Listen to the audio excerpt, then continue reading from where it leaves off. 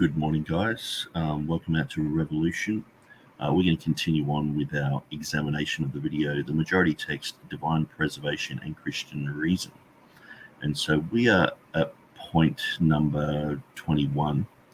And so I know I went through 21. I sort of skipped over it last time, but I was getting quite tired just last night as I'd driven around for probably about 5 hours that day, and I was pretty exhausted. And so but we're just going to continue on through this. And so this is an examination of Matthew Everhard's video on the majority text. And so this is part one. So I really wanted to do part two because it's a little bit, I guess, easier to go through places where he thinks there are errors or whatever in the TR, or where the majority text readings are better and things like that. Rather than just going through sort of vague generalities. And so a lot of what he's sort of said in his video, when you go through it, he'll say, well, we have the better text because there's more manuscripts, so it's better attested and all this sort of stuff. And I'm just questioning everything and just going through everything that he said. There are pros and there are cons. Because we do understand that the Byzantine majority text is a lot better than the critical text, but it's not the TR. The TR is perfect. The Textus Receptus text doesn't have the type of contradictions, the type of errors that the Byzantine text has. Admittedly, the Byzantine majority text has less corruption than the critical text. I believe it's a good first step for someone like Everhard to become majority text, but I would encourage him to go through my videos. And also too, I think some of my videos become a little bit of a place where if someone is going to do an expose on, say, Matthew Everhard's videos or the Textual Confidence Collective or whatever, oftentimes they can just go to these places. I might spend like 3 or 4 hours on a video going through it, and so they might be able to run through that on double time or 1.5 time and just sort of glean a few little bits of information, and sometimes even just following through on the chat. You get a little gem every now and then. And so hopefully this is helping the TR and King James communities to see, some argumentation that would refute these type of claims. And by the way, sorry for starting late this morning. Usually I start probably an hour, 2.5 hours before this, but I just had a really good sleep in, really needed it. And so at the end of the day, I don't know that much about the majority text. But what I do know about the majority text is Matthew Everhard's very wrong on what he's saying. And so let's just continue going through this, and we'll examine some more claims. There's only about 10 minutes to do on this video, so we should be able to wrap this up quite quickly, unless there's a few little boomerang curveballs that come our way. But let's just check it out. If you're not going to lose any toes in a saw blading accident or anything here, you've got the readings that you've come to love. They are in the majority text. 21st. This is a primary way of doing textual criticism, not a secondary way. The majority text is not beholden to any English tradition or preference or translation. Now, unfortunately, even some really smart guys do this exactly backwards. They will defend their Greek text based on their preferred English translation. So what Everhard's doing here is he's exposing his misunderstanding of what the King James is. The King James Version isn't simply just another translation. The King James Version is the final edition of the Textus Receptus. So specifically the underlying text that the King James translators used is the place where all the words of God would be akin to the original writings. so in the Hebrew and in the Greek. And so this isn't a strange thing. Oftentimes, say someone like Everhard, he mightn't have ever heard this, so he thinks it's a bizarre thing, a strange thing. But when you think about it, this is exactly what Ellicott with Westcott and Hort, they commissioned Scrivener to go and produce an accurate TR edition. And where did Scrivener go? He went to the King James, because he knew it was the underlying Greek text of the King James. And so so all critical text scholars of that era would go, yeah, that's where it is. And so King James TR people who follow Scrivener's text would go, yeah, well, that's a good representation of what was underlying the King James. And so but Everhard's sort of like, oh, it doesn't go to this English. See, the thing is, there is a lot of attack against just the type of culture that we see today. So in a sense, we know that there are some things that need to be said about history, and I've often said this type of thing where you look at the British Empire, when they fought against the Nazis, after a while they realized, hang on, World War II's finished, but we as the British Empire have been basically behaving like the Nazis all around the world, with India, with a whole bunch of other places, and so what the empire sort of started to wind down in a sense, but they never really did. They just basically got all the minerals, gold fields, oil fields, and just protected them. And so instead of just occupying a place and having these outposts, they just had businesses there then. And that's still the same today. If you go to Papua New Guinea, most people there don't taste of they're one of the richest countries in the world, but it's full on poverty. People just, trying to sell a betel nut on the side of the road for like 10 cents. And next to it, you've got the LNG gas corporation and the huge banks and huge, like, the difference between the rich and poor there is just through the roof. And you've got, the royal family have huge interests in Papua New Guinea. So that's just one example. We could talk about Balochistan. We could talk about Africa. We could talk about the McMoran mine in Indonesia, the biggest gold mine in the world. And the issue is with I've sort of rabbit trailed so far, I don't know what I'm talking about. It is early. So with the King James, because it comes from England, it comes from generally white people, Europeans. Some people have this mindset, and I know I've fallen victim to this throughout my life too, because it's not until sometimes in retrospect you look back at things and go, hang on, I was fully just carpeting every white person as like, you guys are racist and we need to treat people better. But half the time in these empires, in the British Empire and even the American Empire that's there at the moment, they're not being that kind to their own either. And just because you're born in a place doesn't mean that you're guilty of what the government is doing. I'm sure that most people in the world, if you went around and showed them exactly the reality of what's happening, say in a place like Afghanistan and things like that, they would say, look, we don't think that our government really represents the people's wishes. We don't really want to be at war. We want peace. But there's the military-industrial complex and all that. And so you've got to keep the jobs going. You've got to keep the money flowing. You've got to keep GE and Halliburton, Boeing and the CEOs' families fed and money flowing and all the rest of it. But the thing is, with the British Empire specifically, because there's a lot of general hatred towards the British, there can be this general hatred towards these older white guys who did the King James. We see this,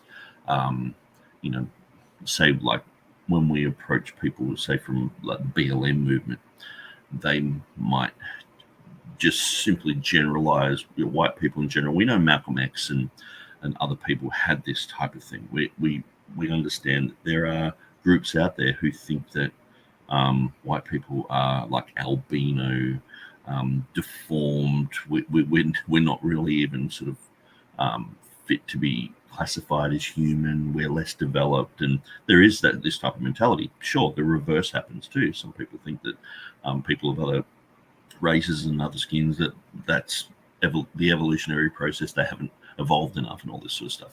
That's where I love Christianity, because it just makes everyone equal.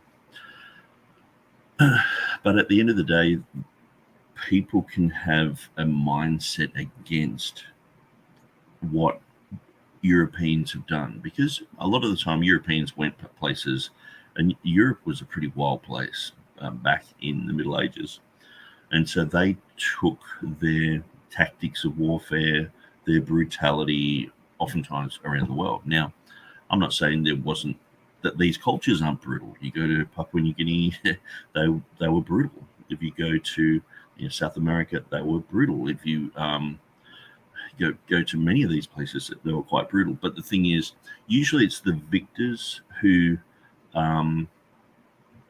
especially nowadays, the victors, they get looked at and they get blamed a lot, in a sense, and sometimes rightfully so. What the British did in India was absolutely an abomination, for a so-called Christian group of people. And so what people tend to do is they jump from camp to camp, and this is what the media wants. And there is a lot of deception around Republicans, Democrats, and half the time, they're trying to make out all the Republicans are racist, and it's like, well, historically, they were the ones who ended slavery. They were the ones who came against a lot of racist concepts, and the Democrats were actually pro-slavery, and it's just quite strange. And they say there was a big mix-up where, or the great shift, I guess you call it, where all of a sudden, the Republicans are the racist ones, and Democrats are the ones looking out for people or minorities and things like that. So you have all this political stuff happening in the background, and so what can happen is pastors can become quite influenced by this, and just the average Christian. And so sometimes they will sort of demonize historical events and facts and figures, instead of just seeing things as, oh, well, that's what happened, I can't control it, that's history. We get thrown onto a side, even if you don't want to. It's like you're a white guy, you speak English, so that's why you favor the King James, because they were a bunch of white guys and they spoke English, sort of thing. And it's like, no, not at all. If this had all happened in an Orthodox church in Ethiopia, okay, so just say, for example, instead of Martin Luther, it was some other guy in Ethiopia or Eritrea, and he was banging on the door of their Orthodox church saying, look, you've got corruption in your church, this is happening. And the Reformation started there. And then eventually, they were looking at different texts, and there was someone like Erasmus, but he was an African guy. And then there was, a bunch of really good scholars and translators, and like the King James guys, and they did a work and they compiled it and put it all together. I would go with that. But it just so happened to happen in the English language. So we go, well, praise God, we're able to read this. I mean, even if it happened in German, it would be difficult for us to sort of look through that and think about it and without knowing the German language fluently. But praise God, we can most of the time just look up a word here and there, and we've got the King James exactly as they had it back then, and we might just have to look up a word here and there just to get the general definition. But at the end of the day, there is a push against the King James and against the King James scholarship. So even though some people might go, oh, Erasmus, okay. They might go, Stephanus, okay. Bezer, okay. When it comes to the King James, they're like, what? You're saying that the King James decisions, the King James translators' decisions, that affects the Word of God that you hold in your hand today, sort of thing. It's like nothing good could ever come out of England of that era, or the, because at the end of the day, if any one of those guys had compiled their own Greek text or their own Hebrew text, it would have been accepted. They could have easily, like someone like Henry Saville, Lancelot Andrews, John Boyce, they could have written out their Greek text, published it, did a parallel with the King James, and there would be no King James only, there would be no TR only, there'd be no, oh, where's the T, which TR or anything. It'd be, oh, that's it. And so Scrivener did it 250 years later. And so that's why people are like, okay, well, that's the closest we've got at the moment. But at the end of the day, it was the underlying Greek text of the King James. So it was their decisions. And this has been recognized around the world. This was recognized by the Bible Society, who went with the TR, who went with the Masoretic text, but also they used the methodologies of the King James translators. So what you've got to understand, and this is what I would point out to Matthew Everhard, if he ever does watch this video, there are two issues with the King James. And even you mentioned Edward Hills. Edward Hills says clearly, and I'll get this up on my screen, if you go to tr.org.au, you can find my website. And on the very front page of my website,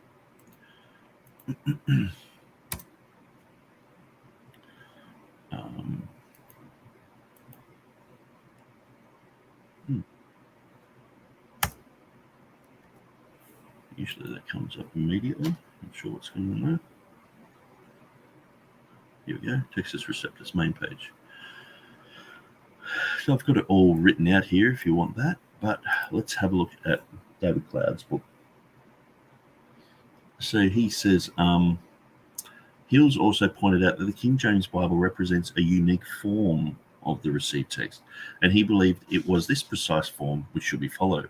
The King James Version ought to be regarded not merely as a translation of the Textus Receptus, but also as an independent variety of the Textus Receptus. So he's talking about two things.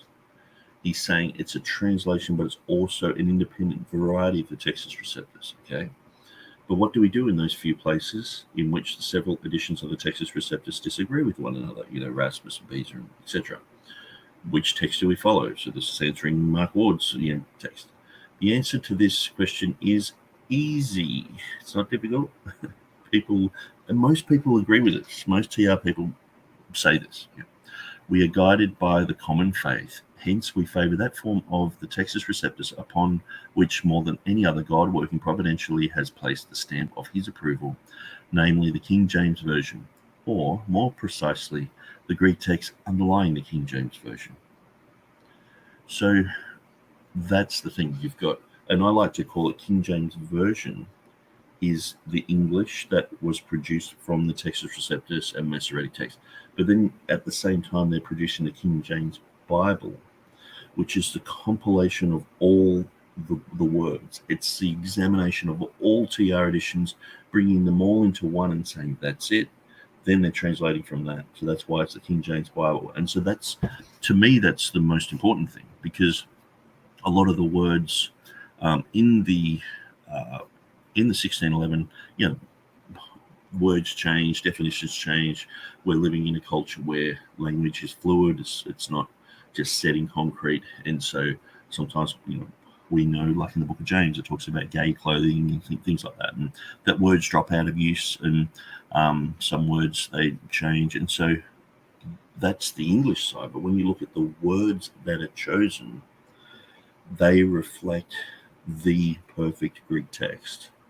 So that's why people go to the King James. So he's just sort of making out that, people go to the ESV and then they favour that Greek text because it's an ESV, or the King James, they favour that because, a bunch of white guys who they like, sort of, I'm not saying Everhard's saying that, but that I find in my interactions with critical text people, usually they have this huge bias against anything good coming out of England at that era, anything good coming out of the King James translators. You can talk about Beezer, you can talk about Stephanus and other things, but when you say, the King James made this decision, they're like, what? And half the time, a lot of anecdotes come along with that, the King James, was a pedophile, or that, the translators were just drunks, and all this sort of rubbish that spicy sort of stories that have been coming out. And if people are going to write a book about members of the royal family, of course, I mean, just look at any sort of tabloid newspaper with the royals lately. It's like, well, for the last 40 years, since I've been alive, it's ridiculous, the amount of attraction towards the royal family, scandals. I mean, it's pretty ridiculous. But anyway, let's move on from that. So that's what I would say to Everhard about this issue. Now I have to check and just see if this audio is working. Which is every time I have to check this. Okay, so I'll just play it a little bit. I see it again and again. Every time I have to check this. Okay, so I'll just play it a little bit. I see it again and again. Okay, good. Okay, so he sees it again and again. And he's got preference or translation. King James Version only, KJV, ESV. Like, I mean, the ESV, the only place where they've done this is in Jude chapter 1, verse 5, where they put in Jesus into the text instead of Lord, and that eventually became the NA 28 reading. But apart from that, there's really nothing. Like you wouldn't get people just going, my favorite Bible is ESV, so that's why I follow the NA 28. Usually, that's usually the ESV is a product of the NA 28 or the NA 27. It would have been, but there's hardly any difference between the NA 27 and 28. So I just can't see that argument. Really, I think he's just pointing towards a King James Version only concept. And then he's saying that people have a preference to that translation. And this is half the time, this is the main problem, where people are looking past the King James. It's like they want to do history up until Beza, skip the King James and just keep moving on. It's like the King James is there. The King James is a final edition of the received text, and the King James is a perfect and accurate translation of those final editions, the TR and the Masoretic text. So once you understand that, and so he has to acknowledge that that's what we believe, to accurately critique us, which I don't think he really understands that or knows that. So anyway, let's move on. See it over and over. You like the ESV, so you defend the critical text. You like the King James, so you defend the Textus Receptus. Guys, it's exactly backwards. Don't do it. Don't fall for that trap. It goes the other way. A good English translation is based on a good Greek text and not the reverse.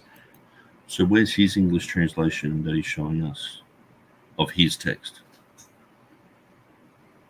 The majority text gets this exactly right, as over against sometimes both critical text advocates and Textus Receptus advocates. They both make this mistake. They don't always admit it, but very often they do it. I just don't see that. Anyway. Second, Byzantine or majority text readings are central. Now, I don't have a better word for that other than central, but I'm going to try to describe this. So in the tradition of manuscripts, you have what are called text families or family trees, let's say, copies that are related to one another, that move through time, right? And they tend to follow geographic areas as well. So the Byzantine readings tend to be those central readings. And so when you have Alexandrian nuances, and when you sometimes have Western text form nuances, the Alexandrians will disagree with the Westerns. But usually in those places, one or the other agrees with the Byzantine. And so, in other words, if you have a Venn diagram, you have Alexandrian, you have Byzantine in the center, and you have Western over here. The more often than not, they will agree with the Byzantine text form as that central overlapping concentricity, which seems to hold the other text forms together. I hope that made sense the way I described.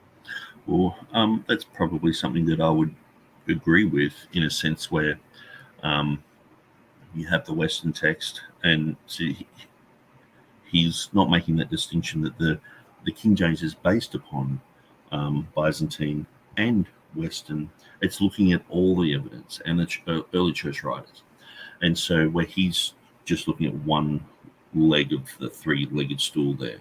And so when it comes to, say, the Alexandrian text, they, many times, if you get Vaticanus or Sinaiticus, they might have disagreements all the way through. And sometimes they have very silly geography. They have very ridiculous genealogies and things like that. And so sometimes they have to go to the Byzantine text to actually get the correct reading, because the Byzantine text is way more accurate. It's a lot more accurate. But basically, if you're looking at a scale of things, the critical text is just bottom rung, right at the bottom of the garbage heap. But when you look at the Byzantine text, it's a lot better. I mean, it's 98.5% of the Textus Receptus. So there is 98.5% of the time we're going to be in agreement.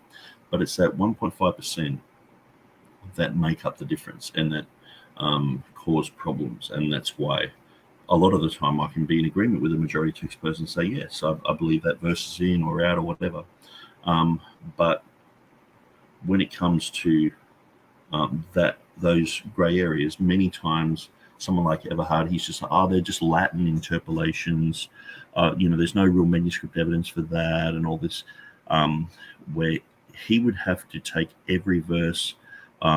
He would have to go through on a verse by verse basis, looking at each word and looking at each place, and then talking about it. Talking about those things in vague generalities doesn't work, because he admitted earlier that there are issues like homoiouton. There are issues in any handwritten manuscript. There are errors.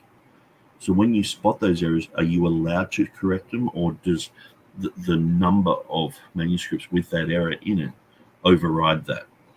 So if you have 1,000 manuscripts and they all have this one reading, and it's like, well, I can tell by the early church writings, by the commentaries, by the other translations, by looking at the Latin, by looking at everything, that this one error sort of got crept into the Byzantine tradition. It's been rubber stamped 1,000 times, but does that make it right? And even he's saying that these errors creep in. But then if we change those and go with TR readings, because TR readings are closer to truth, closer to like a lot of the TR readings are that are distinctions in the Reformation period, have to do that. They might be based on a minority reading, say like Luke 2:22, or has their purification or her purification. So obviously her purification is biblical. It relates to a whole chapter in Leviticus chapter 12. And so it makes sense. There is manuscript evidence for it. There is commentary, early church writing evidence for it. And it's only to do with 2 letters. So what makes more sense to think of, a Byzantine text that 2 letters became corrupted, or that the Bible has a bizarre reading in it that Jesus and Joseph had to do a purification ceremony for their sins that only women did according to the law. I mean, can you just go and just do anything you want with the law? I mean, these people are under the law of Moses. Can you just go, okay, well, imagine them knocking on the temple door and saying, we want to get purified too. It's like, huh? Oh, sorry, mate, it's only for the women. It's only for the women. Once they've given birth to their child, they go and get purified. Why are you guys here? But it says their purification. And so it creates a huge issue. And so can Matthew Everhard, he's admitted that corruptions have gone into the text. He's admitted that if you see, these things should be easily seen by using faith-based principles, by looking at the Old Testament, just by looking. See, a lot of people just don't know this ceremony. If this was circumcision, they would know. It's talking about the boy.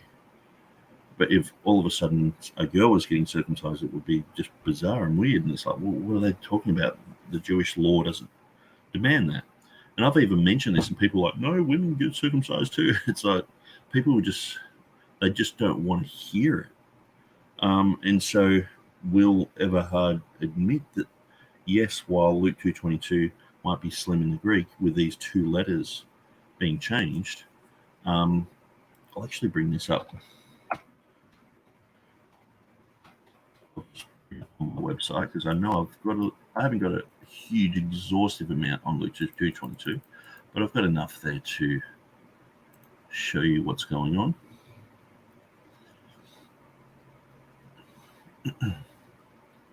So Docky says, hi Nick. Hey Docky, how you doing?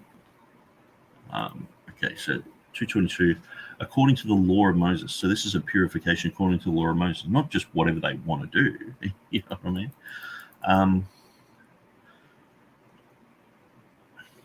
So many modern translations have their purification. Instead of the King James Version reading her purification, this creates an exegetical problem because Mary's purification was required by law 40 days after the birth of a son. So did Jesus have to do this? Did Joseph have to do this? So 80 days after the birth of their daughter, whereas Leviticus 12:2-4 only has the woman in view, not her husband or child. This difference can implicate that Jesus required purification for sin. Or on the other hand, it can disagree with the Old Testament law, which required only a woman go through the ceremonial purification after a childbirth, not the man. If Joseph is in view, making this reading an error due to basic theological reasons. So it's saying it's not for men, it's for women. So Leviticus 12, if you read the whole chapter of Leviticus 12, it's only about this purification ceremony. Speak unto the children of Israel, saying, if a woman have conceived seed and born a male child, then she shall be unclean 7 days. According to the days of the separation of her infirmity shall she be unclean. And in the 8th day the flesh of his foreskin shall be circumcised, and she shall then continue in the blood of her purifying 30 days, and shall touch no hallowed thing, nor come into the sanctuary until the days of her purifying be fulfilled. So it's clear, this is for women. You can't get around that. It's not, we're not transitioning here. You know. So Leviticus reveals to us in verse 2 that it's her, the woman, not the child, that is unclean. As a result, she must continue in the blood of her purifying. In verse 4, it is entirely valid to allow the Old Testament to help an editor decide from evidence what is the correct rendering of the variants of the New Testament evidence. You know, it's like saying, you know, if they crossed the Red Sea and in the New Testament it had the Dead Sea, it would be like, that's the wrong place. And people just know that, you know, like Dan Wallace said, if you saw the preamble to the Constitution of the United States of America and it had, we the people of the United States, in order to form a more perfect onion, you would know instinctively it means union. Everyone would know that. It's obvious. To me, this is so obvious. It's like, yeah, 1 + 1 = 2, and people are like, no, 1 + 1 = 12, and I'm like, no. Someone's put an extra line in there. Something's happened. That makes more sense than going with the contradictory reading.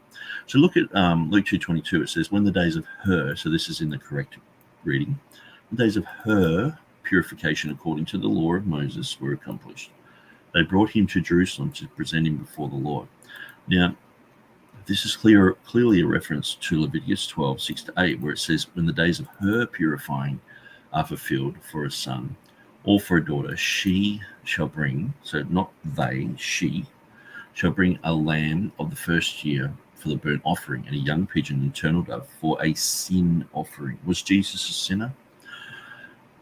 Unto the door of the tabernacle of the congregation, unto the priest. Verse 7, who shall offer it before the Lord and make an atonement for her, not for them, not for Joseph or Jesus, and she shall be cleansed from the issue of her blood. This is the law for her that hath born a male or female. And if she is not able to bring a lamb, then she shall bring 2 turtle doves or 2 young pigeons, the one for the burnt offering and the other for the sin offering, and the priest shall make an atonement for her, and she shall be clean. Only the mother was to bring the sacrifice, and only the woman was to have atonement made for her and thus be cleansed, not the child too, or the husband.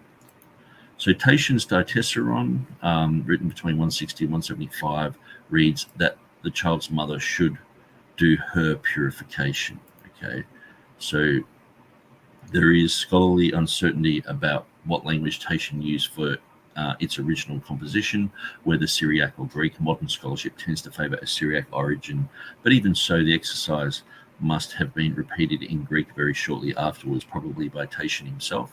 An old Latin version of Tatian's Syriac appears to have circulated in the West from the late 2nd century.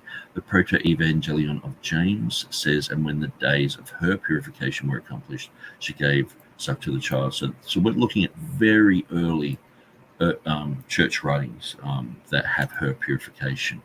And so when we look even at the Septuagint, so the Greek translation of the Old Testament, we see oftes all the way through. And so it's basically just meaning her. And so we don't see there at all in that. So that's the whole pretty much the whole chapter. There's a few more words there, but dealing with what we're talking about, you see her, because the issue is about oftes, ofton, or ofdu. Okay, so when we go down Cyril of Alexandria, after his circumcision, she next waits for the time of her purification. That's Cyril of Alexandria, sorry. So then he was also quoted through Aquinas saying, and the days of her purification. Okay, so Aquinas, for before her purification, Jerome, and the days of her purification, Augustine. And so when you go through this, there's a lot of evidence. Okay. The Complutensian Polyglot has oftes, her purification. William Tyndale has their purification. Okay, so this is where the error crept in. Coverdale, Stephanus, but then Geneva Bible has Mary's purification. So they understood this creates a huge contradiction. So the 1560 Geneva Bible has a marginal note reading her purification, and it has or there. Okay, so it's just saying that's what the Greek reads, but it's like obviously we're going with Mary's purification because we understand this is creating a contradiction. And when the Geneva Study Bible has, and when the days of her purification according to the law of Moses were accomplished, they brought him to Jerusalem to present him before the Lord. And has here, number 4, Christ, upon whom all our sins were laid, being offered to God according to the law, purifies both Mary and us all in himself. And then it has H. This is meant for the fulfilling of the law, for otherwise the virgin was not defiled, nor unclean by the birth of a child. So clearly they're saying it's her. They got Mary's purification. So even the Catholics were like, okay, it's her purification in their reams. Theodore Beza, he talks about this. And so he says, for it is proper to fulfill the law. Although Mary, after Christ's birth, would be all the more sanctified. In any case, we have expressed the antecedent itself in full in order to avoid any ambiguity. For most manuscripts, codices have often, so their purification, and thus, so it's admitted. Beza is just saying that's what most of the manuscripts say. Okay, and thus Origen reads also. So he's saying Origen has that also, followed by Erasmus. So he's saying in the TR editions, unfortunately, this reading has come in there. He's saying, but I fail to see how this could fit, while the law of purification only concerns the mother. And so I prefer to follow the old edition, the Vulgate, with the Complutensian, with which the Complutensian agrees. And so, in a sense, where this is looking at the internal consistency of the Bible. So, just like saying that Joseph got circumcised, and so did Mary, as well as Jesus. They all just decided to get it the same day. It's that bizarre. He's saying that I fail to see how this could fit. while the law of purification only concerns the mother. So either you're going to break the law, make Jesus a sinner, make Joseph a sinner, and cause them to be some sort of weird, I guess, Essene type of cult group who just make up their own laws and do whatever they want. Or they're obedient to the law, as the rest of the whole entire Bible states that Jesus was. And he kept the law by not going and doing this with his mother. So John Gill, in the days of her purification of the Virgin Mary, and he says, though most copies, so this is known. It's not like we're like, oh, you know, well, because these guys sometimes state things like, do you realize it's not the majority reading? We're like, okay, so there's another rare place where the majority text doesn't agree with the TR. So, you know, sometimes does happen. Most of the time we're in agreement, but that's fine. Okay, so let's look at all the evidence. Oh, okay, so it creates a massive contradiction that makes Jesus a sinner, sort of puts Jesus and Mary on the same level. It's only to do with 2 letters. It's the inflected Greek. And so then it's like, okay, what does John Mills says? Okay, so, most copies read their purification, and that's exactly what, you know, Beza said. Most codices have Avtun. And also reads the Syriac, Persic, and Ethiopic versions, including both Mary and Jesus. And now, though Mary was not polluted by the conception, bearing, and bringing forth of Jesus, that holy thing born of her, yet in as much as she was in account of the law clean, and though Jesus had no impurity in his nature, yet seeing he was made sin for the people, both came under the law of purification, which was for the sake of the son or the daughter, as well as for the mother. Though our reading, which is in accordance with the Complutensian edition, best agrees with the Hebrew phrase, the days of her purification in Leviticus 12:4. So it's not like this is an unknown thing. It's well talked about. Edward Hills. And what's quite amazing here is I actually, when I was doing this study, I spotted, you know, this is James White's book, okay, and this is Hills. So it's interesting to look at the plagiarism of White, because he has their purification in italics. Hills has their purification. He has Erasmus Stephanus, and then Hills has Erasmus Stephanus. And he has M, and so he shortened it from majority of the manuscript, so he's written that out for M. And he's got her purification, and it says her purification, Beza, KJV, King James.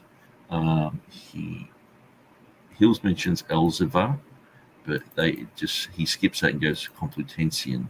He's got 76, and a few Greek minuscules, and a few other Greek minuscule manuscripts, and then the Vulgate and Latin Vulgate. I mean, I think you'd have to be blind not to see the plagiarism of James White to Edward Hills there. It's quite interesting. And the difference between the 1956 and the 1995 is the M is expanded to minority, Elzevir is omitted by White, and a question mark of the Vulgate is gone. Okay. So just an interesting thing. When you go through James White's book, there's a lot of this type of stuff. So anyway, I think you get the drift. And so if you want to look more into this, there's a lot of information on my website.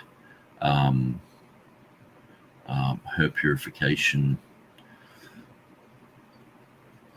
And so, yeah, I'll go back to Everhard's video, but hopefully that gives you an understanding of why, if someone was to put all that manuscript, 1,000 manuscripts in front of me, and it had a misreading like that. But see, the thing is, it's not like it doesn't have any evidence. I mean, the thing is, like I show you, and this is just me up late at night, you know, just going, okay, well, I'll go through, you know, and underline a few things. Let's look at some other evidence. You look it up, okay, Tatian, and I'll put that there. You know, I'm sure that if I spent a month on this, I could probably expand all this evidence out to another 50 early church writers, because that's what usually happens.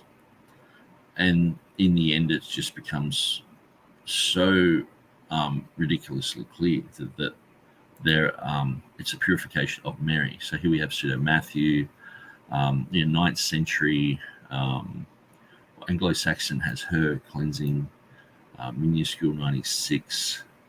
Okay, so some people have said that it reads of days, but actually reads Aftun, sorry. Wycliffe has of Mary, so they knew the issue back then. So yeah, anyway, I'll jump off that and let's just continue. So why I've shown you that is just to show the inconsistency. Matthew Everhard's like, we've just got to go, we've got to count all the heads no matter what. But he did say earlier that you can have internal consistency. Every manuscript has errors in it. So wouldn't this be classified as an error? Would Matthew Everhard think this is an error, or does he have some other explanation? Can he explain, if he's standing in front of a Muslim and an atheist, and they're saying, why did Jesus and Joseph have to get purified as well? Can he explain that to them? And so obviously the peak of Reformation scholarship, Theodore Beza, the King James translators, Geneva guys, these guys, they knew that it was her purification. And they were looking in that direction. The Complutensian Polyglot guys, they have her purification. Erasmus, he has their purification because he was mostly just going with the manuscripts that were before him. And obviously, when you look at this, it's quite slim in the manuscript evidence, but when you look at the early church writings, you can see it's all throughout the early church. And when you look at your commentaries and things like that, it's all throughout that. And so that all has to be taken into consideration, which he said that he takes that into consideration, but I would challenge him. Is he going to do it there? That 23rd, it's pluriform. Again, I'm not sure what word to use here, so I've made one up. I think pluriform is a word. What I mean by that is it has multiple plural forms, okay? So manifestations. The Byzantine text form, or the majority text, can be found in all of the forms of the source material. So what do we mean by source materials? Well, we have textual manuscripts, okay? Handwritten, often on papyrus or vellum. We have lectionaries, which were the used in liturgical purposes for readings within the church. You have patristic writings, such as the sermons of the church fathers. You have letters from one to the other. And then, of course, well, as already mentioned, sermons, treatises, other of these things. The majority text, or the Byzantine text form, is found in all of the source materials, and that speaks to its authenticity. I wouldn't really disagree with that. I would say, okay, we have the Byzantine text is found everywhere. A lot of people quoting it, but that's the thing where say, an early church writer is quoting a whole bunch of stuff with the majority text, and he would say, okay, that's on our side. Then when they have a TR reading in their quotation, what does he do with that? When it has her purification in Notationis Diatessaron, what do you do with that? What do you do with Proto-Evangelium of James? Do you just ignore it? Well, obviously they're quoting the TR. And so obviously the Byzantine, it dropped. It's easy to make the claim that it dropped out of the Byzantine, the later Byzantine, but it was in earlier texts because it's written there. And we don't have a huge amount of manuscript attestation from before the 10th century. And so let's continue. 24th, it is charitable. It does not impute motives to the scribes as either orthodox or as heterodox. Now, this is neither is it hostile. So notice the charitable term. This is one that really irks me because it's just thrown out there all the time, usually where people are virtue signaling. Virtue signaling is where people are making out that they're better than someone else. It's like, you help the old lady across the road, and then you're walking up to people saying, why don't you help old ladies across the road? I do. You just want to make sure that everyone knows how good you are and nice you are. And so, Mark Ward, nearly in every video, he's crying victim to someone on the internet. I mean, if I cried victim about how many people contact me and say psychotic things, and I'd be here all day. But Mark Ward's like, oh, someone was nasty to me, and they're not charitable and all this sort of stuff. And the whole charitable thing, a lot of the time these guys don't have a doctrine of separation. They don't say someone's not a Christian. They sort of never do. To me, that's bizarre. If someone is like, if someone says, hey, look, I follow Bruce Lee, I'm an expert in karate, and they can't kick, they can't punch, they don't know any of the terminology, and they just, you go up to them and say, okay, let's have a fight, and you punch them, and they just they curl up in a ball and start crying. They're obviously lying to you. Then they're not an expert in Bruce Lee Jeet Kune Do martial arts. Now, if they turn around and do a spinning kick to my head, I'm on the ground, I'm like, wow, yeah, you know your stuff. And so these guys just never say, well, this person is simply just not a Christian. They don't do that. But then they'll throw you into certain camps, like, oh, you're a cultist, King James only cult, and all this stuff, which, I mean, can you be a cult member and a heretic and born again at the same time? It's just bizarre. But then we're crossing into some of the labels that happen in Calvinism, the once saved, always saved sort of stuff. It's like you can never really, you just can sort of say a prayer and then go on with your life and go and murder a bunch of people, and I'm still saved, once saved,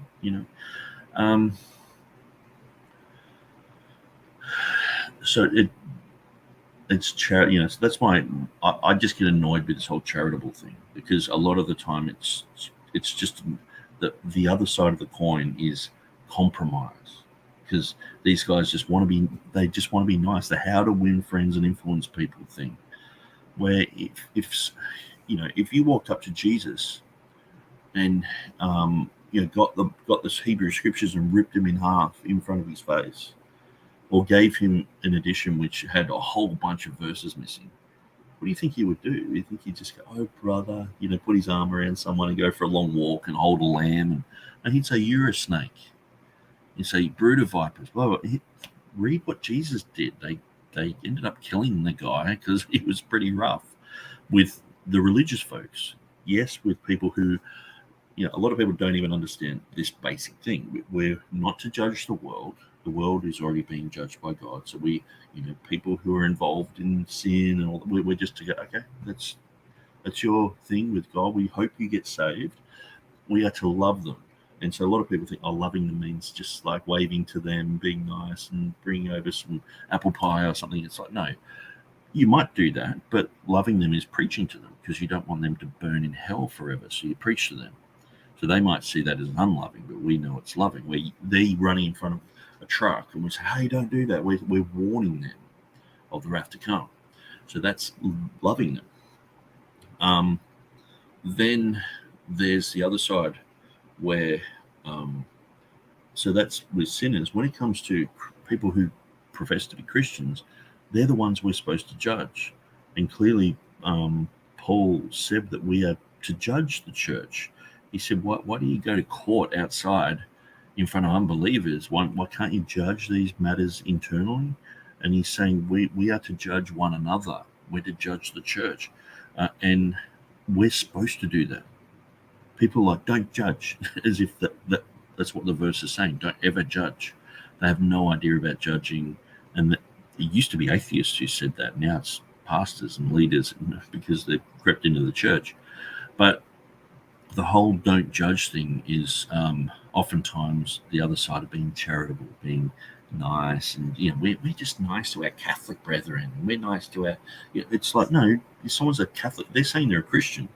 You can chant to some witch they've made up, and they named her Mary, and you're chanting to her, and apparently she can hear everyone's chants all over the world, and you're saying that she has this immaculate conception, she's born sinless, and she will give you favors that Jesus won't give, and she'll sort of knock on the door, constantly knock on the door of Jesus' house and say, come on, please, and then if you beg her, she'll beg Jesus, all this sort of rubbish.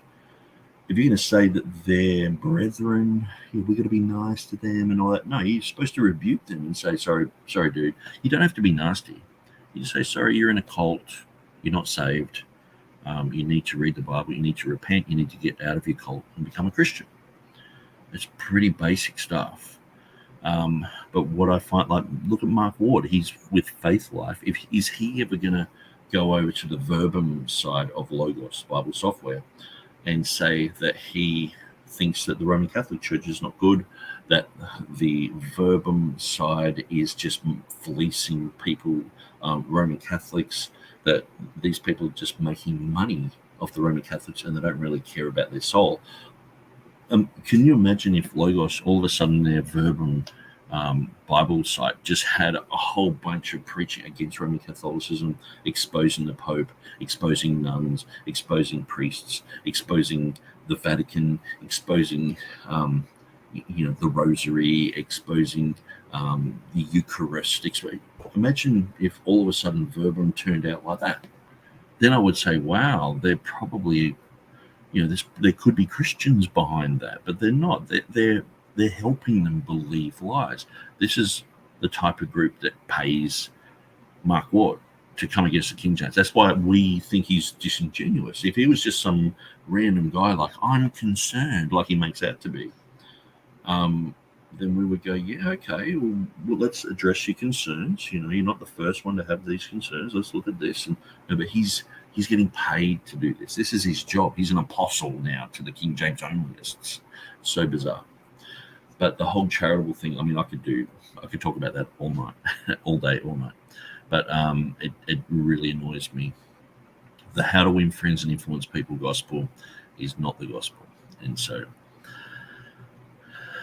it does not impute motives to the scribes as either orthodox or heterodox. So why wouldn't you do that? Do you just think the Greeks were neutral? So should we look at their Old Testament and go, well, we don't have any bias. We go with the Septuagint. Does Everhard go with the Septuagint now? Or does he go with the Hebrew Masoretic? And even if, say, like, if I said, okay, I'm going with the Hebrew Masoretic text and that's it, only the Masoretic text, that's all I'm going with. Obviously, I have to jump into the Hebrew Masoretes mindset and look at what they're saying and understand that they were custodians of the scriptures, but many times they weren't converted. So they're copying scriptures all the way through time and all the rest of it. There are issues like the Kabbalah. There are issues like the Talmud. There are concepts that crept into Jewish thought, hatred against Christianity, a whole bunch of things that you have to be careful of. And so I would never say that the Masoretic text doesn't have, orthodox, heterodox. You've got to take all this into consideration. You've got to look at everything and you've got to evaluate where it's come from. Like, you don't just get like a manuscript just because it supports your story. You don't just swallow everything that's coming down the pike. You evaluate that and you break it up and you say, okay, well, this is coming from the Masoretic tradition. Let's look at all the Masoretic readings. Let's look at marginal notes. Let's read some of the Mishrash issues. Let's look at what the commentaries said about this, and were they correct? Were they wrong? And, you have to weigh all those things up. And so to do all that, you have to know the languages. You have to know your stuff. And so someone like Tremellius, it would have been a walk through the park doing that sort of stuff. He was best friends with Theodore Beza.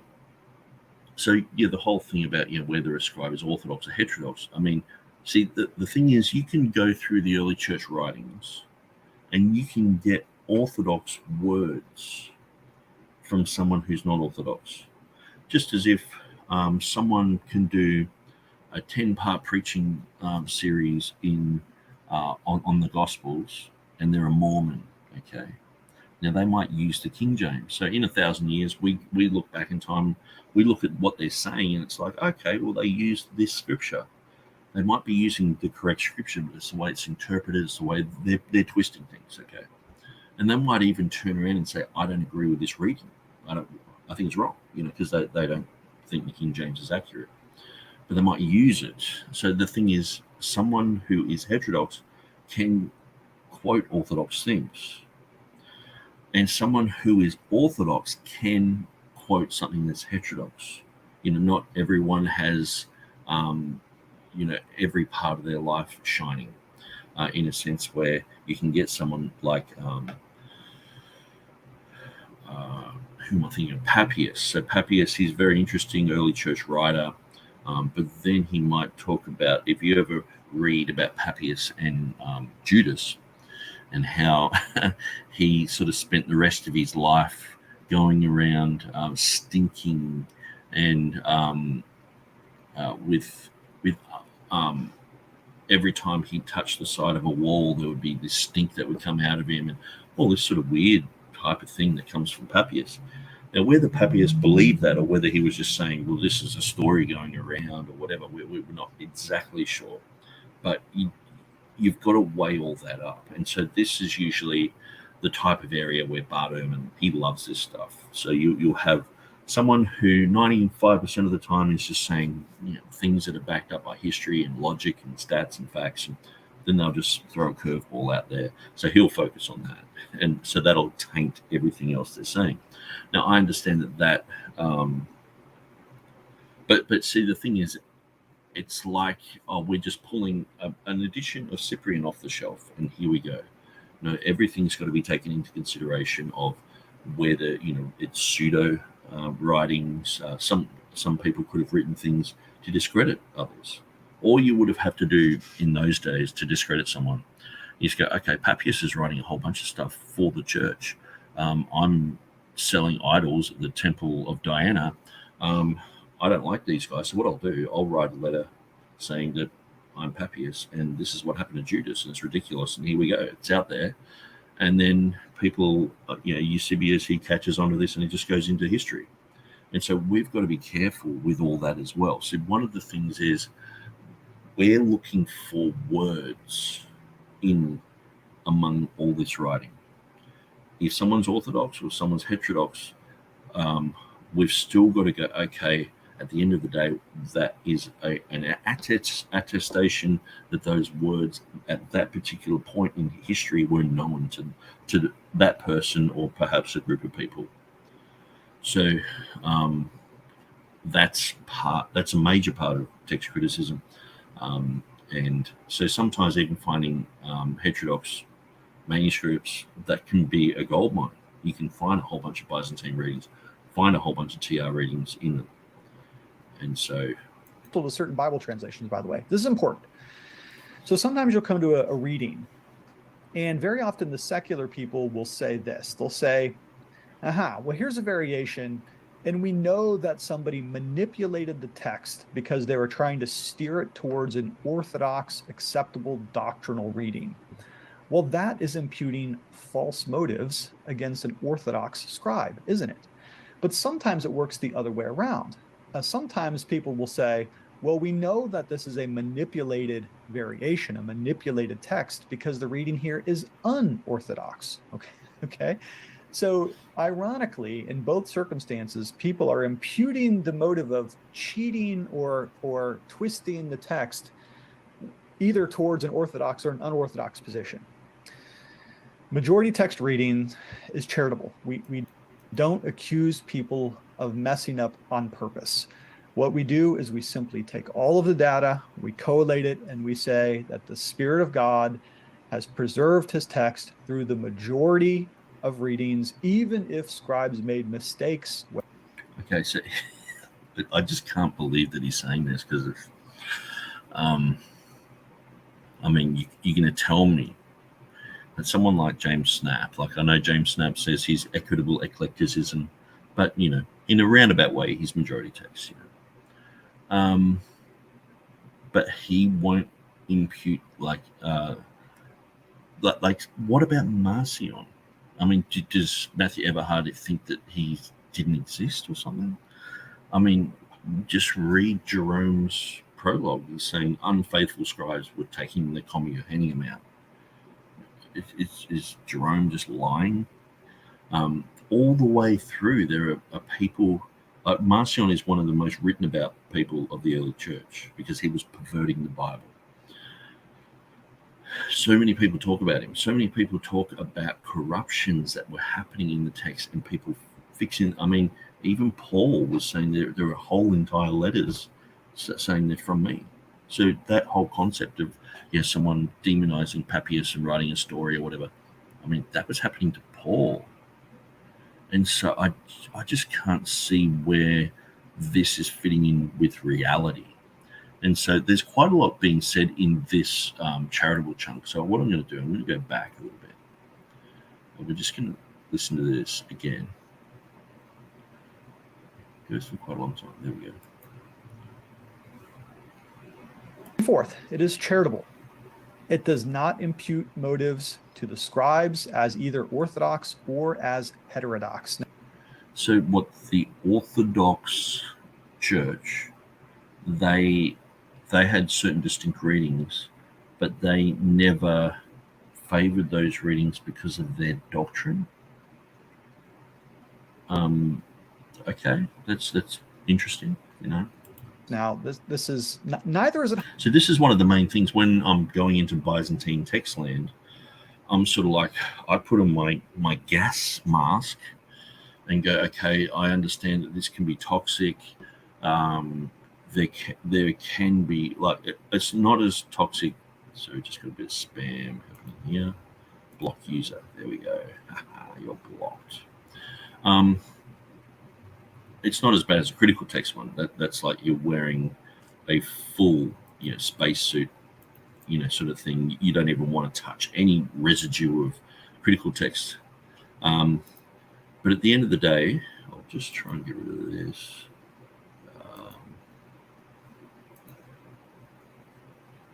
Okay. Sorry, just getting someone spamming me. The critical text guys, that they're like, it's like rooted in atheism, Enlightenment philosophy. It's just a mess. But Byzantine is like, okay, they're like Roman Catholics. They're a pseudo church. Now, I've got no doubt that in among that there were genuine believers who just believe God. And, they're like, they've got a lot of emphasis on Mary here, but let's just, when they're reading the scriptures, they're like, well, I don't see that. And just because of culture, it's like saying the American culture, like Donald Trump type of church, George Bush church, Obama and Hillary Clinton type of church. That's what's prevailing in America, so everyone's like that. No, that's just what's the loudest voice. There would have been people who read the scriptures, who stood against corruptions and things like that. But you still got to go into that arena knowing that this stuff is there, that you've got to go into the arena of the Byzantine church, understanding what the Byzantine church believed and understanding what the Greek Orthodox believe today, and the Russian Orthodox, Ukrainian Orthodox, Ethiopian Orthodox, and other groups like that. You've got to understand where their doctrine has led, and just a slight manipulation in a verse, or there's a lot of the time it's just the way they're interpreting things, but sometimes that interpretation can affect the reading. So you've got to understand that, or else you just basically may as well just jump in and become a Greek Orthodox, like Bible Answers man did. Hostile to certain Bible translations, by the way. This is important.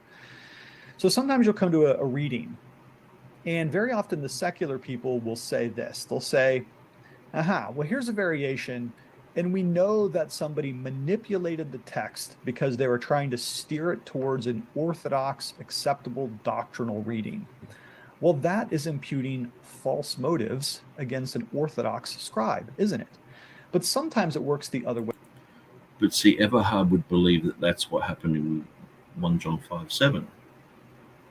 Okay, so because what he's saying that can happen, and the other way, verses can drop out. Yeah, so things being added, things being subtracted. Why would Jesus put a warning in the book of Revelation if these things can't happen? He's sort of making out that these things never happen. Majority text people don't believe that this can ever really happen. We just go with the majority of manuscripts, and that's it. And it's like, no, that things can drop in and out. But that's the whole reason why there's warnings all the way through the Bible. Don't add and subtract to it. Way around. Sometimes people will say, well, we know that this is a manipulated variation, a manipulated text, because the reading here is unorthodox. Okay. So ironically, in both circumstances, people are imputing the motive of cheating or twisting the text either towards an orthodox or an unorthodox position.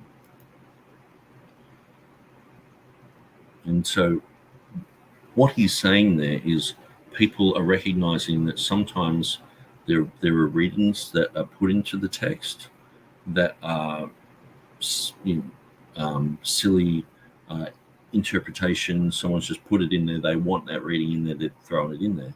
But other times they've taken things out that are orthodox. And so, but we can see that that's happened throughout the manuscript tradition. So it's not like this is just a phantom. This really does happen. Majority text reading is charitable. We don't accuse people of messing up on purpose. What we do is we simply take all of... Notice what we do is so he's become an expert. He thinks he's like up there with Pickering, Robinson, these other guys. And so I'm just going to see if it's written about corruption here.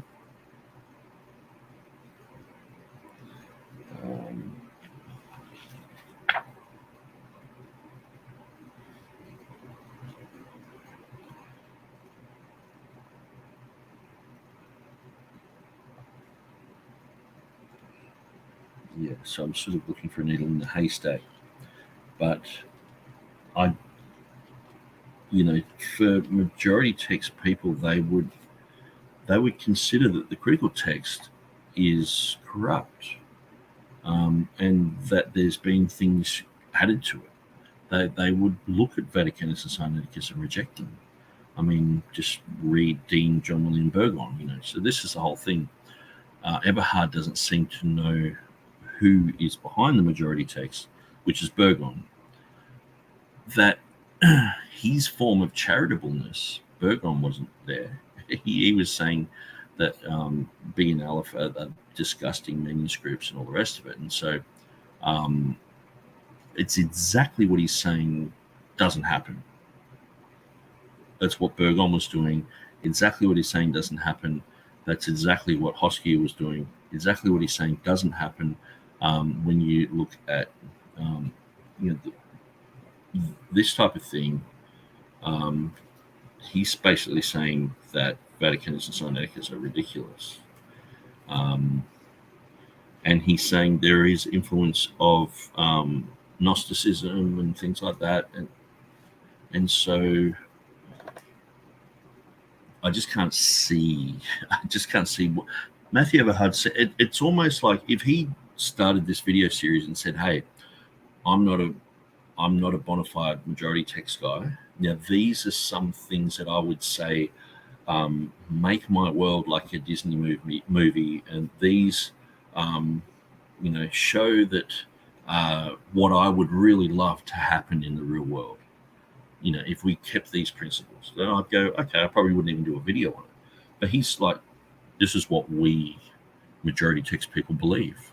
And when we get together and we study these manuscripts, we have charitableness. We don't even we don't care if they're orthodox or unorthodox. We don't make those type of distinctions. We're completely neutral. And it's like, what world are you living in? I mean, even like Fasted, he said that Westcott and Hort snuck in a Greek text. This is on the Ankerberg show against King James onlyism. Fasted from the New King James, he said, and who created the majority text, he said that the Westcott and Hort had snuck in a Greek text into the English Bible, and it was deceptive. And so they are most of the majority text guys are fully against the Westcott and Hort type texts. Yes, they might have different variations of that and say, oh, yeah, they're all our brothers and still saved. And most of these guys say that because it's the charitableness thing. But there's quite a lot that he said in this charitable number 24 here that is just almost none of it's true. It's like, yeah, in Disneyland maybe, but not in the real world. In looking back at what Robinson says, looking back at what Pickering says, and even like Harry Sturz, I mean, he writes more academically, but he's quite clear that people were saying that there were Gnostic type of influences on the text, and so I just can't see where this is in reality at all. That's why I'm a bit confused about it. It's like, where did you get this? You know, it's just wishful thinking. All of the data, we collate it, and we say that the Spirit of God has preserved his text through the majority of readings, even if scribes made mistakes, whether intentional or unintentional. We cannot know, we cannot judge them. We simply look at the data for what it is. Okay, so someone doing 616, for example. So Matthew Everhard wouldn't say, oh, that's your heterodox reading. He would just say, oh, no, that's the Spirit of God. It's just, you know, but we still just go with the majority, but we don't make those type of judgment calls that, you know, it's just not reality, man. It's just not reality. So Helg says, it seems to be a very big deal for Matthew to avoid every textual defense that is doing any kind of sharp judgment on rival readings. To be charitable is outweighing the importance of the text. And that's the thing. These guys are trained to think that God has preserved the manuscripts.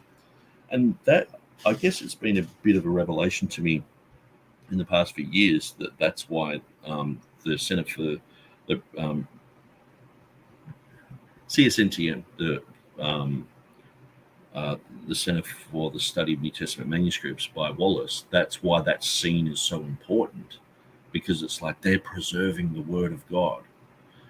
Instead of like, no, we already have the words of God, and something like that is just like of interest. It's like, oh, okay, well, yeah, this other reading backs up.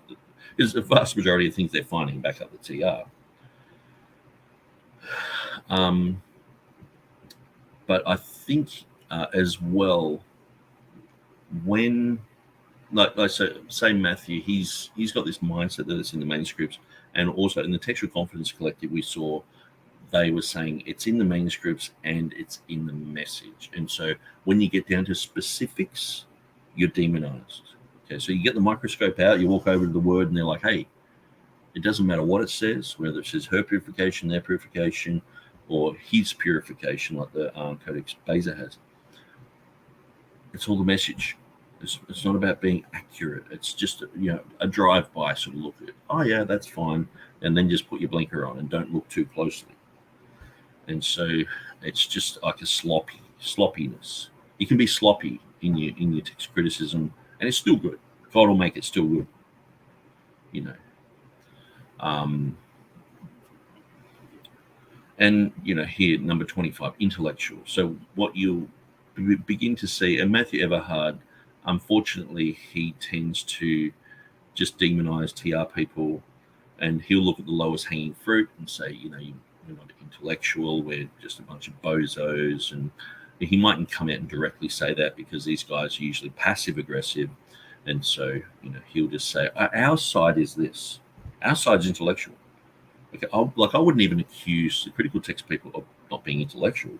Someone like Bruce Metzger, he's a brilliant guy. He knows Latin and he knows Greek, and wow, amazing. He's passed away now.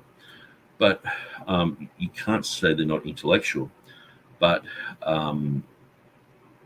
Everhard, when he starts getting into TR things, I think he's got a real bee in his bonnet about TR people, and he can't seem to hide that. And especially that came out in that video that he deleted. It was just like a rant. He was like, you could see the seethingness. He hates people who are TR people, and it's really unfortunate that he's got that, because when he's compiling these, I think that he's writing it down, seething, and writing it going, yeah, that'll gaslight them. Oh, they'll hate the fact that I said that, and instead of just putting facts and stats and figures, and then he just comes across as just totally confident that this is what him and all of these homeboys who are majority text guys now, who are all standing behind him going, yeah, who he's not even mentioning who they are or anything. Apparently they all believe this. And so I think that he's not being genuine here. 25th. This is an intellectual position that does not conceal information. It does not demonize information. It doesn't misrepresent data. And it certainly doesn't hide anything. Now, typically this is found more in Textus Receptus advocates. See what he just said? How's that? Like, let's just rewind that. It's just amazing. Listen to what he says about TR people. This is an intellectual position that does not conceal information. It does not demonize information. It doesn't misrepresent data. And it certainly doesn't hide anything. Now, okay, so he's saying TR people conceal information. What on earth are we concealing? Like let's hold Matthew accountable to what he's accusing us of, and say, people are like, why are you making these videos? Why are you coming against Matthew Everhard? This is persecution. I can see Mark Ward crying charitable tears and of wokeness, and it's like he's saying that we conceal things about the text. What are we concealing? Like if someone would say, okay, 1 John 5:7, we're like, okay, here's all the facts and stats and figures. Isn't it him who's not looking at the grammatical issues, he's not looking at the internal issues or anything like that, because he can't understand them because he doesn't know Greek. And so he's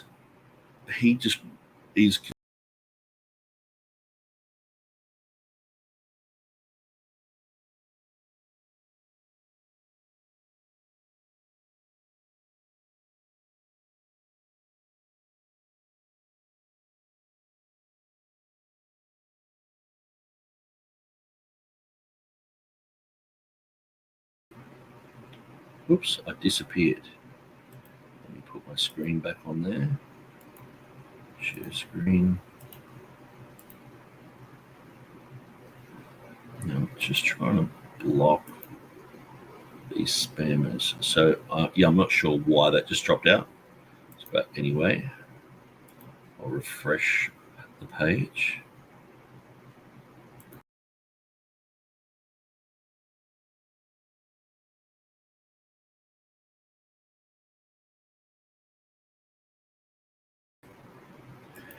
Well, yeah. So I'll share the screen again, and I'll just have to double check if that audio is coming through, because sometimes it doesn't, and it's quite annoying for people. Okay, so let's just jump here.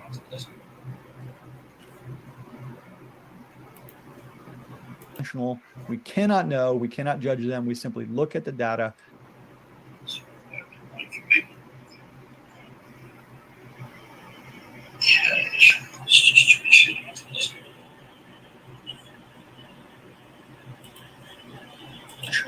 We cannot know, we cannot judge them. We simply look at the data for what it is.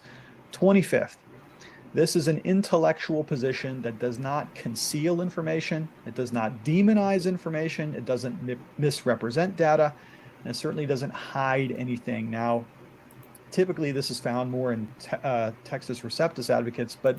So we conceal things, we demonize, and so it's not like critical text people, which Matthew Everhard was just one, the day before sort of thing. So these people don't demonize King James only, TR, you know what I mean? Like, I mean, it's just quite amazing. You look at Erasmus, look at Beza, look at the King James guys. These guys have really nothing positive ever to say about these people. We misrepresent data. I mean, I challenge Matthew Everhard to show me anywhere where TR people are doing this, and not just like a cursory, look, this pastor in this church said this once. I'm talking about people who are representing the Textus Receptus position. Where have we concealed information? Where have we demonized? At the end of the day, like, there are some things like, he's saying he's a majority text guy, but Pickering is demonizing Westcott and Hort and the majority text. I mean, a lot of in the 1980s, this type of thing is being written. And when was this? This is in 1980. So this is the sort of stuff that's being read by someone like D.A. Waite. And he's just saying the same thing. And they're like, D.A. Waite is so hostile. He's horrible. And Pickering's saying pretty much the same thing. And this is why I can't understand. Matthew Everhard is like saying, hey, I support the IRA. It's like, do you know about the history of this group? Do you support everyone in it? You support their principles? It's like, no, we just support the IRA. He just doesn't seem to know what he's talking about. But then he's saying, TR people, we conceal information, we demonize. And so, are we guilty of demonizing? Say someone like Mark Ward, constantly saying falsehoods about us. He's demonizing us. So we're just saying, hey, Mark, stop demonizing us and saying we're like the wormwoods, saying we don't know languages. We can't really ever use the Oxford dictionary properly. And then he's saying we're misrepresenting data. So here we are. We're just we're just only giving half the facts. I find TR people are really the only ones giving all the information, because say just looking at the comma, or say even the last 12 verses of Mark, we're like, okay, well, here's the majority text, here's the critical text, look at the difference. There's two manuscripts, Vaticanus and Sinaiticus. And so most of the other team are not giving all that information.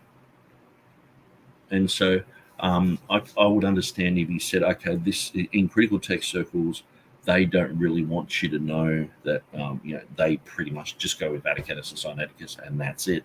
Sure, they might look at other things, but usually it's to bolster their readings or to correct a few little things that are really stupid every now and then. But TR people misrepresenting data, who?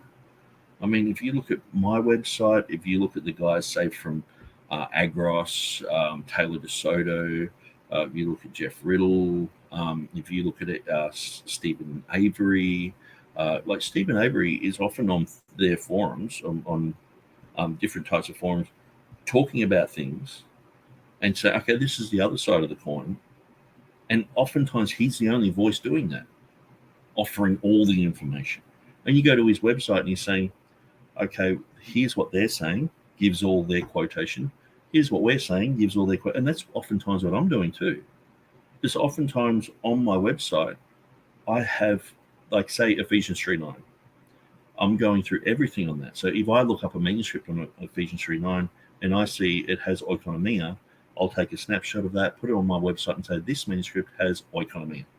That goes against us, but it's showing the data. We're not misrepresenting the data. And my website is called Textus Receptus. I've had millions and millions of people look at my website, probably about 60 million people look at my website on different pages. And so, this is a huge accusation. We've just got to be careful that we're not letting Matthew off the hook here, because this is the reason why we make these type of videos, to show people that he is being deceptive. He's demonizing us. So, so my webpage is called Textus Receptus. I've got 23,000 articles on here. If you go down the bottom, you can see I've done a whole lot of work on the minuscules. If you click on any one of these numbers, it'll give you information about, minuscule 262. It shows you what it is, shows you where it is, who looked at it, the aliens, some external links to Wikipedia, to the Encyclopedia of Textual Criticism, and a whole bunch of other links to other websites, Trinitarian Bible Society, etc. And so I would just go through, okay, so TR people, so Keith Mason, Textus Receptus Bibles, is he hiding information? What information is he hiding? What data is he being deceptive about? KJV Today, what is he hiding? Let's just have a quick look at his website. Okay, we'll choose any random thing, and we'll just see what information, what data. Okay, so I've got to fix that because that's the former site. Go to kjvtoday.net. Sorry. Okay, so let's just go halfway down and click on here. 8 years old or 18 years old. Okay, so he's got the King James follows the Masoretic text, So if you read through that, you would get the main argument, and he's not hiding the information. There's just no way you could read through this and go, oh, well, he's left all this out. No, he's usually addressing the problem and then offering an answer. And so let's have a look at who else he's sort of demonizing. Okay. Will Kinney, half the time he will show you all the versions that have the reading, all the versions that don't, and he's prolific. He'll say even like the Geneva Bible doesn't have it, the Bishop's Bible doesn't have it, but the King James Bible does have it. He's not hiding any information. Dean Burgon Society, in all my interactions with them, I've never found them hiding information. The only thing I'd probably disagree with D.A. Wade on is sometimes he would say there was 700,000 plus words in the Bible, I think it was, and there's only like 419 differences in like to the ear, I think it was, to when they updated the King James. So I just find those type of statistics don't work because there's 419 or whatever, 416, whatever his number was, but that actually sometimes one of those examples would be repeated like 500 times, and so the numbers they were just a little bit skewed.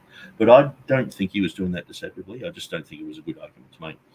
But apart from that, I've never seen the Dean Burgon Society or anyone from the Dean Burgon Society conceal information to demonize. I mean, saying the truth about Metzger and George Van Smith and Bart Ehrman, and I mean, it's not hard to demonize those type of people.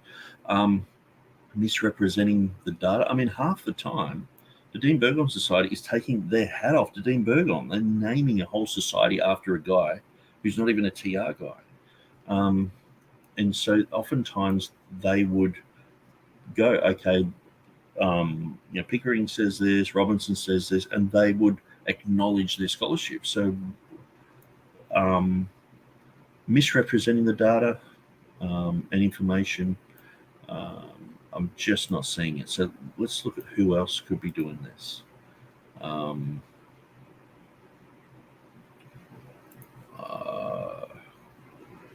King's Bible, Keith Mason, King James Bible translators, Peter Van Cleek, myself, I just can't see that I'm doing that. Even Stephen Avery's not doing that.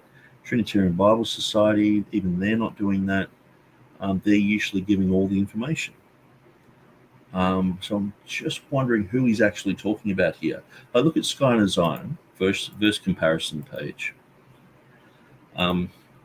Pick a random verse. Just go down, 1 Corinthians 5:1. Okay, so it has fornication, fornication, fornication, fornication. KJV, 1611, Geneva, and Tyndale. And then he calls them counterfeit versions. Okay, so that's his prerogative. But he clearly has the Amplified Bible, CEB. Is he hiding information? What information is he hiding here?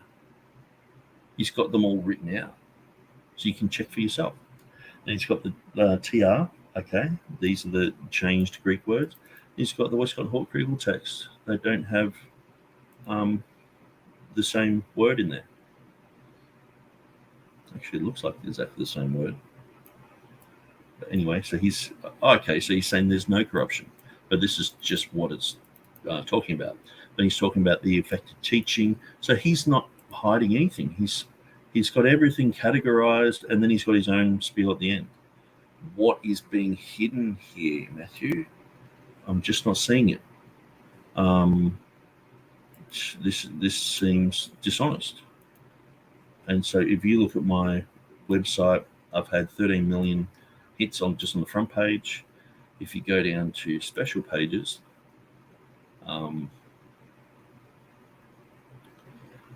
if you go to statistics, you see the 67 million page views on my website. So nearly 70 million page views just on my whole website. So that means, yeah, someone might have jumped on 1 John 5:7, 1 Corinthians 5:1, whatever, or the front page. So there's 13 million just on the front page. And so I would say that I represent the Textus Receptus as accurately as I possibly can. I would say that most people, they might disagree with a few little things that I say, but even people like Brian Ross, even people like D.A. Waite, people like if Jack Morgan was still alive, they would say that I'm trying to represent as best as I possibly can. I'm not being dishonest. Because he's saying we are concealing, demonizing, misrepresenting data and information. Okay, so let's see what else he's saying. They'll very often be against any sort of footnote or bracket within the text. It's almost like they're embarrassed to admit that there are variations with. No, we're not embarrassed to admit there's variations because there's difference in footnotes. If you just have a bunch of footnotes, see what the King James translators had, they had footnotes that were necessary in that time. The footnotes that we have today are completely unnecessary. You look at the Westcott and Hort Revised Version. They had at Revelation chapter 13, they had the mark of the beast being 616. Now, Dean Burgon, who's a majority text guy, a traditional text guy who you should follow, maybe he should read Dean Burgon. He basically says that Westcott and Hort and Ellicott and the guys, they put that in there. Just it's a quirky reading. It's not necessary. Hardly anyone even knows about it. There's no need to put it in there, but they just put it in there, creating a confusion. Because there was only one manuscript at the time. I think there's now 2 manuscripts, or perhaps 3. I'm not really sure. But everyone looks at it and just goes, "This is ridiculous." But why would we have a footnote with that in it? Why say in the American Standard Version, I think it was, or the American, I think it's the American Standard Version.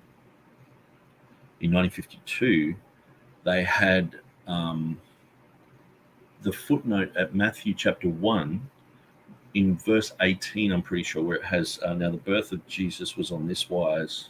Oh, no, it's verse 16 where it has Joseph, the husband of Mary, of whom was born Jesus, who is called Christ. So they have a marginal note there saying Joseph, and down the bottom it says the father of Jesus. So you think, wow, that must be an important thing to put in a Bible as a footnote, because obviously people must be tripping up over this one, because it's basically saying that the virgin birth didn't happen. So why would they put that in? So there must be Greek evidence for that. So you study it, you look into it. There's no Greek evidence for that. It's in a Syriac manuscript. So not even in a Greek manuscript, but it's a footnote. So can you see that there are deceptive footnotes? See, Matthew Everhard's sort of like, no one's got any deceptive motives. Even James White, if you listen to his, I think it's a 4-part series against Cal Ripple, where she's talking about acrostic algebra, and James White loves to talk about that as if we're all in agreement with Gale. But he said that he came against the perversion, the Bible perversions of, and he spoke about that version, the American Standard Version, I think it was, of 1952. And so when they're doing their back and forward, if you actually slow down and listen to it, he's saying, I came against that Bible perversion, and calls it Bible perversion, because that was like a King James term. King James only, tiara, people would use that type of term, but he used it, saying that he stood against those readings, which is quite interesting. Anyway, we've got a lot of comments here. So James West says, most TR people admit that the evidence does not support TR onlyism. Most TR people admit that the evidence does not support TR onlyism. Okay, so will you admit that the evidence lends itself to either Byzantine or majority or Nestle Allard? Which TR do you hold as authority? Okay, so we've got a bunch of things. So obviously James West is not a TR person. So I would say that the evidence does point to TR onlyism. So I would completely disagree with you there, where I think all the evidence, looking at all the evidence, points to that. Will you admit that the evidence lends itself to either Byzantine majority or Nestle Alarm?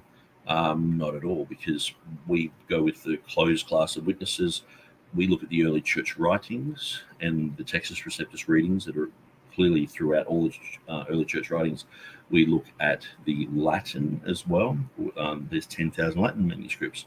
Many times these are representations of the Greek. They're translated from the Greek. At times they're translated from other Latin, but there are readings that are there and that are early. How did they get there? And so obviously critical text people, they wave their magic wand and say, oh yeah, it was a marginal note and it ended up there, and then now it's in the Greek and all this sort of stuff. But we have different understanding of how those things came to be, and we believe that they go back to earlier Greek witnesses and earlier Greek evidence. And so especially when we look at the early church writers, that they are quoting the Textus Receptus left, right, and center. And so which TR? So earlier on in the program, I specifically did a section on that, so the which TR, but you might have seen that, so I'll jump back here. So if you go to textusreceptus.com, you can go down and read which TR. So I answer it. It is, hence we favour that form of Textus Receptus, upon which more than any other God working providentially has placed a stamp of his approval, namely the King James Version, or more precisely the Greek text underlying the King James Version. So pretty much every TR proponent would be in agreement with that. Now, Hills went on to say it was the Scrivener text. Most people would say it's the Scrivener text. I would say it's a Scrivener text, and I would go minus a few hair-splitting words here and there, because I'm studying this stuff all the time, and so I've seen like a few tiny little cracks here and there. But I would just say Scrivener's text is basically Beza. There's about 20 translatable differences between Beza and the King James. So, but the King James translators formulated their own Greek text. So that's what it clearly says here. The King James the King James version ought to be regarded not merely as a translation of the Textus Receptus, but also as an independent variety of the Textus Receptus. There's about 20 differences between the King James and Beza. So that's what makes it unique, and that's why people go, okay, we're just going with the King James. Beza did very, very, very good, but he didn't win the race. So hopefully that helps with those questions. Helg says, simply to critique a text one is not receiving becomes demonizing for Matthew. And that's a really good point. See, Mark Ward's making videos saying TR people are just idiots. They're like the Wormwoods, a bunch of drunken bozos who don't know anything, and they're just King James onlyists and all this sort of stuff. And you're like, okay, well, I'll do videos on it. And then as you go through the videos, you're finding more and more poison that's being spewed towards us. But see, us coming against those claims is hatred towards these guys, apparently, and uncharitableness. But the thing is, they can spew whatever they want towards us and pigeonhole us in whatever camp they want. But when we point out, okay, using your own methodology and your own standards, you are being judgmental. You're the one who's being toxic. Then they're saying, oh, see, You guys are hateful. And it's like, just man up a bit. Drink a bit of concrete dust and harden up a little bit, mate. So anyway, but very good point. For Matthew, text critics have voted down the Byzantine text for centuries, sometimes sharply judging it is corrupt.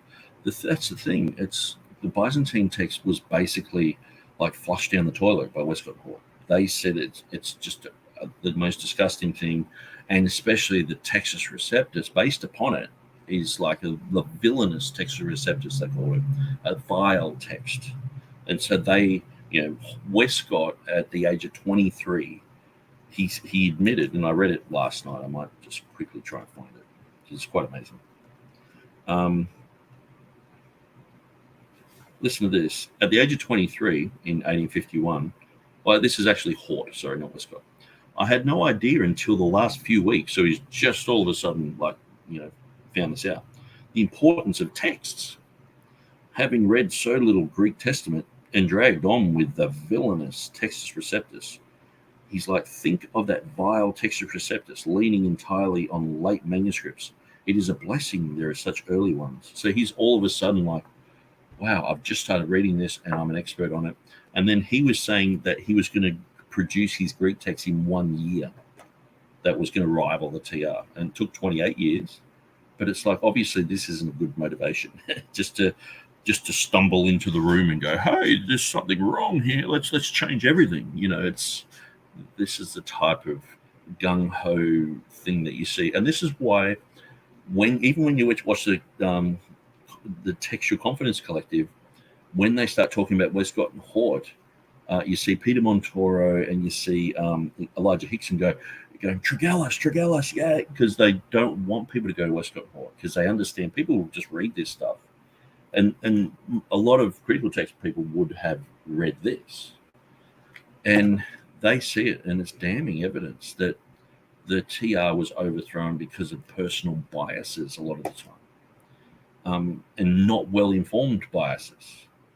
And so these people just happen to be in certain positions of power, and they're like, let's just overthrow this thing, But they're cheering because they want to go back to Tregellus, so the Tyndale House text bypasses Westcott and Hort, apparently. So anyway, we've got Dwayne Green. He's saying hey-yo to everyone in the house. Hey, Dwayne. Looking forward to your videos. They've been a little bit slim lately. Helg says the Byzantine tradition is separate entity than the TR. The TR is a very small subset of Byzantine. Well, the TR is sort of like the Byzantine text that's gone through spell check, if you'd like to say it that way. When you go through, so this is number 28. If you go, say, to the first video, you'll see that the first 5 principles, I'm just sort of guessing there of which numbers they were, but there were quite a lot of principles that had to do with concepts like homoioteiton, parablepsis, architeiton, so similar beginnings, similar endings. When you have parablepsis, you skip over a line, or sometimes you're writing in a verse and you think you haven't written it down yet, and so you write it again and you make mistakes like that. So these appear in manuscripts, and so sometimes rare TR readings are just simply fixing the text. That's the type of thing Erasmus was doing. He was a proofreader for Aldus, the greatest Greek printer ever, and he was a proofreader for him. Erasmus, he was the greatest Latin scholar of that era, and he was also the greatest Greek scholar of that era. So someone very well trained to do that type of work. So he created like a base text, which Stephanus and others, Wolf-Cephalus, and Theodore Beza, Tremellius, Jenius, and the King James translators, they worked upon those things, and things progressed and went through time, and they were able to recognize that some of what Erasmus did was very warranted, some of what he did wasn't, and so they were amending the text in that way. So there is a thing called internal evidence, where, say, the Comma Johanneum, you see that it's slim in the Greek manuscript evidence, but it's huge in the early church writing quotations. and we see it's huge in the Latin. 95% of the Latin have the comma. And we see also that there is a solecism there in the text if you don't have the comma there. So it's like having a massive hole in the text, and you see the grammatical errors that occur in verse 8.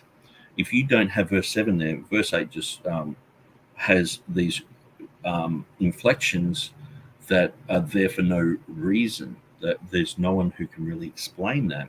When you go to Greek experts, like even Erasmus mentioned this, but if you go to Eugenius Vulgaris, so 1780, he wrote about this, and this was he was also reproducing the works of Bryennius, who was like 150 years before Erasmus, talking about these issues. And then when you look at recently Georgios Babiniotis, who's written 200 books on the Greek language, he's written 6 dictionaries. He personally wrote to me, and he said that the not only was Eugenius Vulgaris right to say that that verse 7 modifies verse 8, and so if you just have verse 8 there modified, it's a solecism, but he also talked about it's a syntactic parallelism, which if you look that up, you just Google that, and so that will help you understand the parallel structure that's there that is needed for verse 8 to exist. And so yeah, when it's like the Byzantine tradition is a separate entity to the TR. The TR is a very small subset.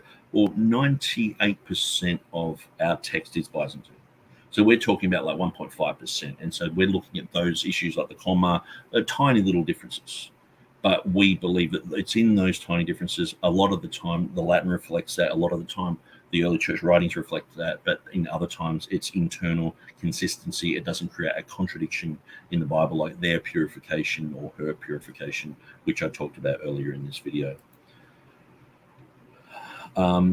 Did you just mention Metzger and Ehrman in the same breath? That's dishonest. Well, Bart Ehrman is a student of Metzger, so I'm not sure what's dishonest about that.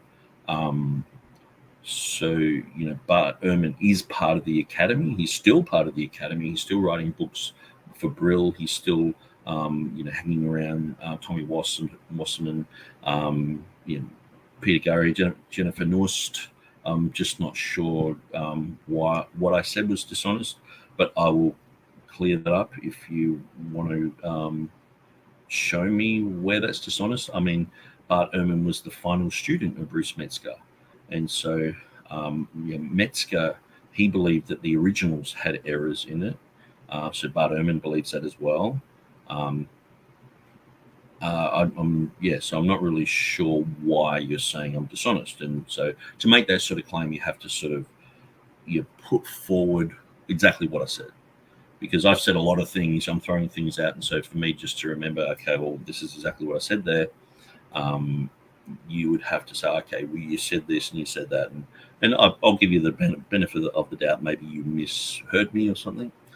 All the footnotes now are unnecessary. That's a bold claim. Well, see, the thing is, if you have a text, why would you need, like, so if I have a text of the Bible, why do I need to put in, if they found a manuscript tomorrow, do I have to put in all the variant readings of that manuscript into my Bible? No, some notes are necessary and some are unnecessary. And so I made a pretty good claim about unnecessary text. So do you, James West, do you think that it's necessary to put in a Syriac reading in an English Bible, one of the only footnotes in that whole chapter, where it says, actually, I'll bring this up. So let's just go to my website again. And so I'll just throw this up here. So we'll go to Matthew chapter 1, and I'm pretty sure it's in verse 16. And so even James White said he went against this, so it's quite interesting. Most people rejected that version because of these type of notes. So I'm not, it's not a TR issue, and certainly majority text people are against that type of footnoting. So if you read there, here we go, Revised Standard Version footnote. I think I was calling it American Standard Version. That's in 1901. So this is the revised. So it has Other ancient authorities read Joseph, to whom was betrothed to Mary, was the father of Jesus, who is called Christ. Okay, so then I've written, so this was in 1953, they were concerned about this. And so this is not coming from a TR perspective. He is a critical text guy saying this is dangerous. Why have they got this in there? But so basically, it's saying here, it is impossible to note at this connection that the New Testament of the RSV Bible, which has introduced a considerable number of changes, about 80 in the edition published in 1946. So they brought out the 1946 Bible. People were like, yeah, that's okay. And then they brought out the 1952, which was different. It's added a note in Matthew 1:16. Other ancient authorities read Joseph, to whom was betrothed Mary, who was the father of Jesus, denying the virgin birth. Okay, this is particularly the same as the reading given in the Moffat version. Its main, some would say, its only clear supporters, the Sinaitic Syriac manuscript. So it's not even a Greek issue. So are you saying, James West, that we should have this type of Sinaitic reading? What about Ethiopic? What about Arabic? What about Codex Beza? Should we have all those marginal notes there as well? So see, the difference is when you're a TR person, when you understand where the words of God are, Revelation chapter 22 says don't add or subtract from the words, okay? Now, you might even say, oh, that's only to do with Revelation. Okay, let's play that. How do you know where the words of God are if you don't have them all? See, I have all the words of God. I know what I would change and what I wouldn't. I know if I was going to commit that sin. But if you have footnotes saying it could be this, it could be that, it could be, a whole bunch of things from the Syriac and even from the Greek, it's like, how do you know you're not committing that sin? The Bible says don't do that. See, it's apparent that majority text people seem to think that they can commit that sin with total impunity, the same as critical text people. But TR people, we know that we can commit that sin because we've got all the words. Our Bible is not shifting and changing, and it's not being reconstructed all the time.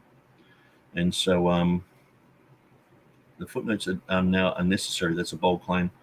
Well, it just depends. If you are still reconstructing a Bible or you don't know where the words of God are, then you would see that having a smorgasbord, like say the New King James, they clearly said that you can add or subtract or change the word according to the margin. And so you sort of become your own Bible corrector. You can choose your own adventure. If you don't want the last 12 verses of Mark in there, don't have them. If you don't want the pericope adulterae in there, don't have it. And so I think those footnotes, I believe those are in there. So Bible-believing Christians who believe in the TR and we believe that is a sealed, that you're not going to add or subtract from those. Why would we have footnotes in there that say that these shouldn't be in there? There are readings that are in footnotes that are just completely unnecessary. Should we have 616 there? Dean Burgon said it's just ridiculous that they have that in there. I think it would be ridiculous to have that in there. But obviously someone like Dan Wallace and Net Bible, they want everything, all those weird readings in there. So you've got James White saying the text is in the Nestle Aland and in the apparatus. So it's like, where's the English dictionary? Oh, here it is on my shelf, plus the Scrabble board. It's just open-ended. And what about if the apparatus changes tomorrow and they've made it twice the size? Because they don't have all the readings in the NA28 apparatus. And that differs from United Bible Society apparatus. So it's sort of like, it's just open-ended.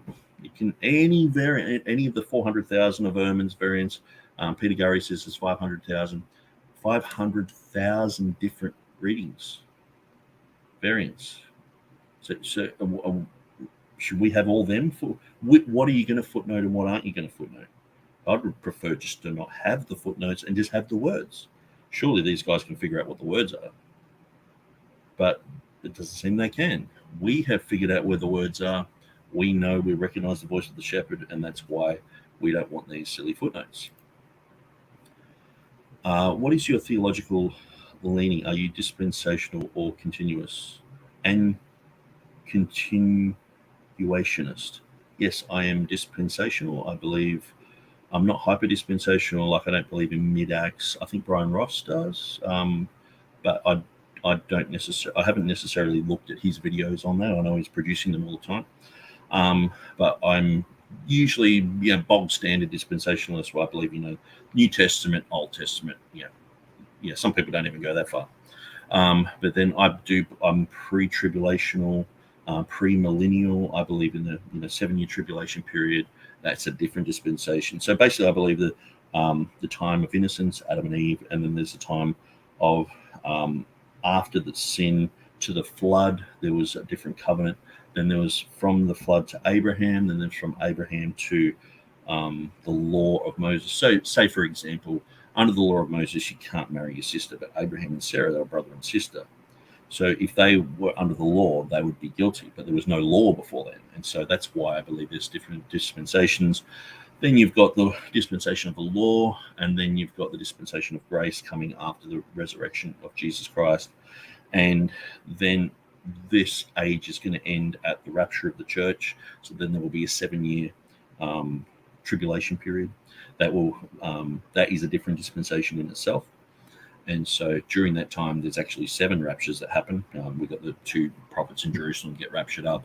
We've got the 144,000. 1 minute they're on earth, next minute they're in heaven. So they must have been taken up. So if you count through all that, you find there's 7 raptures that happen. And then you've got the second coming of Jesus Christ. And so you've got him coming with all the saints. And so I believe that the saints have been all taken up into heaven. And then so those people who remain on earth, they will populate the earth for 1,000 years. The saints come back with Jesus to rule and reign for 1,000 years. Then at the end of that, there is a great white throne judgment. So all the people who are in hell, or in Greek Hades, they are thrown into the lake of fire, to Gehenna. We judge the world with Christ, so we actually become judges.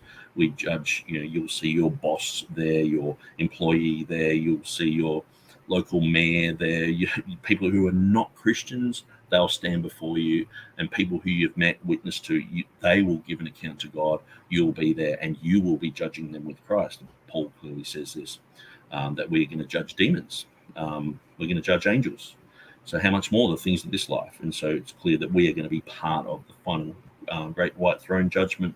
Then there is a new heaven and a new earth, and there is some wording that's sort of like not just scrap the old and get a new one. It's almost like a recycling, almost like the whole cover of it. The core is still there, but all the facade of the earth is thrown out, and it's made new. So that's what I believe. So when it comes to continuationism, I believe in all the gifts.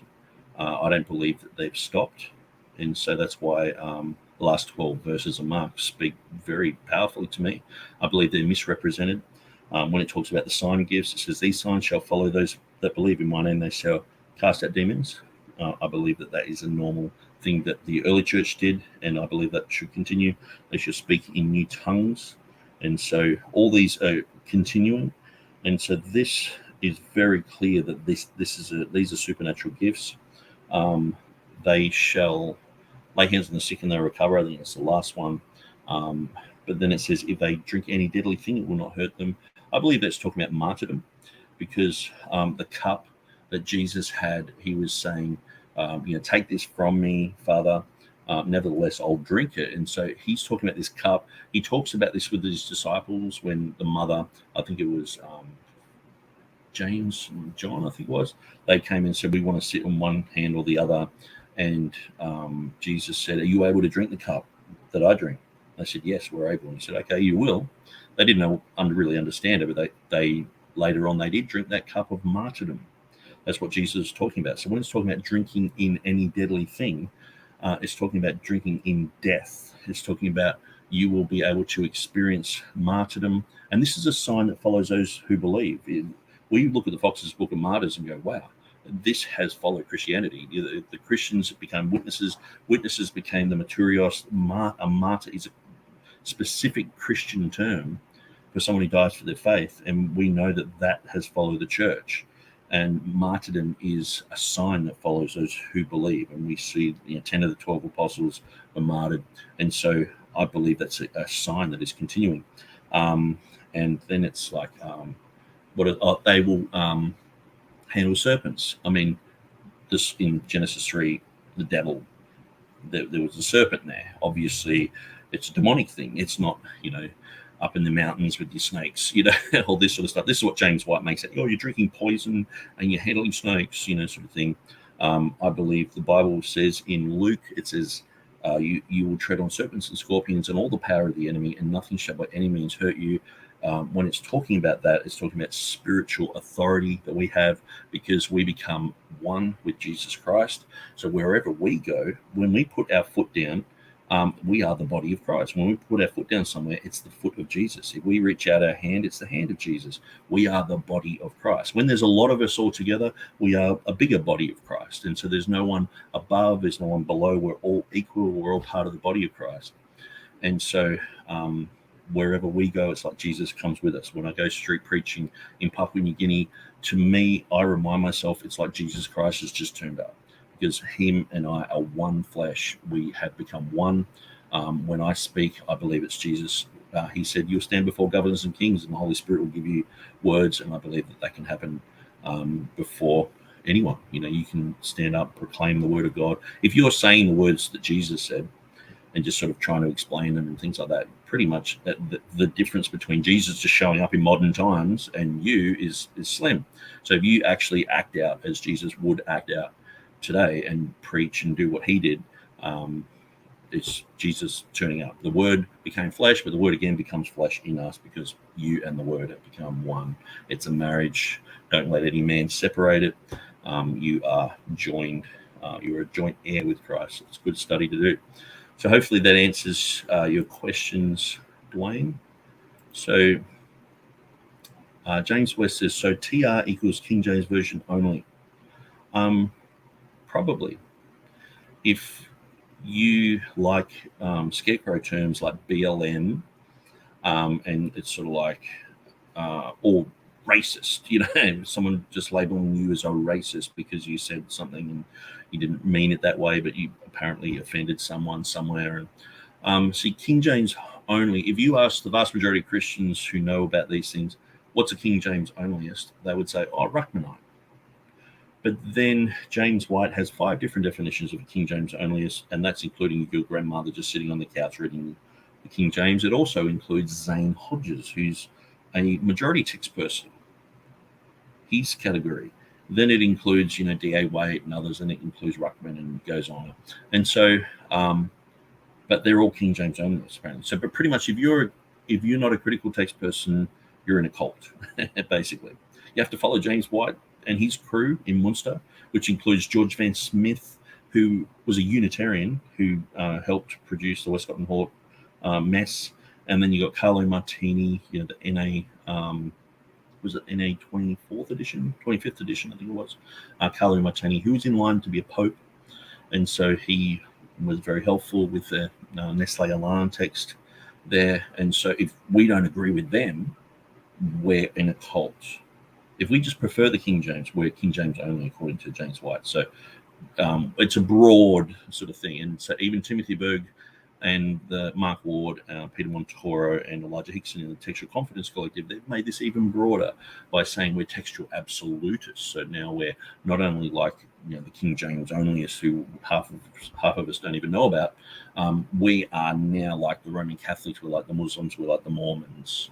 So we're absolutists. We know our text is correct, and so that's wrong to know it.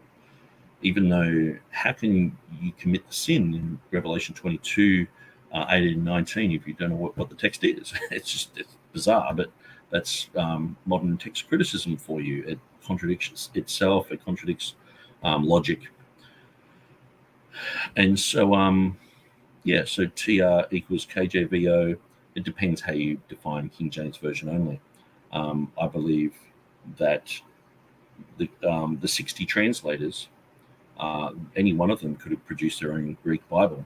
They could have produced a parallel King James and Greek Bible, and there would be no King James only TR difference, because pretty much that's where Scrivener went, that's where Westcott and Hort went, that's where most people are going to Scrivener's text, who went to the underlying King James. So basically, the scholarship was done by the King James translators.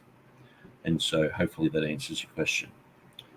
So James West says, do we have to have Easter in our Bible? Well, Easter makes perfect sense. When you look at Pascha, it's translated 29 times in the New Testament.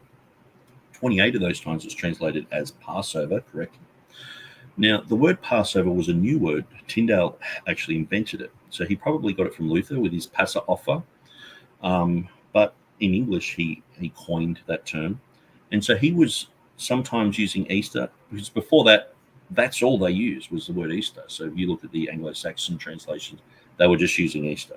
Okay, so Easter is not a pagan word at all. Easter is from the Old Teutonic, Auferstehung. Auferstehung means resurrection. So Uster is what Luther used in his Bible. So Uster just basically means, it comes from the root Ust, from the east. So we might think of Austria, the Österreicher. So Austria is the Eastern Kingdom, the Österreich, the Eastern Kingdom. So Ost just means east. And so having Auferstehung, so the rising up, the standing up, coming from stehen, which is like, it's got its roots in like the word first. So we have Auferstehung becoming Oster in German. And so this also came over to English in Easter. So Easter just means the rising up or the resurrection. So when someone says, I'm celebrating the resurrection festival, because they don't want to mention the word Easter, it's like, same thing. There's synonyms. Easter and resurrection are synonyms. They're a very similar word. So when we look at the Bible actually makes a distinction between the Jewish Pascha and the Gentile Pascha. Okay. And so when you're going through the gospel narratives, it says the Jews' Passover was nigh at hand. It says that twice. So why would it say the Jews' Passover? Because they had the Jews' Pascha in the Greek. The Greeks, they were celebrating their own Pascha, which was in the early church. They weren't sacrificing a lamb. They knew the Lamb of God, Jesus, had died for their sins, and they were celebrating Easter. If you go to modern day Greece and you say, what does Pascha mean? They say Easter.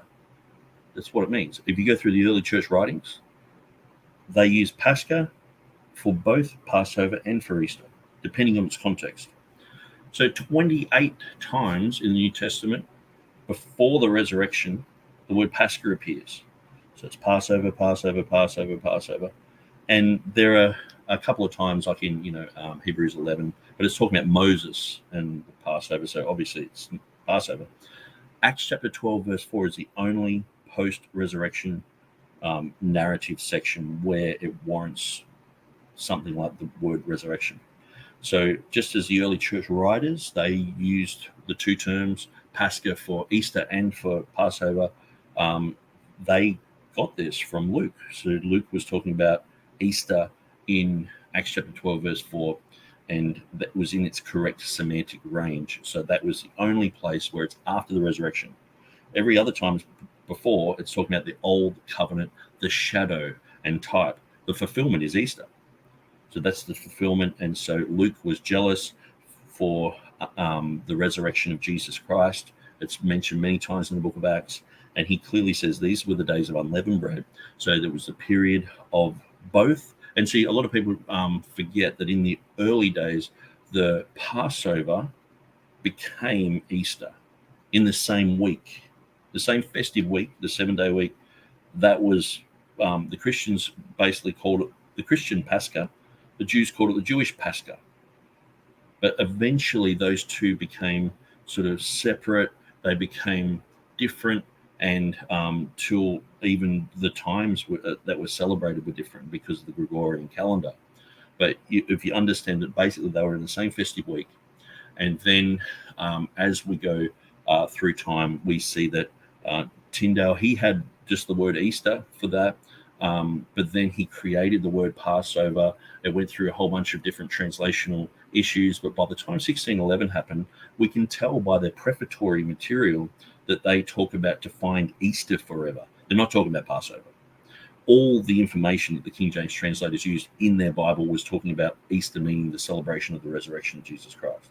So that's what that had become to them in their generation.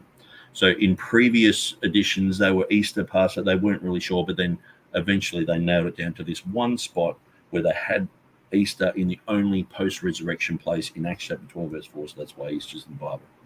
So hopefully that gives you some understanding of that. So Helgi says, there are far more variations between the Byzantine manuscripts than there are between all the TR editions combined. Which TR? Well, which Byzantine text? Yeah, absolutely. And so sometimes when you reverse these questions to people, I just say which majority text, the Hodgson Farstead or the Pickering Robinson or Pierpont. Who do you go with? Because these differ. And do we go with von Sodden's 400 manuscript collation? Because that's what the majority text is based upon. Von Sodden's work, who was a Unitarian. And so, like I was saying about the demonization of Erasmus and all these other guys, okay, von Sodden, Unitarian.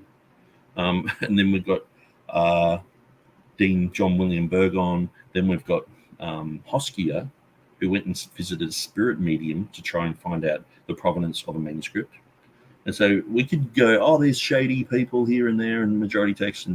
But at the end of the day, it's like, okay, which TR, so which majority text, which Nestle Alarm text, which Greek text, Tyndale House, where is the Bible?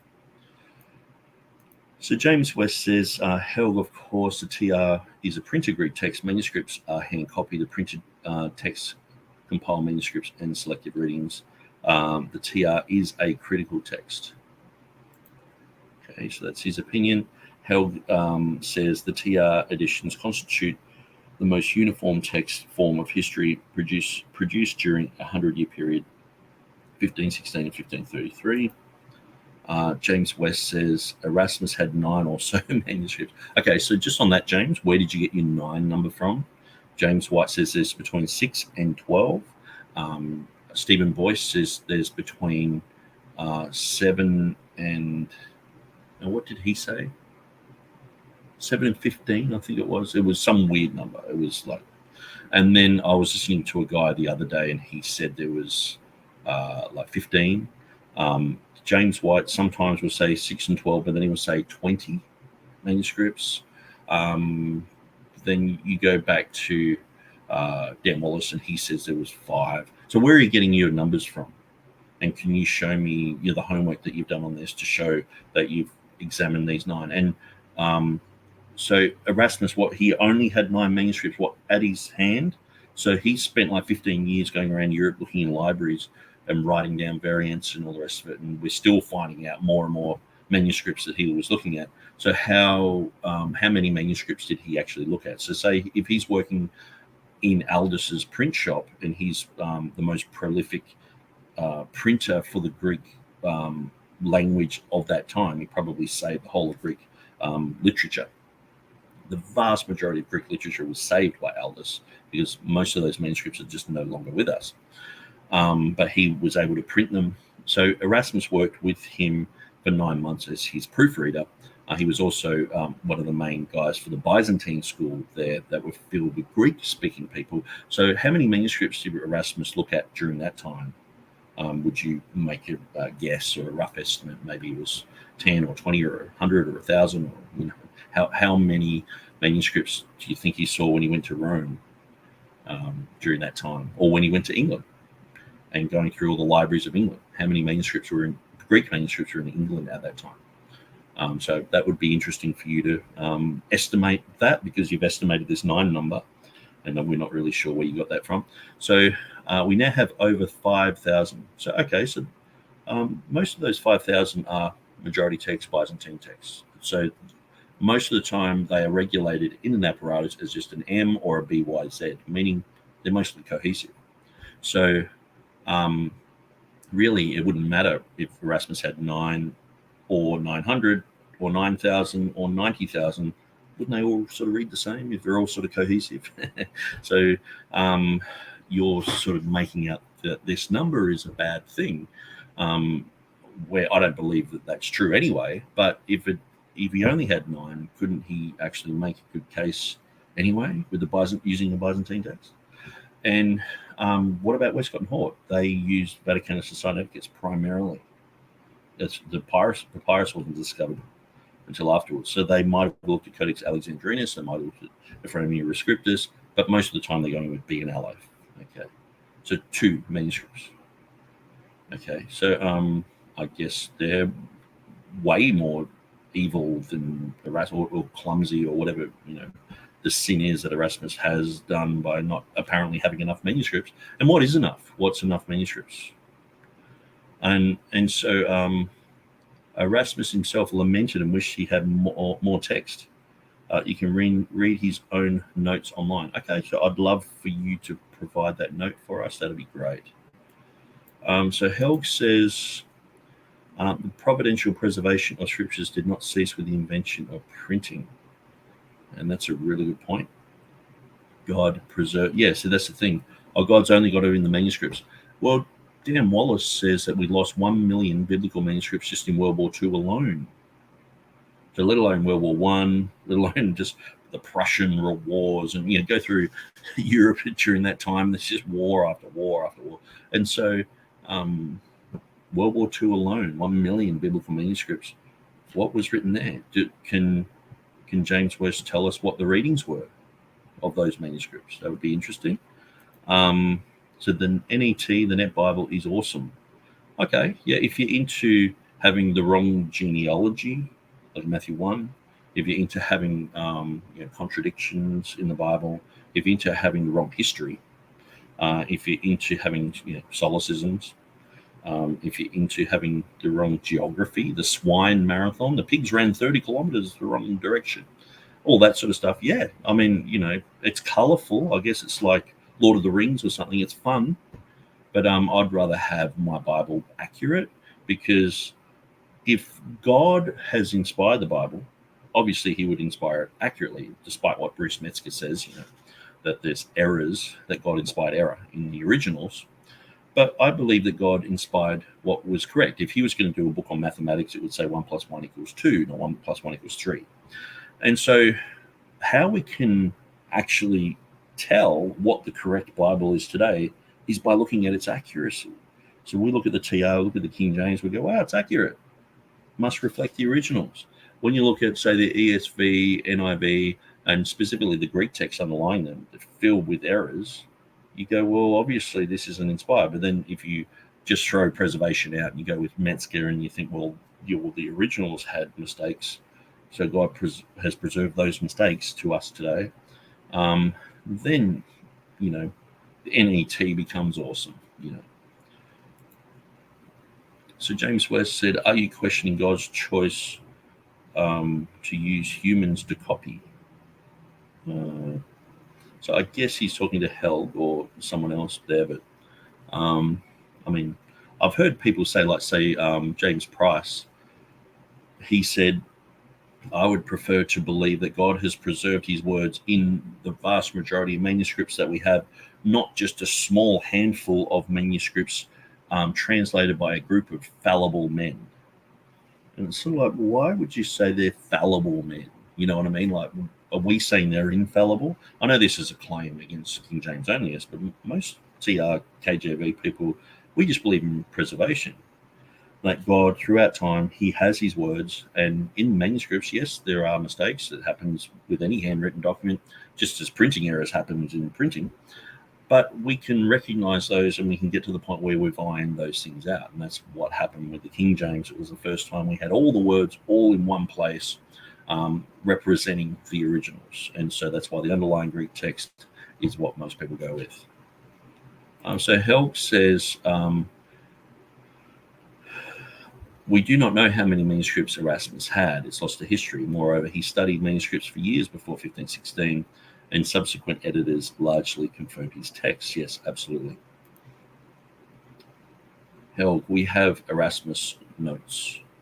Yeah, and so say if you look at Revelation chapter 22, the last 6 verses, he said that he had Greek manuscripts, plural.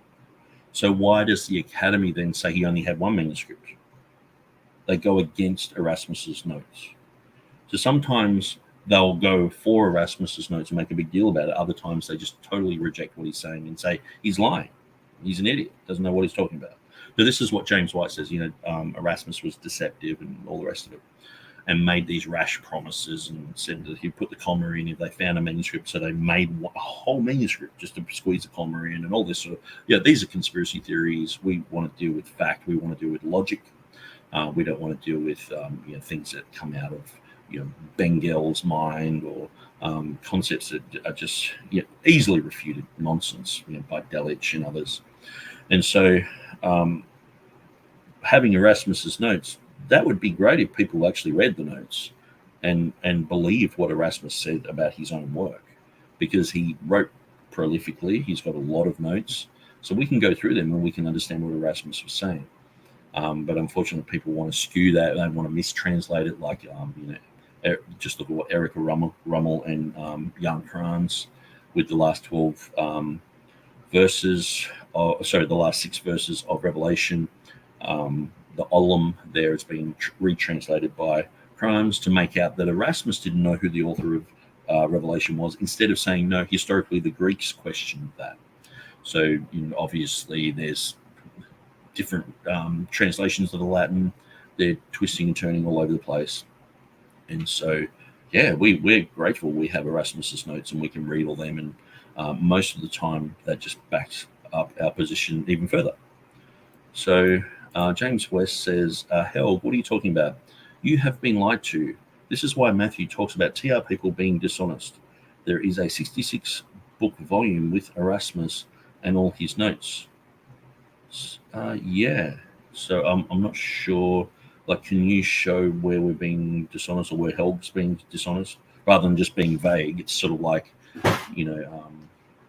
just because Erasmus wrote a lot doesn't mean that what is being cherry-picked by a majority text people, or Matthew Everhard or Mark Ward or Timothy Berg or James White or people in Munster or Jan Kranz or De Jong, or these type of people, just because they're cherry-picking a few things here and there, it doesn't mean you can say, we've got all his volumes, so that goes against you. A lot of the time, you've got to take into context what these people are saying.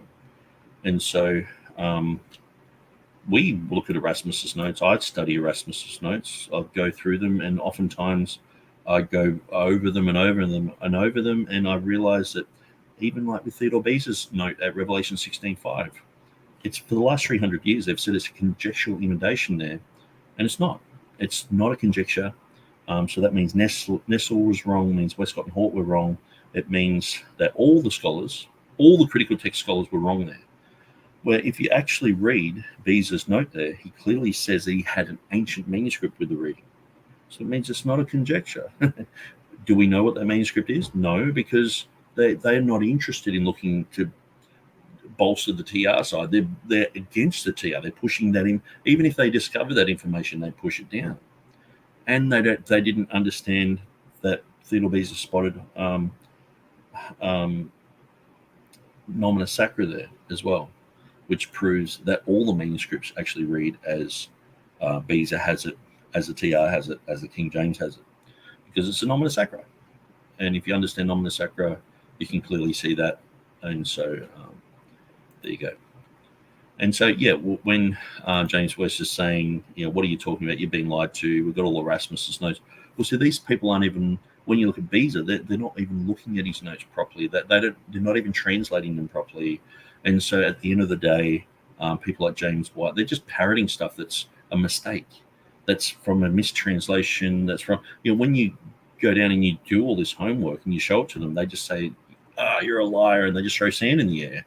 And it's amazing to watch how critical text people won't sit down with TR people and use logic and debate things calmly and just go over these issues. I'll talk to anyone on this channel. Invite anyone. Invite Dan Wallace. Invite James White. Invite Mark Ward. I'll talk to absolutely anyone, anytime, on any reading. But it just seems that, you've mentioned Easter before. You just mention it, And then it's like, oh, now you're running to something else. And it's like, okay, well, why don't you deal with everything I've just said? Or you go through the information that I've just said and see if it's true. Because even Mark Ward is saying Easter is not a pagan festival anymore. Because I think he's gone through my stuff. And because he's attacking us, he's like, oh, what's he saying here? Oh, he's got a point. And so then he sort of stealthily puts it in there like, Easter's actually not as bad as James White's saying. It's not a pagan thing. You know, he's going against James White himself. So these people, they're not even on the same page half the time. Helg says Erasmus's annotations confirm his broad knowledge of New Testament and various readings. Absolutely. James West. Helg, I thought we lost his notes. Which is it? Huh? We lost his notes? Lost Erasmus's notes? I don't know where that's coming from, but interesting. Dwayne Green says, thanks for answering my question. No worries, Dwayne. Helg says, we have not lost Erasmus's annotation. I mean, you can look online. I mean, I could probably find this in 1 minute. Just go to Erara. Actually, if I just go to my website, go to books, we'll zoom down to Erasmus. Okay, Erasmus here, 1516, and content. We've got, a whole bunch of stuff, but then when it gets to here, we've got his annotations. So I'm not sure why this guy's saying we're claiming that we've lost it. So this is Evangelium Secundum Mattheum. So Evangelion is talking about the introduction to Matthew. So these are the annotationes of Erasmi Rotterdami. So I found that in like less than a minute. I'm not sure why you would even think that we are claiming that. So can you, maybe we missed it. Maybe someone said something that I missed. I don't think anyone's claimed that these are missing. So Helg, have you read his notes? How would you know? Well, a lot of these have been translated into English. And so it just depends. It's not about reading all the notes. It's about reading those specific places that get argued against. And so you can clearly see, so on my website, if you go to tr.org.au and jump on there, you can go to my contributions.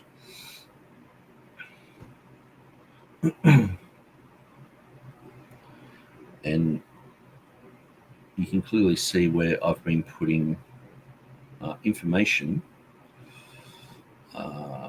in, I think it's the Pericope Adulteri.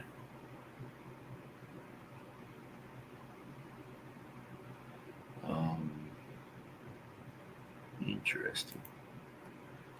Okay, so the woman, here we go. Jesus and the woman taken in adultery. Let's just check that out. And we'll show you that, we're not afraid of Erasmus's notes or anything. At the end of the day, we're putting all these in. So this page, here it is, John 753. Maybe it's that one. Yeah. Commentary. No, that's not it. Jesus and a woman taking adultery.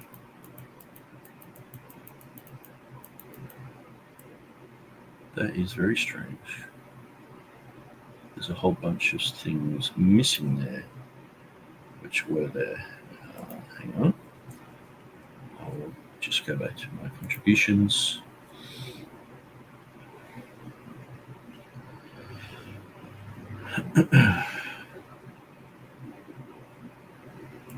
And okay, so I'm putting in Beza's text. These are, sorry about this, I'm rabbit trailing off a rabbit trail. Here we go. So this will show us the page that's in.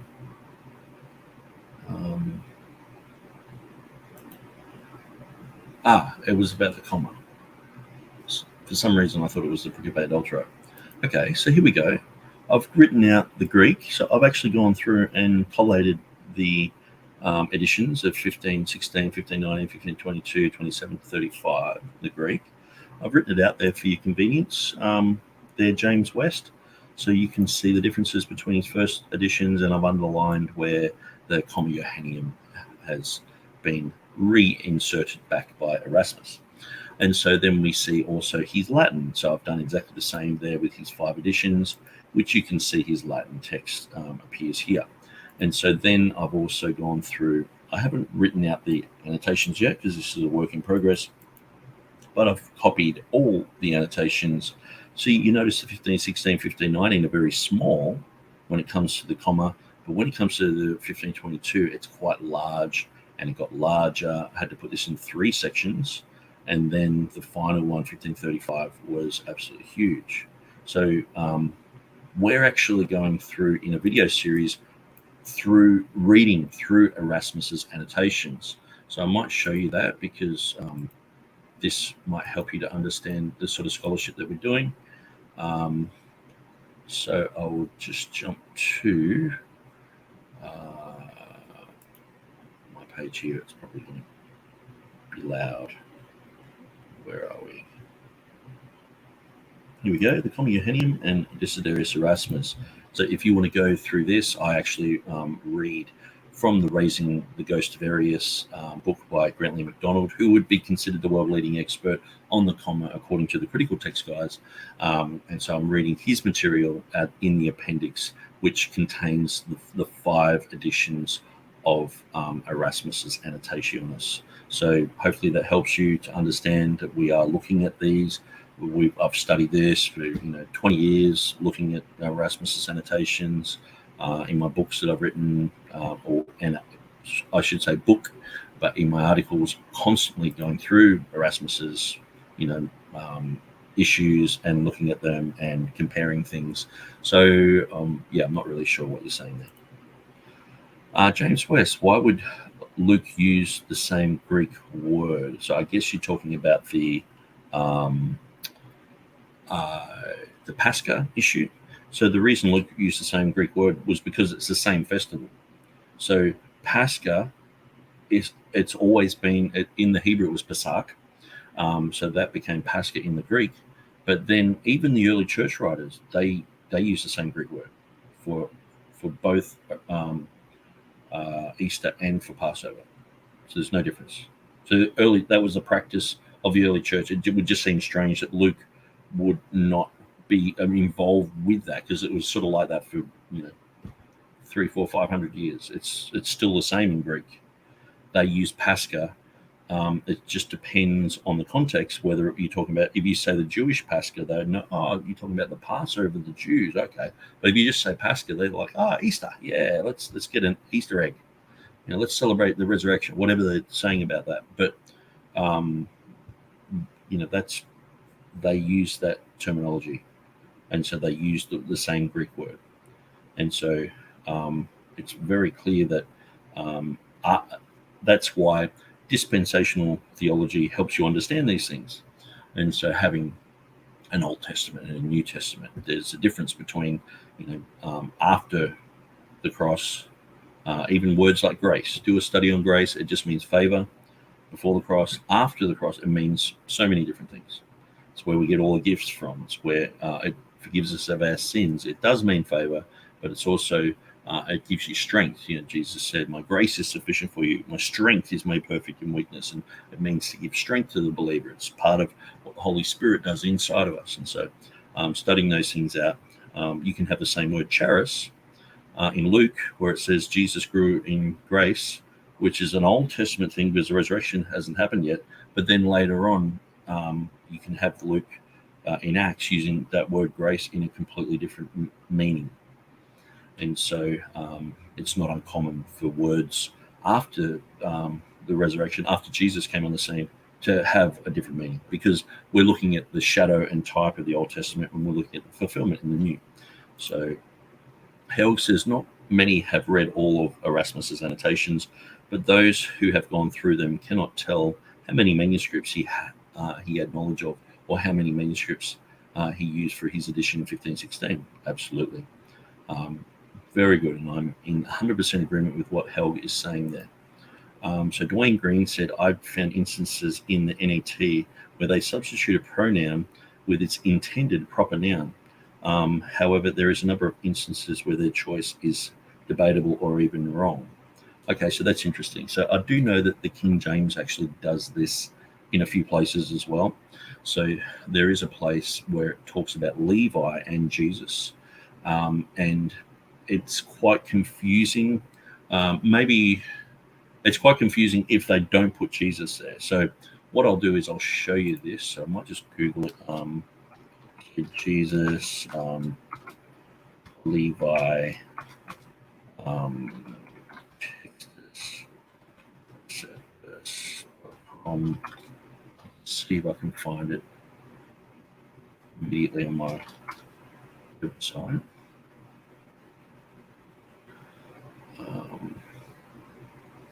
And so I've had people contact me about this. Actually, it's on my Facebook. It would be quicker if I actually get my Facebook Messenger. So I was just chatting with someone about this recently.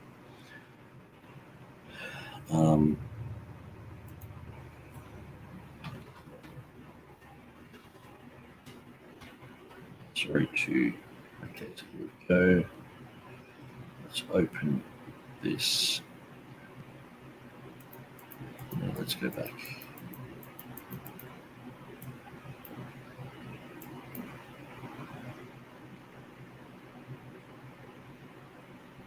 Mark 2:15. Okay, so let's just go to site Mark 2:15.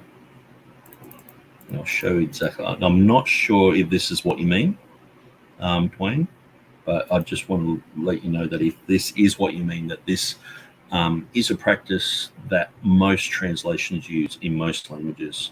And so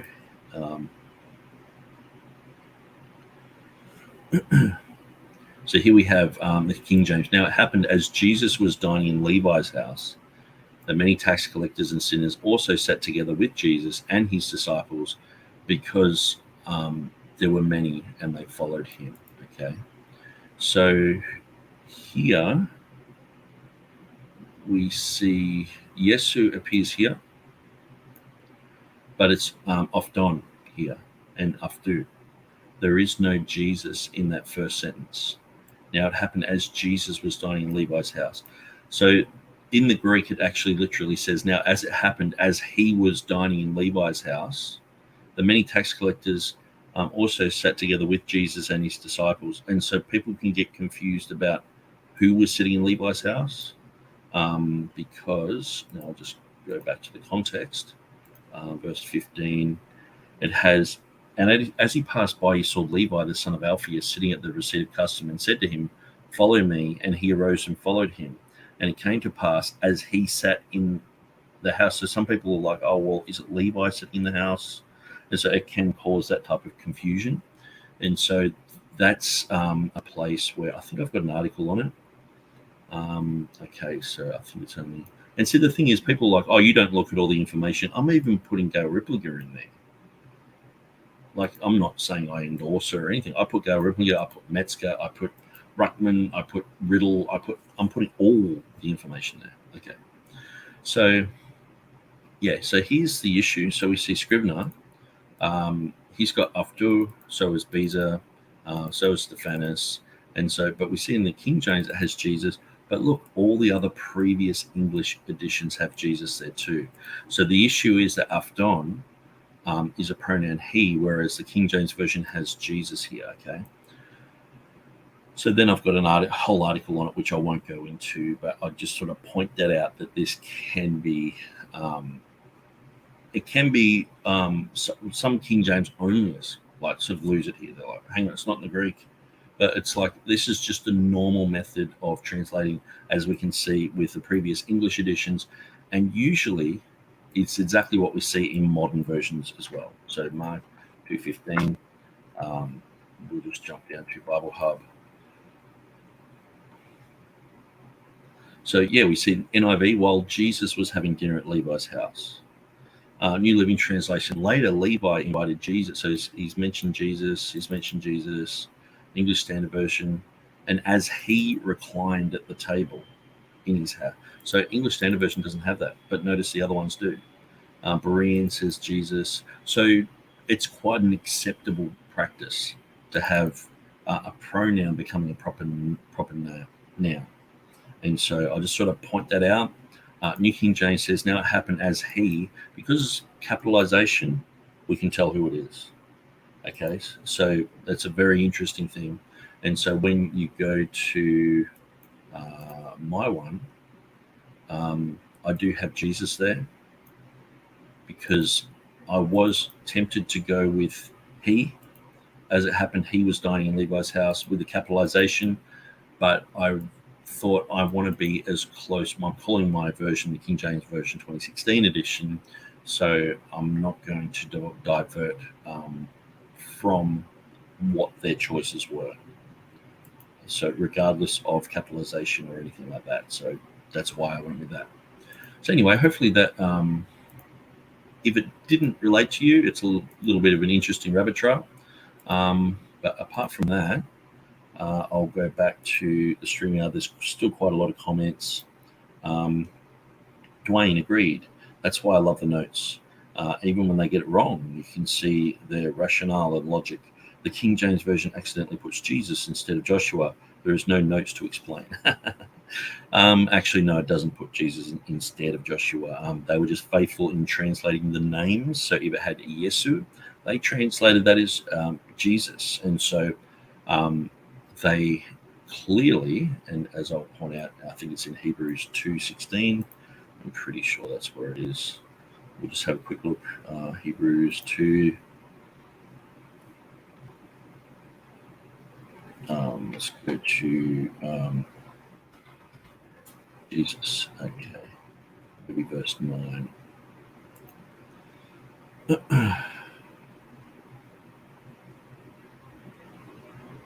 No, that's Jesus. Okay, so maybe it is in. Well, I know it's in Hebrews, so actually, Joshua.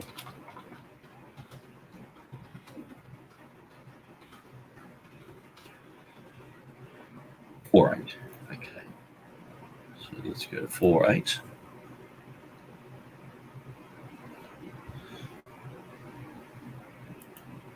Yeah, for if Jesus had given them rest. And so it actually uses the word Jesus for Joshua twice. So in the book of Acts, it talks about it as well. So here we just see Jesus. So that's exactly what Jesus is. So the King James translators were just very faithful to the names, where I've even got Joshua there. So, but the thing is, a marginal note, which I probably should have a picture of, but I don't. Jesus or Joshua. So in Acts chapter 7, verse 49, it has, which also our fathers, after they brought in with Jesus into the possession of the Gentiles, etc. So Hebrews 4:8, for if Jesus had given them rest. So it's talking about Joshua again. So the name Jesus refers to three people in the New Testament writings: Jesus, our Messiah; Joshua, the son of Nun; and Jesus' name, Justice. So should we name this guy something different as well? This was just how the rules of the translators worked. So we see in the marginal note, it has Joshua called Jesus, Acts chapter 7, verse 45. And so we see that in Hebrews 4:8, it says Jesus, that is Joshua. So in both of these cases, it's clearly saying that it's talking about Joshua. But the Greek is saying Jesus, so they're faithful to their translation first, but they're letting the marginal note is letting you know that this isn't Jesus the Messiah, this is talking about Joshua. So it's very clear. So there's an article by KJV today about that. And so clearly the marginal notes are there, they clear that up. Would we use that same methodology as the King James translators today, with being absolutely 100% faithful to every name and translating that as Jesus? Most people go with Joshua. They feel it's easier to do that. So The second rule of the translators was the names of the prophets and the holy writers with the other names of the text to be retained as nigh as may be, according as they were vulgarly used. So it was quite common for people to call Joshua Jesus in those days, in the era of 1611. It's not common now. So if we were to apply this rule of the translators to today, we would go with Joshua.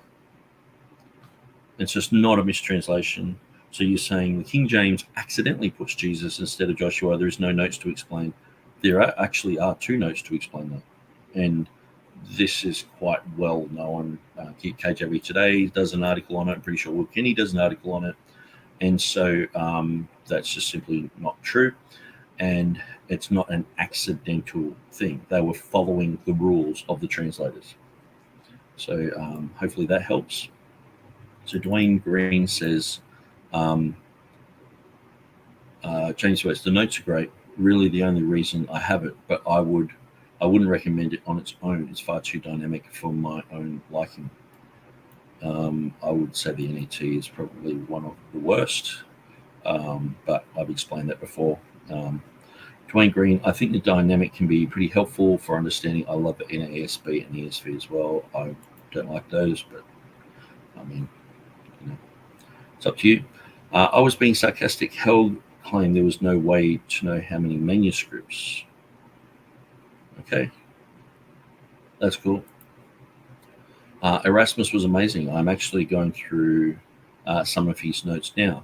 Oh, that's great. That's really good.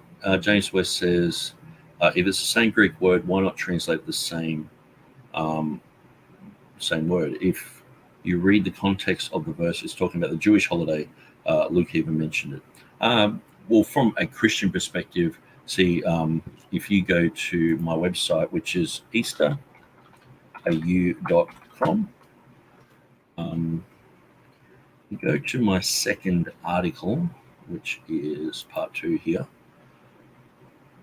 You can clearly see where, say, like, even though he's a liberal Bible translator, Philip Schaff, he worked with Westcott and Hort, he said Easter is the resurrection festival that follows Passover proper, but is included in the same festive week. So your misunderstanding there is you're not understanding that's in the same week. So you might have Luke saying, okay, them were the days of unleavened bread. So obviously the Passover day proper had actually occurred. Then it's the Passover week is happening after that, the days of unleavened bread. But that in that week is the Christian celebration of Easter, also called Pascha. So pretty much the Jews celebrated it in one way. Jesus said, do this in remembrance of me. So the Christians celebrated, they did communion, they did that sort of thing. And I believe that's the only time when they actually did it. I believe at first it was a once a year thing because of the Greek Orthodox and the Roman Catholic Church. This became like a weekly thing. In some places it's a daily thing. But I believe it was only once a year where they would to do a symbolic representation with the bread and the grape juice of the actual lamb, not to actually kill a Passover lamb like they did in the Old Testament. But that's my own perspective. If you disagree with that, I totally understand. But so Luke didn't have separate words in Greek to specify the difference between Passover proper and the resurrection celebration of Easter. So he used Pascha and added them were the days of unleavened bread, emphasizing the resurrection of Jesus Christ.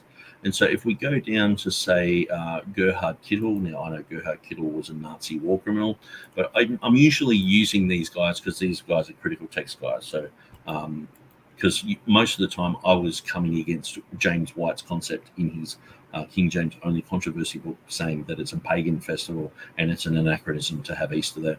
And so Pascha came to be called Easter in the celebration of the resurrection within the primitive church. So he's saying basically, like Alfred Erdesham, who I would agree with, a very good scholar, Messianic Jew of the 19th century, said of the Last Supper, it was to be the last of the old Paschas and the first, or rather the symbol or promise of the new. So the very next year, all the Christians would have got together in Jerusalem like, what are we going to do? Are we going to kill a lamb? We know Jesus is the Lamb of God. And it's like, no, Jesus said, do this in remembrance of me. So no longer killing the lambs, but do this. So they did communion. And that's what the Christians did. So that's why you have the Jewish Pascha, the old shadow, the unsaved people are still doing that. The born again people, like, we know that we're the Lamb of God, and we're practicing what he told us to practice. So that, and they're both the same word. One is the fulfillment. So you have the old shadow and type, then you have the fulfillment. That's why it's the same word. Just like you have grace, meaning just favor. No one found grace in the eyes of the Lord. If you go through all the times grace appears in the Old Testament and even in the New Testament up until the resurrection, it's different. Then afterwards, you see grace being used in a way more colorful way. It's like it's just one-sided in the Old Testament, just favor, but then it's like having it's almost synonymous with having the Holy Spirit in your life. It's an amazing word, and so I would just get you to look at that. Obviously there are still terms. We talk about circumcision in the Old Testament. We talk about circumcision in the New Testament. It's different. One is circumcision of your privates. The other one is circumcision of the heart. They're different, and so that's one's a shadow, one and type, and one's a fulfillment. And so we want the fulfillment, and Easter, the resurrection, is the fulfillment. And so says if you read the context of the verse, it was talking about the Jewish holiday. Not necessarily. Yes, the Jews would have looked at it as their holiday. The Christians would have looked at it as their holiday, and Herod probably knew of both. And so, I would encourage you to go to my website, easterau.com, and you can read my 3 articles there. If you don't like long-winded articles, I've put article 1 and 2 into a video, and then I wrote a third one probably about 10 years ago, and you can look at that one. And I've also got a bunch of information that I could add to all that, but it's sort of like I think I've exhausted that topic, and I'll debate anyone on the planet about that. Dwayne Green says a lot. It happens a lot in the net. Perhaps it's because of their translation philosophy. I suppose it's not entirely wrong if you get the antecedents right. Yeah, but I just wouldn't trust that they would get that right. I would always be questioning anything the net does. I mean, I've just done some basic studies into it, and usually I'm just left shaking my head with the scholarship. The notes section of the NET is fairly comprehensive and very useful for the English reader to discover variant readings that affect the translation into English. So it's a bit like getting the New King James with all the marginal notes. It's like, okay, this could be the reading, this mightn't be the reading, this should be deleted. NU says this, the majority text says this, and blah blah blah. And so, where for people who just want to read their Bible, and they believe that God only wrote one Bible, and that variants are changes and aberrations, additions and subtractions from the text, you don't want those notes. You just want the words. So if you're doing academic work, fine, no worries. Grab an NET, but and a lot of the time that information is skewed as well because it's coming from different layers. It's coming from Munster, then it's coming through the academics that they have there, and then it's coming through to someone like Dan Wallace, and he's putting his spin on it. And so I would just question everything. So awesome. That was very helpful. Thank you. So I think you might be talking to Helg there, or maybe myself. James West says, Helg, agreed. The notes are great for understanding textual issues and translational philosophies. Even if you're a TR only, it can be helpful. It would be helpful for, say, someone like me to point out where the NET is wrong and where they're going to sources that cause them to think in a certain direction and ignoring other sources. So say the last 12 verses of Mark. Just read what they're saying there. And then just don't even go to the TR. Don't even go to Jeff Riddle, myself, or whatever. Just go to James Snap. Read what he says about the net and others. And so, yeah. So Helg says yes. James West says, so it's supposed to be Joshua or Jesus. Is it incorrect or not? Well, one of the rules for the translators back in 1611, because you've got to understand that this was written for 1611 people was that the names of the prophets and the holy writers were the other names of the text to be retained as nigh as may be, according as they were vulgarly used. So if they, like say, Timothy was used, Timotheos was also used. Timothy was used for the name of the book. Timotheos was used in the text. And that's because they were both very popular. And so they used a little bit of like, okay, well, we can go with both of these. And the Greeks are saying, but they weren't tied to just, oh, we only have to use one thing. And they specifically say that in their translation. And no Bible does that. No Bible, like there's some Hebrew words that are translated like 40 different ways. And if you just go through and translate it like the same all the way through, it makes the Bible totally incomprehensible. Because you're talking about people who know the Bible fluently, who know the language, the Hebrew and the Greek fluently, and they're translating it over into English. They know that language fluently. And so it's not just a wooden Strong's Concordance number says this, and you go through it. That just doesn't work with the translation. Because you've got the lexical definition and then you've got the contextual definition. Sometimes the context can change a word from being plural to singular. So in the beginning, God created the heavens and the earth. That's in the New King James. King James says heaven, because in the context it's singular, because the heavens hadn't been made yet. And so that they are very specific in their contextual definition. And so you can't just put a lexical definition in that. That's what people who don't know the language do. So the King James translation knew the language fluently. James West, the name Jesus is a transliteration of Jesus. Correct. Jesus is used both of Joshua and Jesus. Yes. Correct. James West says, Dwayne, I understand. My point still stands that the passage is talking about Joshua. I have found many King James only people confused about the passage's intent. Yeah, and so some people would say, oh, it should read Jesus. Don't take Jesus out of the text and all this sort of stuff. Well, obviously, the marginal notes clearly say it's Joshua, and they have this rule that they had to abide by. So if we were to bring this rule into the common usage today, we say Joshua. So it's just like Judas. Okay, we usually think of Judas Iscariot. So even in the even in 1611, the name of the book of Judah or Jude, I'm pretty sure Jude could be Judas. I might just have to quickly just double check that. So let's just go to I'll go to Scrivener's Greek. Where are we? Scrivener. We'll just go to the book of Jude. And hopefully I've got a heading there. I'm not sure if I do. But we'll see.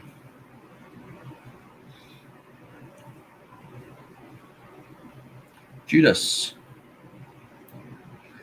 Do you want to call the book of Jude Judas? I mean, they had to make these type of decisions back then. It's like, oh, people are going to think that Judas wrote this, and so they were very careful about what they wrote and what they did, and names. And so, but they can't expect that Joshua was going to become way more popular than Jesus for the understanding of who brought them out of who brought them into the promised land and all that sort of stuff. And so, but do you want this to be called Judas, the book of Judas, chapter 2? Doesn't it clear things up to just have Jude? You know what I mean? But then if you go to Matthew chapter 1, you've got Judas there as well. And so where do you have it? Jacob, Judah. Okay. And so Judas, here we go. Exactly the same word as Jude. But how is that translated in the King James? Let's have a quick look. It's Judas. But we don't think of Judas, do we? Judas Iscariot, because he's a historical figure.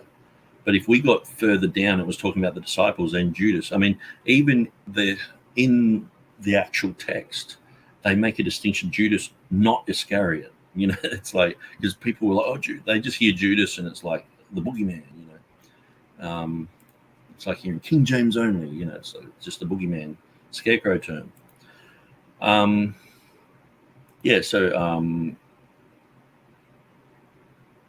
some KJV people can be confused. I find there's probably way more critical text people confused about that. But there are errors in the notes of the NET, though. See James Knapp's blog on that. Yeah, absolutely. And James Knapp's not a TR, King James version, whatever you want to label us as. He is against our position, but he would agree that the NET is filled with error. So your argument is the KJV is superior to the Greek because it provides additional insight into the Passover and Easter. No, my issue is, how would you translate that today? If we were to translate that today and say, okay, that means Passover, but the Christians were celebrating Easter. Okay, so Easter, if you just read it in the Greeks would see Easter all the way through. They would have to interpret it as Passover in all these places and then go, oh, finally they've got our definition, Easter. Pascha means Easter. And so where you can come from the other angle, it's all Jewish, it's all Passover. But it's like, like the New King James, but we understand that there is a lexical definition and a contextual definition. In the context, the only semantic range where you can have the resurrection Jesus Christ celebration mentioned is after the cross. So that's Acts chapter 12. Everywhere else is before. So I would say that is a good enough reason to have Acts as meaning the resurrection celebration. And so I'm not saying it's superior to the Greek. I'm saying Greeks, they read this and they understand it. And so the King James translators who were fluent in Greek understood it too. So, yeah. Dwayne Green says, sure you are. You don't have 60,000 plus notes without any errors. Yeah, but I guess when you were saying errors, it's not like, a typo here and there. We're talking about from verse 1, Matthew 1:1, a total, like denying the virgin birth error. Matthew 1:1 with genesios there being translated as genealogy. It's in the New King James. It denies the virgin birth. It's not the genealogy of Jesus. It's the genealogy of Joseph. So, and it denies that this is the book of the generation. This is the book about all that Jesus Christ generated, that he produced. This is a book about everything Jesus did. That's all it reads. It's the same word generation when you go back to Toledoth in the Hebrew. Genesis chapter 2, verse 4, it says, these are the generations of the heaven and the earth. So in other words, this is what, after God made the heaven and the earth, this is what was produced from that. So it's Matthew 1:1 is saying, this is a generation of Jesus Christ. So this is the book all about the life and times of Jesus Christ. It doesn't say this is the genealogy. The genealogy is a list. It's talking about the cursed genealogy of Joseph. Because Jeconiah is in there. Jeconiah, it was promised that no one from his lineage would ever sit on the throne of David. So why are they calling it in verse 1 the genealogy of Jesus? It's a massive mistake. And it's one hardly anyone ever talks about, because most people don't understand it. But I've got a lot of information on my website. So that's just verse 1. And then you just keep going through. It's mistake after mistake after mistake. So the thing is, if I believe the TR is correct, and I believe I can back up every single reading in the TR, then obviously I believe that any departure from the TR is a mistake. So if he's got 60,000 plus footnotes, there's 60,000 plus mistakes in there.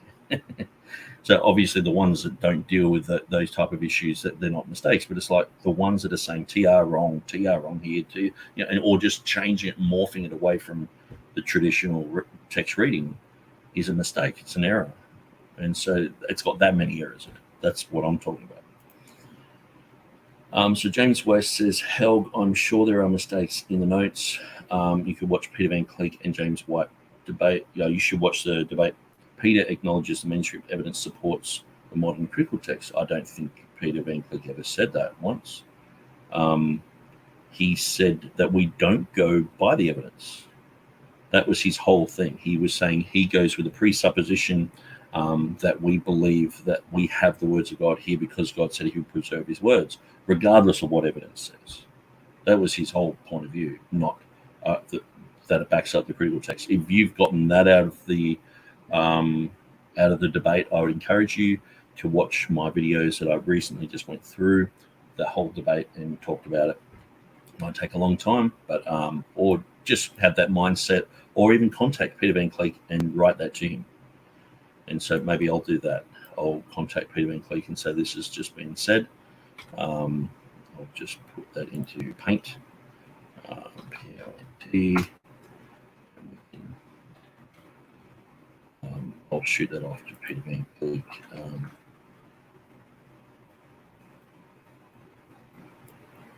In just a picture, so he can answer that for himself rather than us put words into his mouth or me misrepresent his position. I don't necessarily agree with Peter Van Cleek on everything, but I did enjoy that. So I'll just save that file, save as PG picture.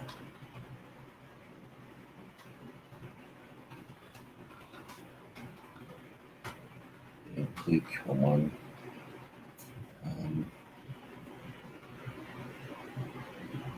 Okay. All right. So more from Helg. I was not thinking of technical errors. I should have said that, but I meant misleading notes regarding manuscripts. Also, in modern English versions, there are some misleading footnotes. Re the manuscript evidence. So everything must be read in some discernment and be checked with other sources. Helg says, but of course that goes without saying. James West says, I have read the net commentary on the longer Ennio Mark and Snap's argument. I thought the net was fair with its analysis. That's very interesting because James Snap is like James Snap Jr. Wallace Mark 16.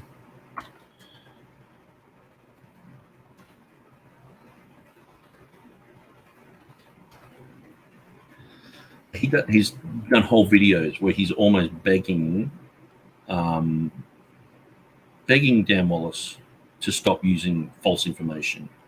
So here we go, text of the Gospels.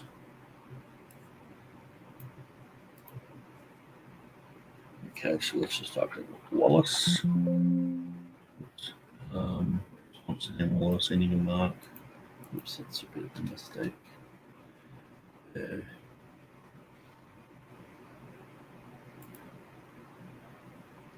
Okay, so let's go to there's Dwayne Green. Wallace. Okay, so search this blog for Wallace because he doesn't mention Wallace that much, but when he does, it's usually to do with this issue. Wallace. Mark.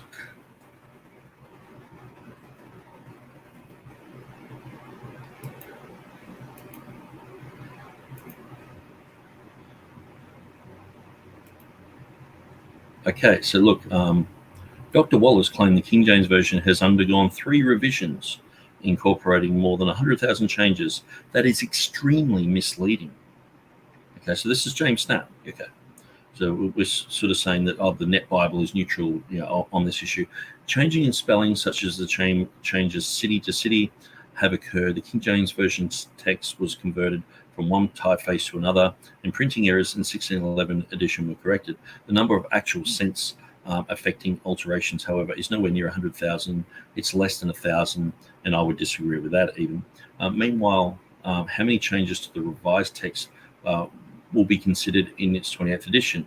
In the Gospels alone, there are over 400 changes from the 25th to the 27th edition of the Nestle Alarm text. How many changes will occur in the next edition of the NIV? Will the text of the next edition of Dan Wallace's net contain Mark 16, 19, 20, we'll have to wait and see. So he's pretty critical. So I'm just sort of obviously looking for something else, but I've just found that.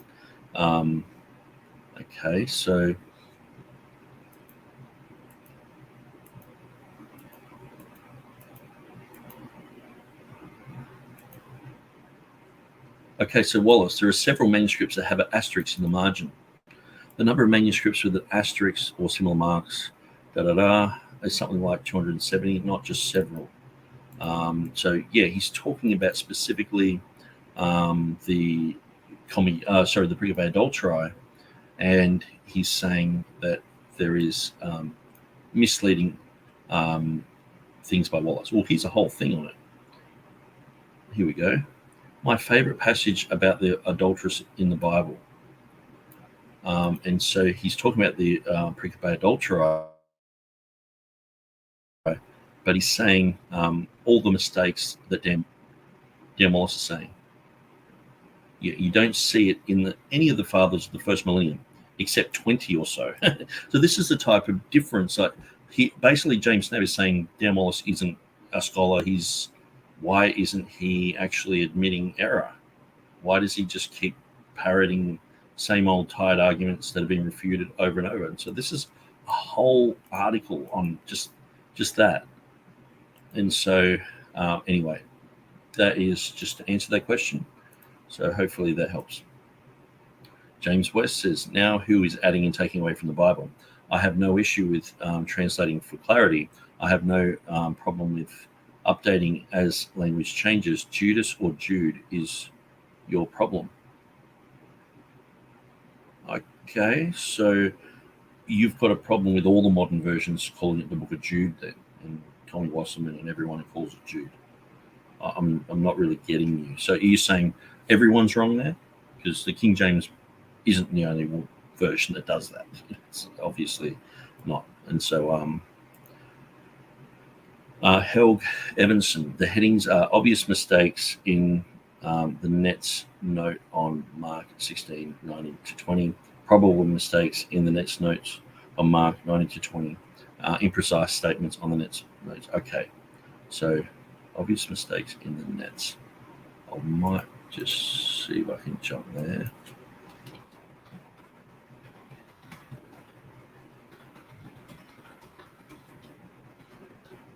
So I'll just go to Snap.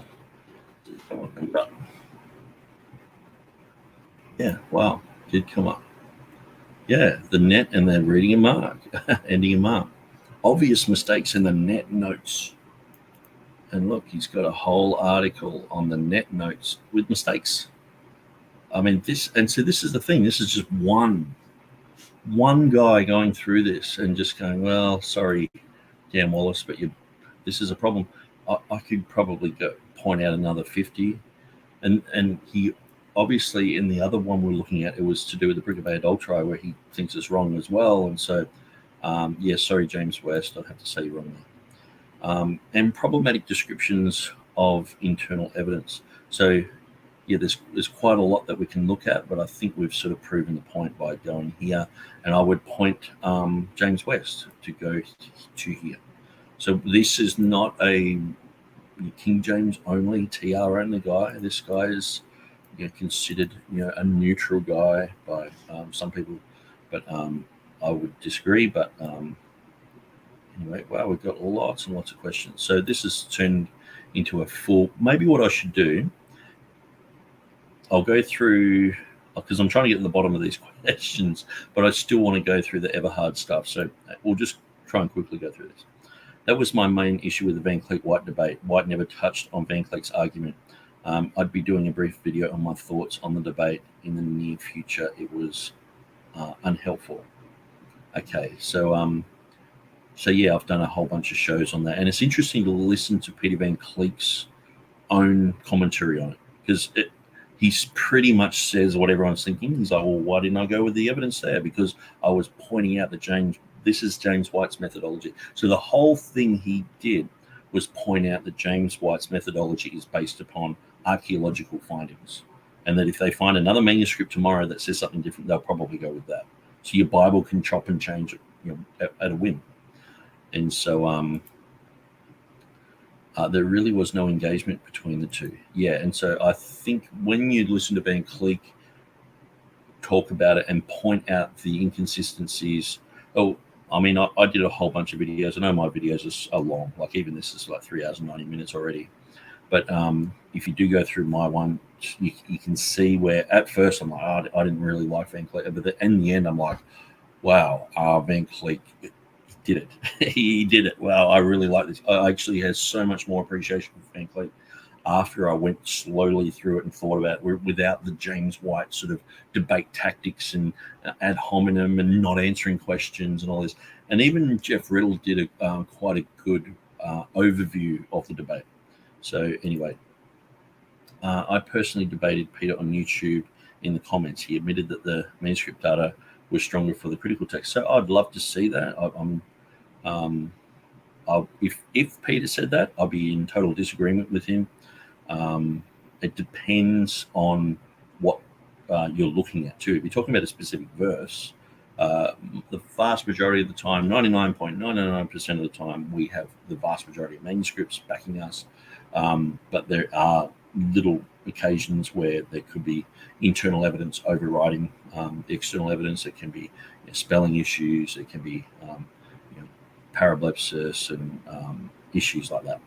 So it would be if you're talking about a specific verse, that can happen, but the vast majority of the time, it's not happening. So at Dwayne, because Peter is confused about knowing and showing, how can you respond to someone that claims they understand something in a properly basic way and the manuscript data doesn't matter?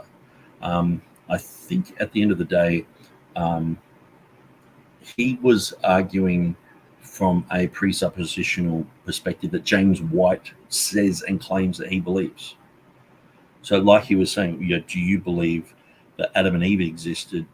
Why? Oh, because the Bible says so. Okay, so do you believe we have an infallible Bible with us today? Why? Or because of the manuscript. It's like you have to go with archaeology, or do you just go with it because the Bible says we have a Bible today? And so that was the whole thing, where there were times where I wish that Peter Van Cleek went to the evidential thing, because what it made it sound like, he was sort of not mentioning any evidence, where if it was me, I would have used both tactics. And I think someone like Jeff Riddle usually does use both tactics, but I can see what Peter Van Cleek was doing. It was actually very clever of him to do that. And a lot of it just went over most people's heads, but people who are in the know went, yeah, he's got James White on the ropes with this one. And it's amazing. And even halfway through, James White just turns around and says, I believe the Bible because the Holy Spirit's telling me that this is the words of God. And it's like, that's what Van Cleek's saying. And that's what James White's been attacking all night. It's quite amazing.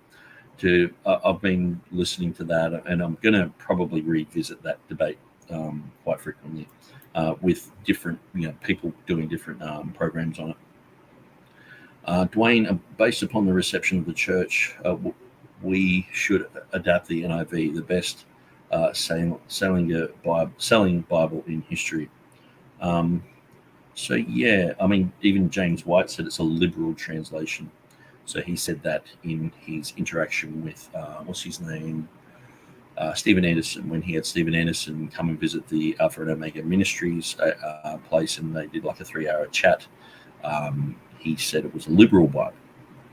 So I guess if you're into liberal Bibles, best-selling. Cleek's arguments were God's word regards itself as in autographic terms.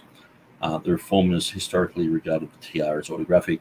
The probability of the TR is equal to the autographic text. Yeah, so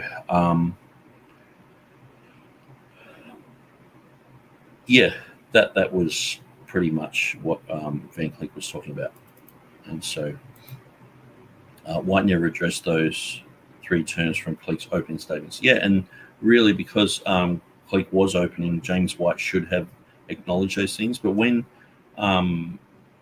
Van Cleek was asking questions to James White, he's saying, so do you think we should have a marginal note saying, about Jericho and things like that? And he's like, can you ask real questions? Like, it's not actually up to him to be a moderator and say you have to ask real questions. He's supposed to answer any question.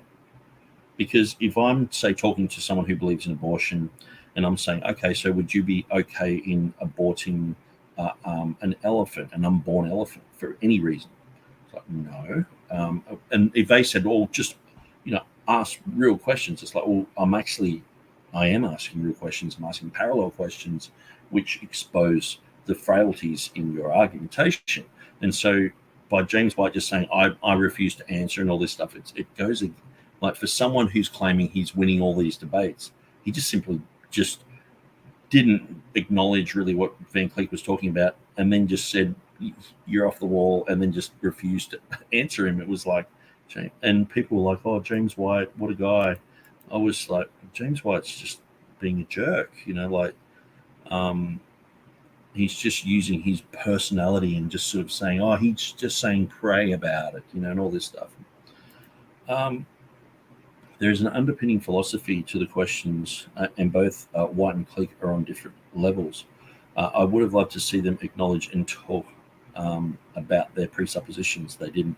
I guess because James White had lost the debate with the last 12 verses of Mark against Jeff Riddle, clearly lost that, and mentioned a whole bunch of things and got cornered to the point where he was sort of admitting that any manuscript evidence that turned up, he would be willing to change his Bible accordingly. And also, some of the things that were said, he cornered himself, and he couldn't answer them properly. And so Jeff Riddle skillfully sort of got him to admit that the last 12 verses of Mark, he said that they were Gnostic readings. He believed they were written by Gnostics. But then later on, Riddle said, so if we found enough manuscript evidence for the last 12 verses of Mark being genuine, would you go with it? He said yes. So in other words, we find a manuscript with these Gnostic readings in them, he'll go with it. And isn't that strange? He's walking around with the Bible with Gnostic readings in it. You're walking around with the Bible with Gnostic readings in it. 12 verses of Gnosticism. Well, it's so bizarre. But this is the thing. Jeff Riddle nailed him on that. And so he knew that Peter Van Cleek was of that school and he was going to go there. So he was just like, look, ask real questions. You could tell that James White was fully so defensive about going into that realm, because that really cooked him last time. And he almost just stopped talking about textual criticism completely. It was like, I used to watch The Dividing Line because it was fascinating to listen to a different perspective, and it would usually make me study. It was like, oh, he's saying this stupid thing, I'll prove him wrong, and I'll jump on the net and start going through stuff. But yeah, it was so the debate was not helpful. I think the debate was helpful in exposing that James White doesn't abide by debate standards, that he lets his friends be moderators. The moderators were biased against Peter Van Cleek. The moderators, who one of them is a multi-billionaire, he wouldn't even put Peter Van Cleek up in accommodation. They invited him, and they said, you're going to have to find your own accommodation because we don't know anyone who believes what you believe in this area, and no one would probably put you up in their house. Wouldn't he pay for a motel or so? He invited him there. It's like, you're a piece of scum, and so I go through all this in my videos. I'm not sure if you go through my videos, you'll get a different perspective. But it's interesting. But I believe the debate was very helpful in exposing White. It completely exposes White that he does not believe in a presuppositional perspective when it comes to bibliology. Everything else, he's like, Calvinism and all this other stuff, and God ordaining everything. God even ordaining child rape. You know what I mean? But then when it comes to the Bible, we're going to go with this archaeological evidence, or else you can't debate against the Mormons.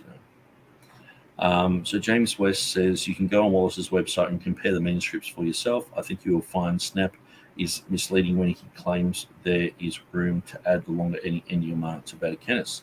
Well, a lot of people have said that. So this isn't just Snap. You're looking at what we're talking about today, majority text people, Pickering, Robinson, they've done that type of thing too, and said that you can fit the letters in.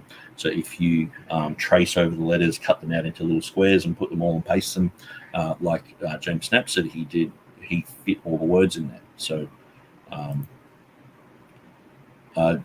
Dwayne Green, James went and painstakingly copied and pasted letters from the manuscript itself and fitted in there. Yeah, so that's the point that I'm getting to. So just saying it's not true, it's like, okay, well, I wouldn't say James Snap's a liar. I would say he's wrong in his theology, especially with his bibliology, but when it comes to this, I wouldn't say he's a liar. There's no question that it fits, yeah. So I would absolutely agree with Dwayne there. Dwayne, have you looked at the manuscript? James wrote it in a very, very unique way to accomplish the task. And so James Snap does talk about this quite recently. When we talked about it, I interviewed him on my channel. Okay, so precepts can use evidence. People in the... okay, so just cut out there a little bit. So we have Dwayne, have you looked at the manuscript and pictures of James adding it? So we have Alan Stewart saying, hey, Nick. James West, we can all agree that James White is not the greatest debater. He still won the debate pretty easily. No, he didn't. If you slow that debate down, it's not about feelings or emotion or like, wow, having, Kanye West to say I'm the greatest and, you just become the greatest. Sure, fans of Kanye West are going to go, wow, he's the greatest, but if you actually logically go through that debate and use, argumentation, looking at fallacies, looking at things like the bandwagon fallacy, looking at ad hominem attacks and all that, you can clearly see that James White lost that debate. So Jeff refuses to answer which TR. No, he doesn't. He says it's a Scrivener text, and he made a video like a week ago on that, and just saying that he said that for years and years and years and years and years. And he says that Mark Ward in his which TR document is basically says most people, so I might even just jump on there, which TR Mark Ward, so it should come up somewhere.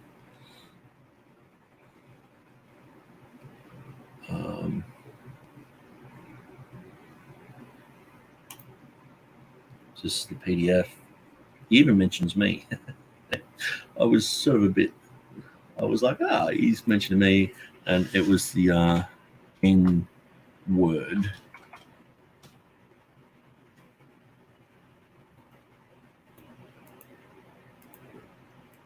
Maybe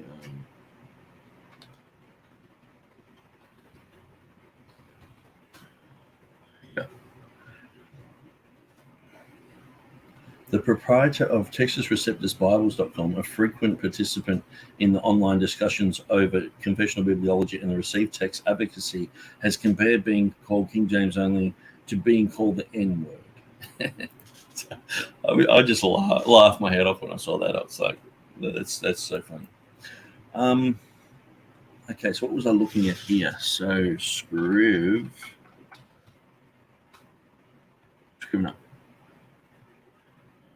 So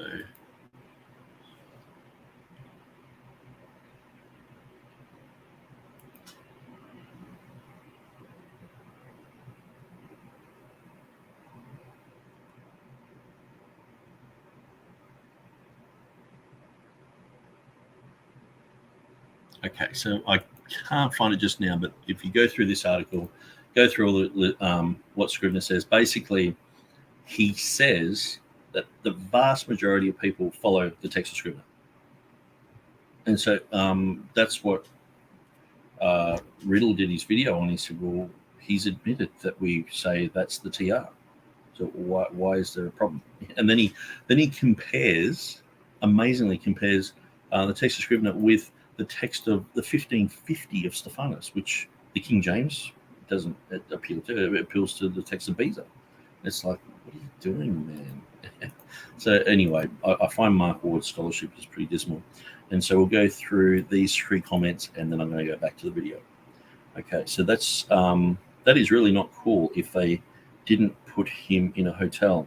I think my biggest issue with White is he is not charitable to fellow Christians about minor differences. Yeah, so I've been on the other end of James White, and it's amazing what the length that he will go to slander you.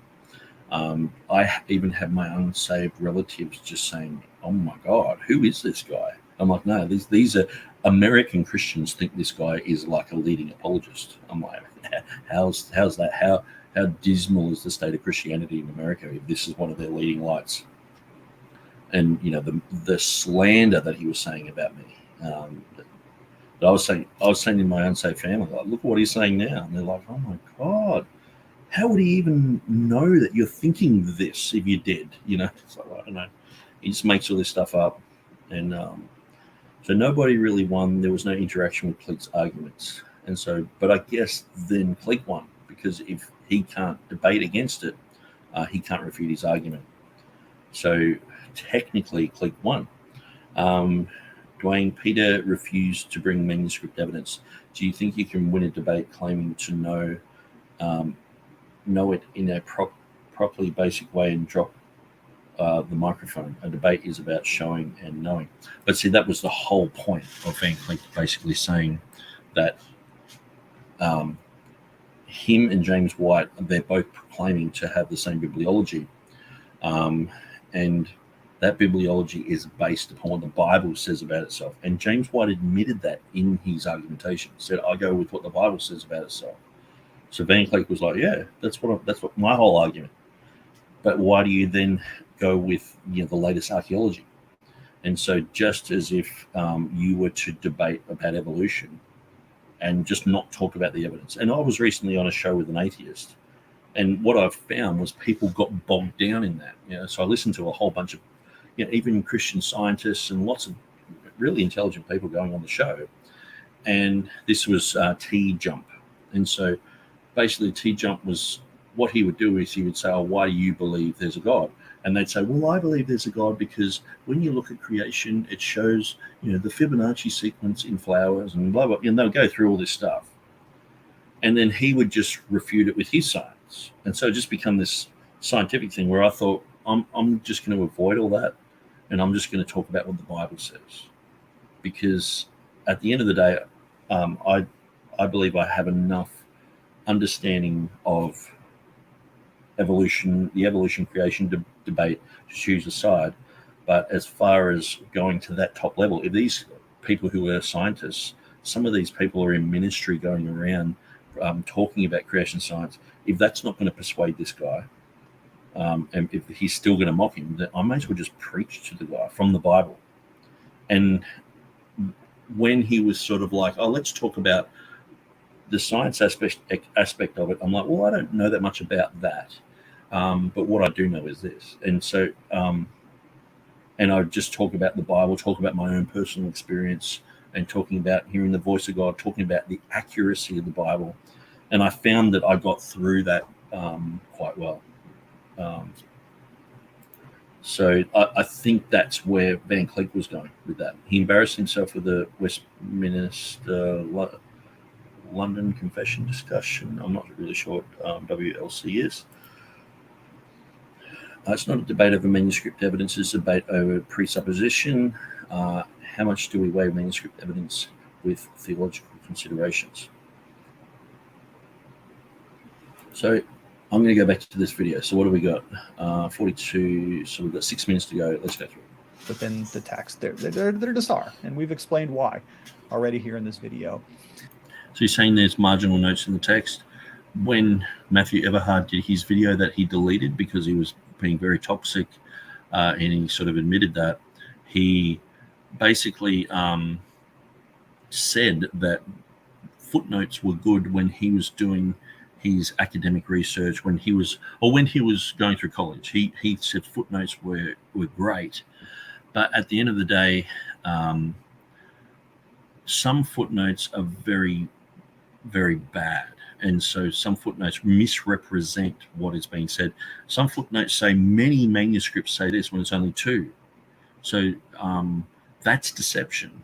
And so even James Knapp, who Everhard should be looking to as a bit of a voice for the majority and all that sort of stuff, he's on our side of the fence with all that. So let's continue.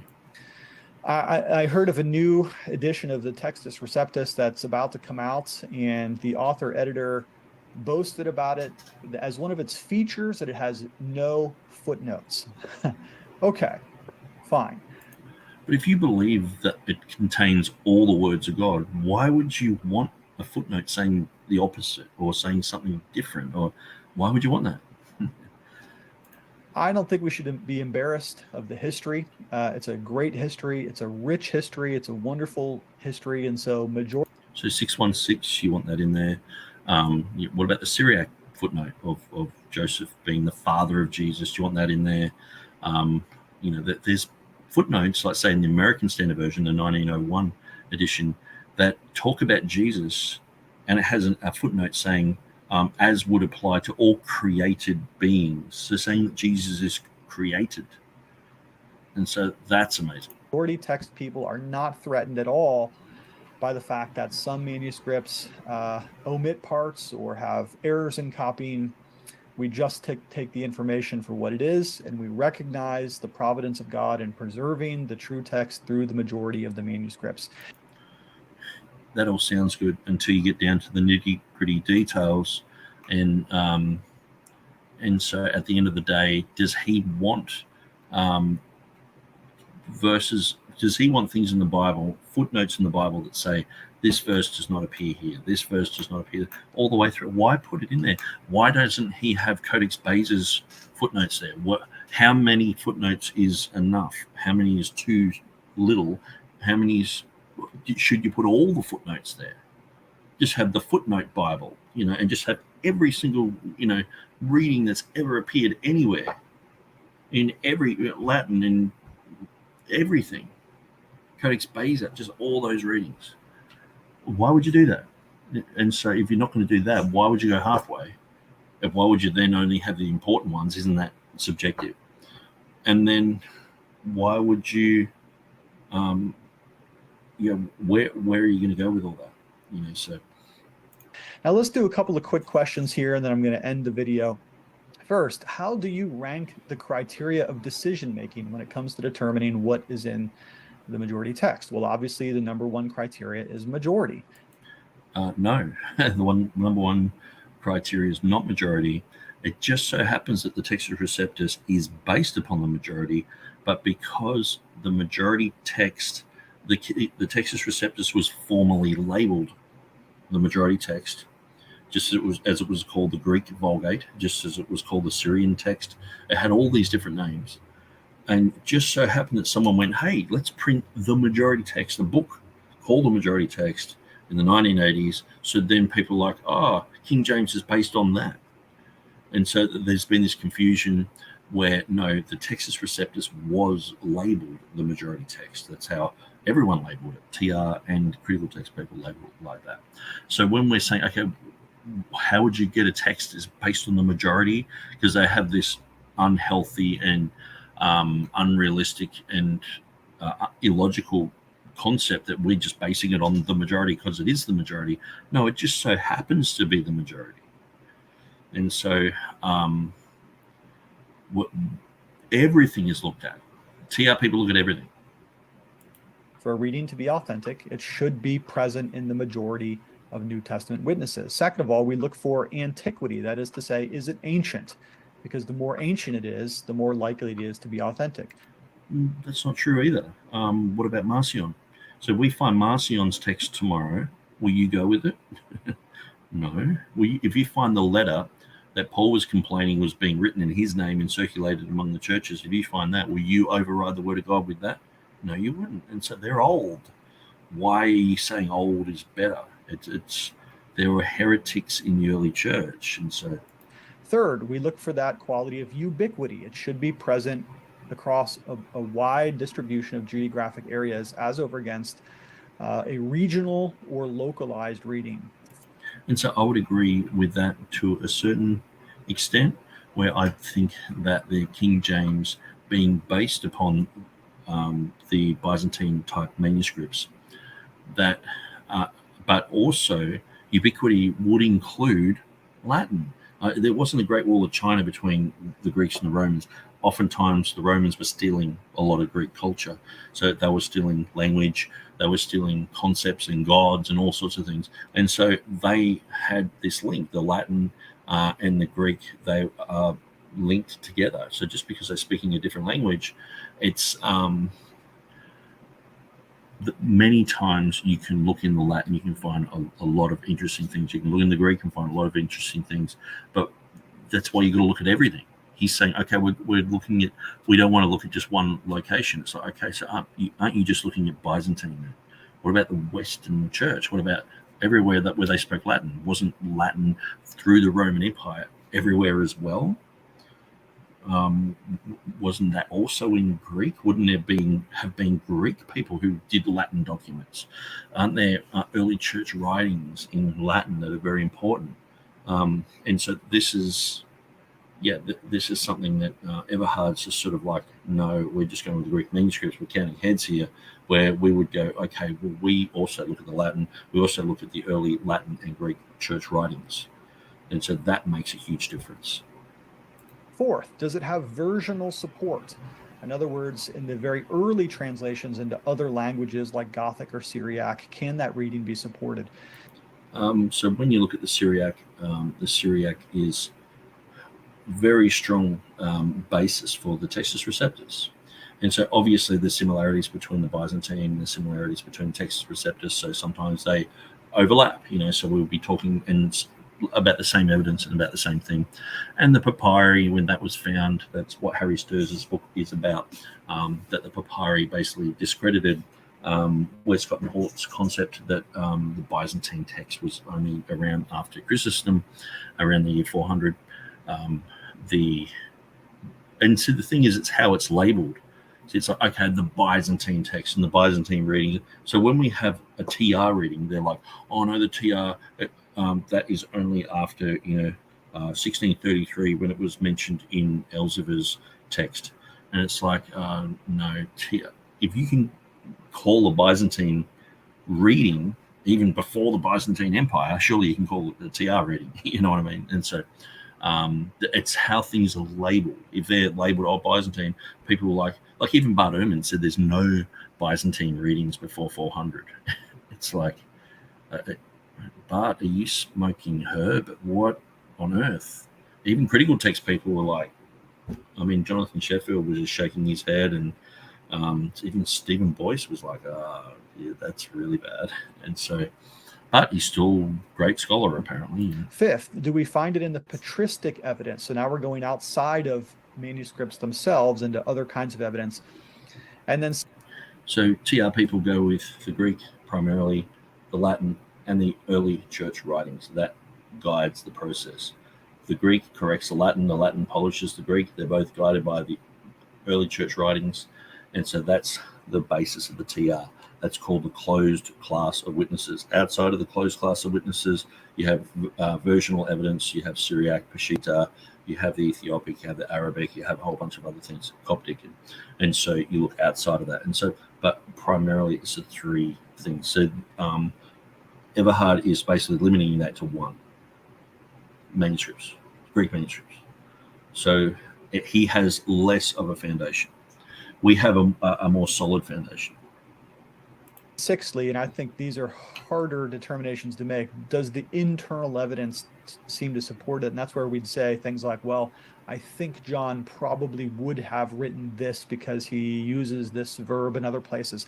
Personally, I don't tend to find those arguments very compelling. But so I would rank that sixth. Okay, so majority text position kind of puts these three things as the top criteria: majority, antiquity, and ubiquity. Now let's go to. Okay, so I think what he's mentioned here, he's actually gone against, because he just goes with number one, majority. He said he doesn't care about antiquity because that's subjective. That's paleography. That can be an art form. So he clearly said that. And so compelling. Third, we look for that quality of ubiquity. It should be present across. So he doesn't care if it's everywhere. He's going only with the majority. So he's actually not. He's only going with number one. Antiquity doesn't matter. It doesn't matter if it's everywhere, as long as you got the numbers. And he doesn't care about. You could have all the Latin editions have it, versional support, but he's not looking at that either. He's not looking at patristics. I mean, the Comma Johanneum is just quoted all the way through the patristics, but he's not interested in that. The internal evidence, the Comma Johanneum again, the solecism that's there, he's not interested. So he's only going with number one. That's it. So that's the thing. He's making all these claims. Well, we're going through this and we're going through that, but at the end, he's just like, we're just counting heads, and that's it. And so he confidently is saying this, but he's actually, how would you rank the criteria of decision? Okay, he's going number one, majority, but the rest of it, they're thrown out the door. And so, anyway, let's continue. A wide distribution of geographic areas as over against a regional or localized reading. Fourth, does it have versional support? In other words, in the very early translations into other languages like Gothic or Syriac, can that reading be supported? Fifth, do we find it in the patristic evidence? So now we're going outside of manuscripts themselves into other kinds of evidence. And then sixthly, and I think these are harder determinations to make, does the internal evidence seem to support it? And that's where we'd say things like, well. So I'll just quickly go through. James Boyce says, the church has embraced a critical text. The vast amount of Bibles read and brought critical text. So should not the precept be NA only? Well, the critical text has so many errors in it. So that's the problem. I mean, if a Jehovah's Witness, if it was just a matter of how many Bibles, if a Jehovah's Witnesses just had their print machine going all day, every day, and it handed them out for free or charged 10 cents for a Bible, and they win the popularity contest, that's not what it's about. And I know some people make out that that's what the King James guys did, but it's just it's become the most popular, so that's it. But at the end of the day, it's not just because it's popular, it's because it's revered by scholars as being accurate, and so that's the difference. Dwayne Green says, which part of the church? There's a number of the church that still maintain TR, a number of others, like Calvary churches, for example, that use the New King James because it's closer to the majority. Eastern Orthodox Church still use that in 2080s. So I wouldn't say that the New King James is closer to the majority. I would say it's a TR text. It actually is probably closer to the critical text in places where it departs, like say 1 John chapter 3 verse 16, where it omits the love of God there. And so I would consider the church to be the body of Christ. This would be anyone who confesses the core tenets of the faith. It's clear. The critical text is one in that arena. But like I'm saying, the New World Translation is the best critical text Bible. It follows all the critical text editors' decisions. The King James is revealed by scholars today. The NA clearly wins in that arena as well. But it just depends. I mean, see, the thing is, just because something, I don't know where you're getting this thing, is just a popularity contest. I know some people say that, but we're not saying that at all. And so we're looking for accuracy. See, I used to think if you showed people where there was error in their Bible, they would go, there's an error in my Bible. Maybe I should think about getting a different Bible that's correct. But then I realized that they're like, all translations have errors. And so then I was like, okay, I'll show them errors in their Greek Bible. And so I'd show them errors. And instead of going, that's got an error in it. Yeah, it's got a silly reading in it. It's got the wrong genealogy, wrong history. It's got a contradiction. It's got a wrong geography and all that sort of stuff. Instead of going, I'll think about going somewhere else, they go back to Metzger, who goes, these mistakes are in the originals. So the originals were wrong like that. So that's where I don't know what to do after that. I'm just like, because to me, the correct text is the one that God made, because God does correct things. If he made a book on mathematics that said 1 + 1 = 2, I would go with that. If it said 1 + 1 = 3, I'm like, that's a wrong reading. And so I don't find any wrong readings in the King James or in the TR. So anyway, I'll try and finish this video.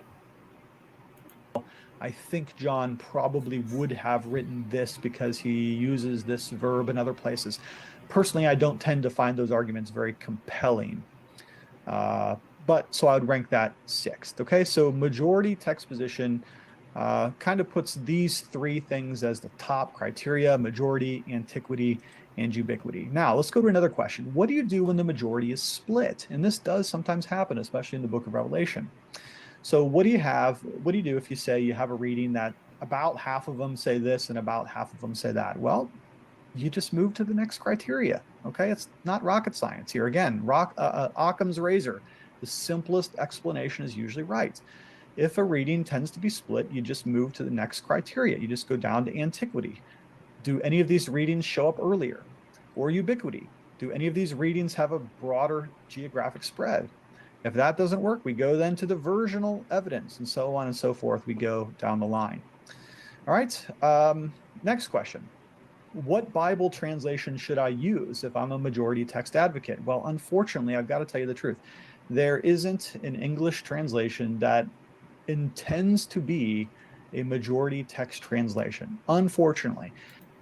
So it's like, I mean, if you look at, say, the TR, it's been translated. I mean, the Bible societies, that's all they used up until Westcott and Hort came along. Unitarians came along with the Westcott and Hort text. The Trinitarian Bible Society was formulated because the Bible Society became the Unitarian Bible Society when in 1831 there were so many Unitarians there that the Trinitarians, a lot of the Trinitarians left and started the Trinitarian Bible Society, because they realized that every time they get up at a conference or whatever and they talk about the Trinity or Jesus' deity, they get booed and hissed at, and they were getting mocked. And so they thought, well, we've got to leave. And these people were constantly putting in readings that would downplay the deity of Christ. And so obviously Unitarians have won out. So the Nestle Alarm text is, when I say Jehovah's Witnesses New World Translation, people are like, oh, you can't relate this to. But basically the Nestle Alarm text is based upon the Westcott and Hort text, which is the fruit of Unitarianism. So George Vance Smith was a Unitarian who worked on that text. And so I'd like to see what James West thinks about George Vance Smith. Do you think that he was a good choice to have working on the Westcott and Hort text? Metzger said that when they did their text with Kurt Aland and Carlo Martini, who was in line to be a pope, that they basically used the text of Westcott and Hort, and the Nestle text is based upon Westcott and Hort anyway. So it's basically Westcott and Hort text with some emendations. So what does he think about George Vance Smith being involved in that and writing a book about it, saying that there were favorable Unitarian concepts that are now in the Bible because of his influence?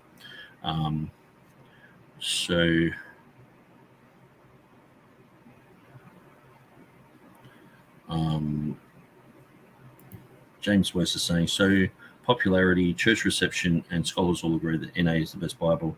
What arguments do we have for the TR? I don't know anyone who's arguing that. I guess Kanye West is God. A lot of people think that. Popularity, a lot of people think the Pope is great. I think he's an antichrist heretic. So my personal Greek text would be the Tyndale's Greek New Testament, which is really close to the NA. How close are you to that position? So, I know he's talking to Dwayne there, but I would say that both of those texts are utterly corrupt. The New World Translation is universally condemned by scholars. Yeah, and that's one aspect of the Unitarian influence on the Jehovah's Witnesses, but the Unitarians did have a huge influence on Westcott and Hort text and the Bible societies. So no Christian has actual access to the majority text Bible. So according to me, the church still doesn't have a Bible. Yeah. And see, that's the thing. It's like, yeah, we're going with the majority text because it's just, and it's like, okay, so where is this being translated into English? And see, the thing is, he's not offering, there are actually translations out there. He's not offering them. And I think this too is evidence that he doesn't know much about the majority text.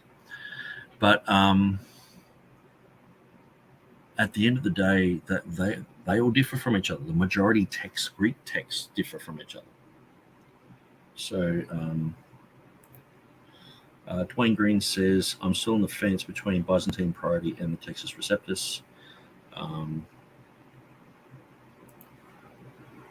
Alan Stewart said, James West, you're using the bandwagon fallacy. ESV is more clear on the Trinity than the King James Version. No. I don't think so. Alan agreed. That was Peter Van Cleek's argument that I used to show a problem with the argument. Okay, so let's continue the video. You've got your King James Version and you've got your New King James Version, both of which are based on the TR, the Textus Receptus.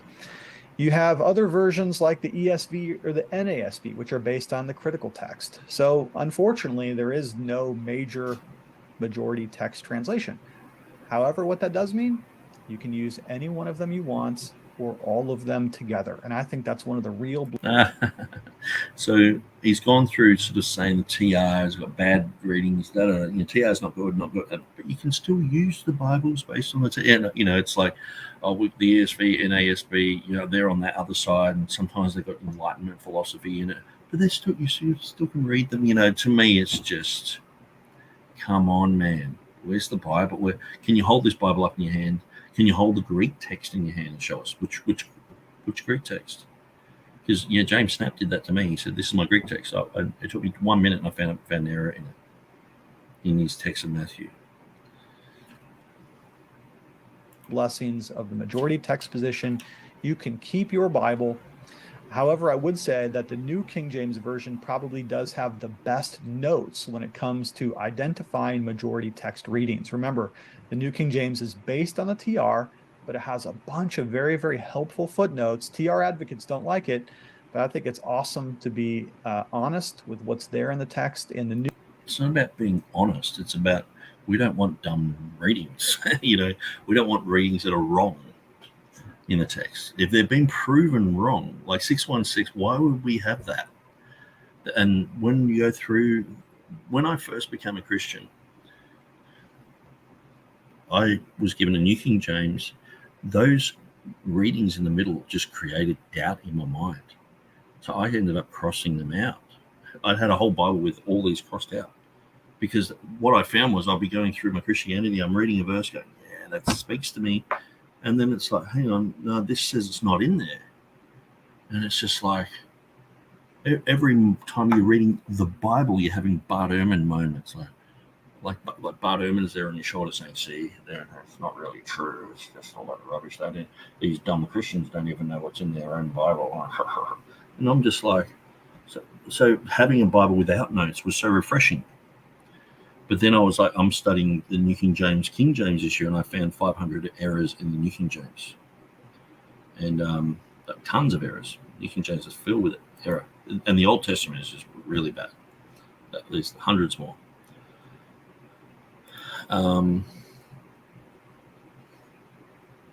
Jude, critical text is much better on the Trinity. Which critical text? The one they've recently brought out, the NA28, with the reading of Jesus, brought them in. That's a new text. Like a lot of the modern Bibles don't even have that yet, because it's such a new fandangled reading. I guess they could change that back in the next edition. Who knows? CBGM could come along and say, "Oh, we're wrong. Let's change it back again." With new manuscript evidence, it might. Who knows who's leading people out of the Promised Land or into the Promised Land or whatever they're doing. Dwayne Green, that's good news. Don't be sitting there too long. James West, Dwayne, I get the Byzantine argument. The TR side is just silly in my opinion.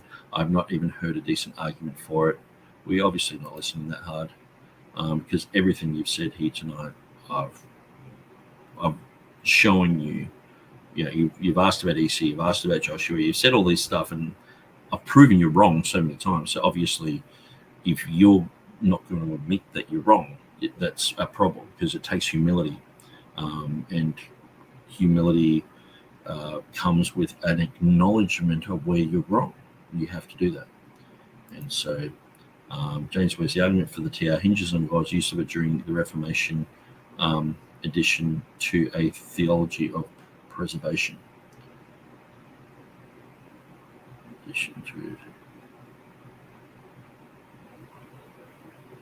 Yeah, probably for the confessional bibliology guys.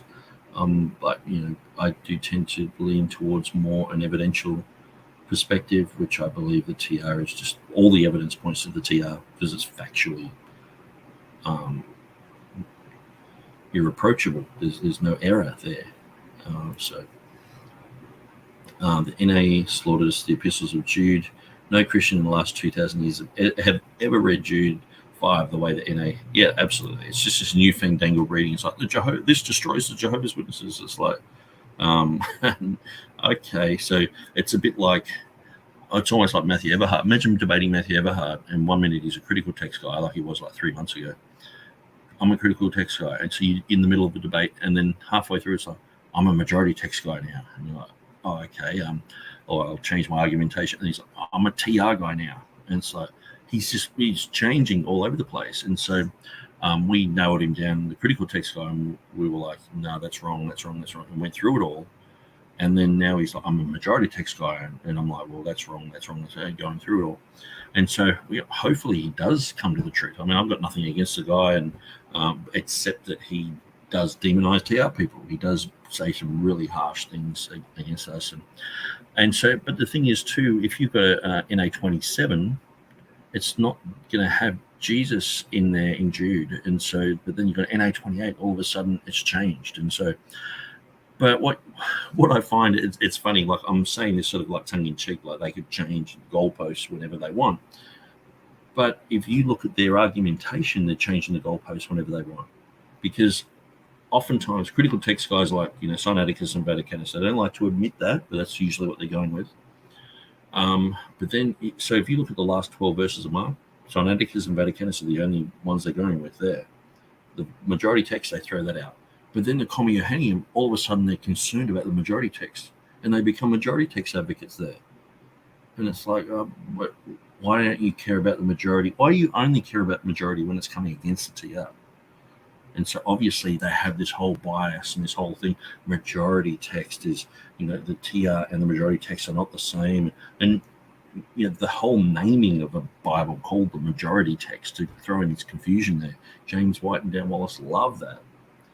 And so they become majority text advocates all of a sudden. In their debates, they debate majority text material. And it's like, and then they're like, oh, you TR people claim to be majority text people, but you're not. And it's like, we don't even claim that. There's some uninformed people might.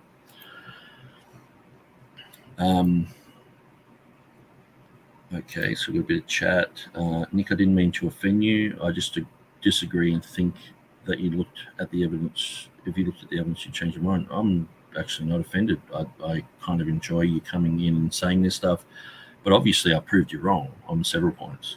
And there's things like Easter that I know my stuff about, and I would say that I could debate anyone, even David Crystal, the world-leading English expert, world-leading grammarian on the English language.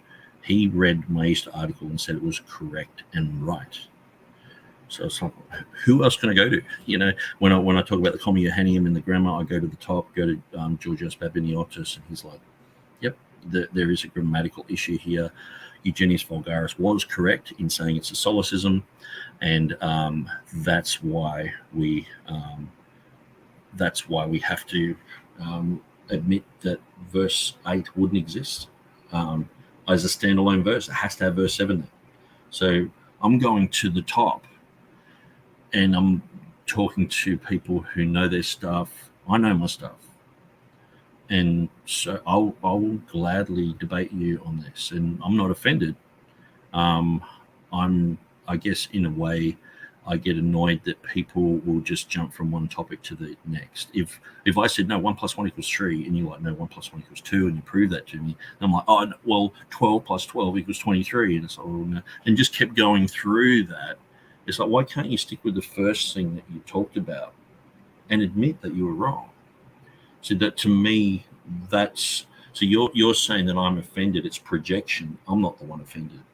I think that you would be offended that I've schooled you and that you've been humbled and you weren't expecting someone to have the answers for all your questions. And so if I was you, I would just accept that you've been schooled and humble yourself and look into what I've said. If what I've said is wrong, prove it. If what I've said is correct, go with it. That you asking me questions doesn't offend me. I get asked this day in, day out, all the time. I still love you as a brother in Christ. I mean, I don't know if you're a brother in Christ. I simply don't know. I met a lot of people who call themselves born-again Christians. Jesus said, many will say to me on that day, haven't we done this and done that? And so I never knew you. And so I don't think that critical text people acknowledge that we're even Christians.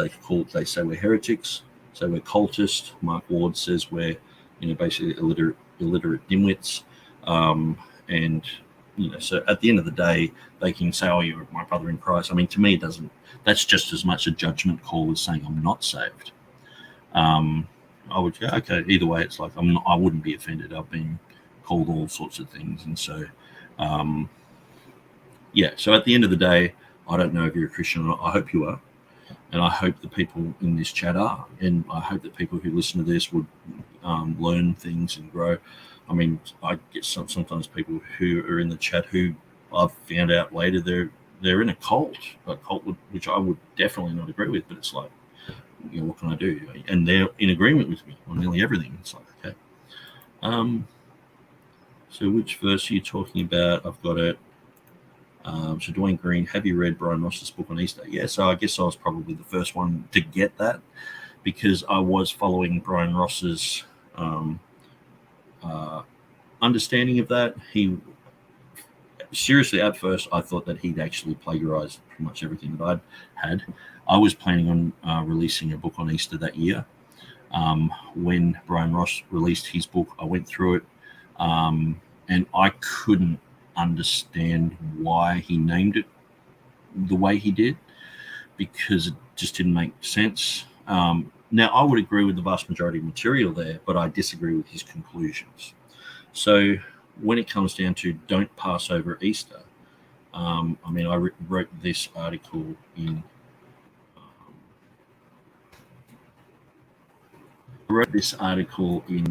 1995. Why we should not pass over Easter. So the book Don't Pass Over Easter, I've written this specifically why we should not pass over or put Passover in the place of Easter. So it's obviously, in rap they call it bars. It's like using Passover as passing over or the Passover. So I've got why we should not pass over Easter, but I've got that in capitals. So it's, why we should not put Passover in the place of Easter. And so with Brian Ross's Don't Pass Over Easter, he's sort of using the same type of methodology that I've used, which I'm the only one who I know that's used that methodology. Don't pass over Easter, but he does pass over Easter. He says that Passover and Easter are synonymous. And so where he gets that is from the Oxford English Dictionary, which I refuted in my first article in 2005. So I knew his argumentation in 2005, but I rejected it because obviously Easter because there's no explanation as to why historically from that point the word Easter just basically meant the resurrection celebration from the King James. So that was the place where that had moved to just meaning that. Where beforehand, and I mentioned this in my articles as well. So you say if we go to article number 2, if I go to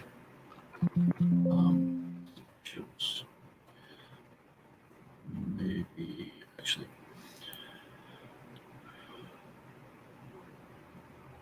okay, so I talk about Henry Saville, a lot of his information there, the Contradictions. But yeah, so this sort of stuff, like I think I wrote this second article in 2011. The third article, part 3 here. So I specifically talk about who I've contacted, Jack Mormon, D.A. Waite, and how this was I talk against the pagan concept. I talk about the Greek and bead and pagan roots. And so the King James Today website, which was footnoted in Brian's book, is like I know the author of that website. We traded a lot of Easter information together, and so we're pretty much on the same level there.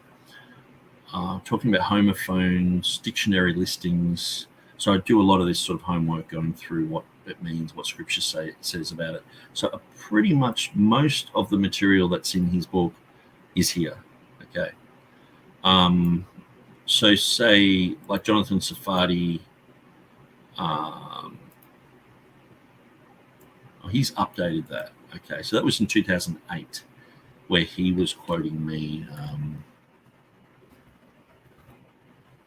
Following the article, very informative, Nick says, why we should not pass over Easter. So that was in Contending Earnestly for the Faith in 2008. So I wrote the article in 2005. Philip Howell, he published it in 2008. So it's like, I mean, to me, Brian Ross's material it's all good, except when basically he's saying that the Oxford English Dictionary, because they are basically saying that Easter and Passover was synonymous in the earlier translations, like Bishops and Geneva, that's the same as the King James. Where my point of view is that the King James put it in its correct semantic range, using Easter only once there, and that's where it should be, because it actually means the resurrection.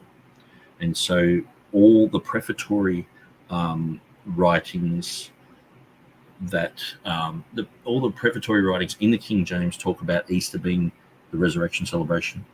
Historically, from that point on, it's very rare to find anyone, unless they're talking about that period of the Geneva and Bishops and Coverdale, all the rest of it, unless they're talking back in that period, it's very rare to find someone saying the Passover meaning Easter or Easter meaning Passover. They usually got these two distinct terms. So that came from the King James, that type of split. And also the early church writers, they used Pasch, and it was just dependent on the context, whether it meant the resurrection celebration or it meant Passover, the Old Testament. So wouldn't we also look at that being a pattern of what Luke did? And so Luke going, okay, well, here's Passover here, here's Easter here, but it's the same Greek word. It's just the context. And so obviously they didn't say Easter, we say Easter today, or Passover, we say Passover today, but they knew what they meant in that context. And so, and also having the verses where it says clearly that it was the Jews' Passover, a celebration of the Jews. I think it says in John chapter 2. And so that is obviously there was a different type of Passover happening, or in the Greek it would be the Jews' Pascha. So obviously the Greeks had their Pascha that they're celebrating in Laodicea or whatever. They're celebrating Easter, and it's like, oh well, when we read the Bible, oh that's the Jews' Pascha. They're talking about the Jews' one, not the one that we're celebrating today. And so, so I guess we wouldn't know about anyone's salvation but our own. I think we can be relatively confident in anyone that confesses the core tenets of faith. Yeah, I've just met so many people in my years and years of street preaching. Probably about 1 out of every 20 people who claim to be Christian are simply not. And usually I'll just ask a few questions, and usually they're screaming at me, yelling at me, saying I'm a Pharisee, whatever. And it's like, okay. And so you just sort of, after a while, you know which buttons to push. You just push that one and start swearing, or push that one and just say, oh, what do you think of Benny Hinn? Do you think he's a false prophet? Oh, no, he's a man of God. And so you just get into this whole thing, and then they're screaming at you. And one guy punching me. It's quite amazing, to see how people really react. So I just don't take on face value when people say they're a Christian, especially when they say they're a churchgoer. I mean, that's huge. So many people go to church, but when they say I'm a Christian, it's like, okay, born again Christian. When did you become a Christian? I was born. It's like, oh, okay, and you start going into it, and I go to the revival center, I got water baptized, I do this and that, and it's like, I go. I'm confused on Easter. If anyone from the critical community claiming Easter was pagan, is anyone claiming it was pagan? I thought the explanation came from Sandgip and Gale. Were they KJVO? Yeah, there was a group of people, King James onlyists, I guess you'd label them, who were saying that it was pagan. James White in his book says it's pagan. Mark Ward, I guess he's read my material and probably even Brian Ross's material. He's saying it's not pagan. And so, so it's not pagan. A. Hannah says, I'm sure Satan can confess the core tenets of the faith without blinking an eye. Absolutely. My belief is that the King James translators used Easter because it was the first Passover after Christ was born. My personal belief is that Passover is a better rendering of Luke's intent. I'm not sure about that. I don't really understand. It's the first Passover after Christ was born. But I'm a good person. Yeah, we're going all, was it Way of the Master here? Correction on James White, he quotes Gipp and Gale on Easter. Yeah, but he does say it's a pagan festival. So born, not born, risen. Okay, yeah. So I don't think it was the first. I think it's the first mention, or it's the only mention after the resurrection. So, but anyway, I'll finish this video because I've got to go soon. It's been 4 hours and 20 minutes. So let's just continue. New King James does a great job of identifying when it departs from majority text readings. Okay, final question. What do you do when a variation comes up in a sermon? Let's say you're preaching or teaching in church. Well, you got options. Yeah, there are variations in the manuscripts. Don't panic, don't freak out, all right? Don't shed a tear. First, you can simply explain it to the congregation. If the variation is significant enough that it requires a little bit of explanation, do it. Just do it. Just tell the people it's there. They're not going to all of a sudden, become Hare Krishnas or something like that. Like, believing people continue to believe. Not only does God preserve his word, but he also preserves his saints. So don't be afraid. So this is one of the things where I guess, in the Calvinist community, it's like you're being ordained to salvation anyway. So there's really nothing that can happen. No one can snatch you out of God's hand. So you can have Bart Ehrman there every day just saying, this is wrong, this is wrong, and they will just say, well, that's fine. You're safe in God's hands, sort of thing, where I would disagree with that. To just tell your people the difficulties, and if you don't know, just say you don't know it. Or if you don't want to explain it, you can ignore it. Because many of these variations are so minor, they make virtually no difference in the reading of the translation. So why then do we have to have it in Bibles? Why then do we have to have Textus Receptus editions with footnotes? If it's okay for the average person to ignore it, why can't we ignore it too? And he's contradicting himself again. Or the interpretation, doctrinally speaking. So you can just gloss over a bunch of these problems. Just ignore them. Who cares how you spell the name Junia or something like that? It doesn't matter. Just ignore it. Yeah, but that's not the type of things that end up in marginal notes. We know the double bracketed 12 verse sections that are there. Third, if you're going to try to explain it, give some resources. Okay, here we go. Dan Wallace, James White. Your people are smart. Guess what? They know how to read. Okay, your people can look things up. Your people are as smart as you. And I think this. So the whole thing, give resources. It's like, okay, well, which type? And the thing is, Matthew Everhard, you can tell by what he's saying, he is saturated with critical text concepts, and now he's become a majority text guy. So he's trying to still sort of have the best of both worlds. But the thing is, he really needs to look at, and I'm glad that he's reading, the King James version defended by Hills and others.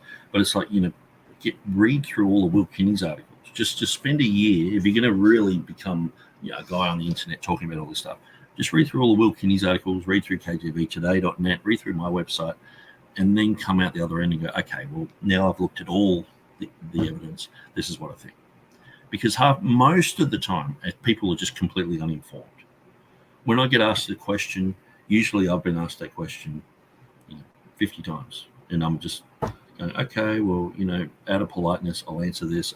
You can go to my website, you can look at this. And I say with the Easter thing, I was getting asked so often that's why I made a website about it, because I couldn't spend that much time on the internet answering and a lot of the time people would say, oh, it's a pagan, and just debating the whole pagan thing. For me, not to have to debate the pagan thing is like, finally people are realizing it's not pagan.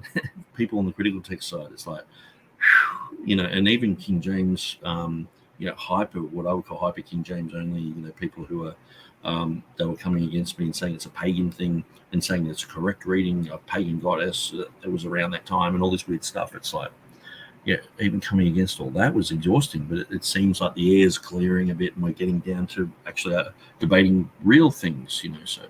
This is one of the problems with pastors, is they tend to, unfortunately, think that their congregations can't understand these things. In reality, many of your people, pastor, are smarter than you. If you can understand it, they can understand it. They just need somebody to explain it. All right. Well, listen, I hope that that this gave you a little bit of hope. I hope this gave you a little bit of clarity. The majority text position is ironically a minority position, but I think it's entirely reasonable, and it certainly defends and supports God's divine, miraculous preservation of his inspired, inerrant, and infallible word. Hey, thank you so much for hanging with me through this long video. Do love you lots, and we'll talk to you later. Oops. What's up, everybody? Pastor Matt here. Thanks for checking out the YouTube channel. Okay, so Alan Stewart said, if the Lord can't keep his word, he can't preserve his saints either. Absolutely. Imagine going to the pearly gates and it's like, okay, well, my name's in there. Just look under S. So, sorry, that those 12 names were deleted. If God promised to keep his word on earth and he can't, what makes you think he's going to keep his words there?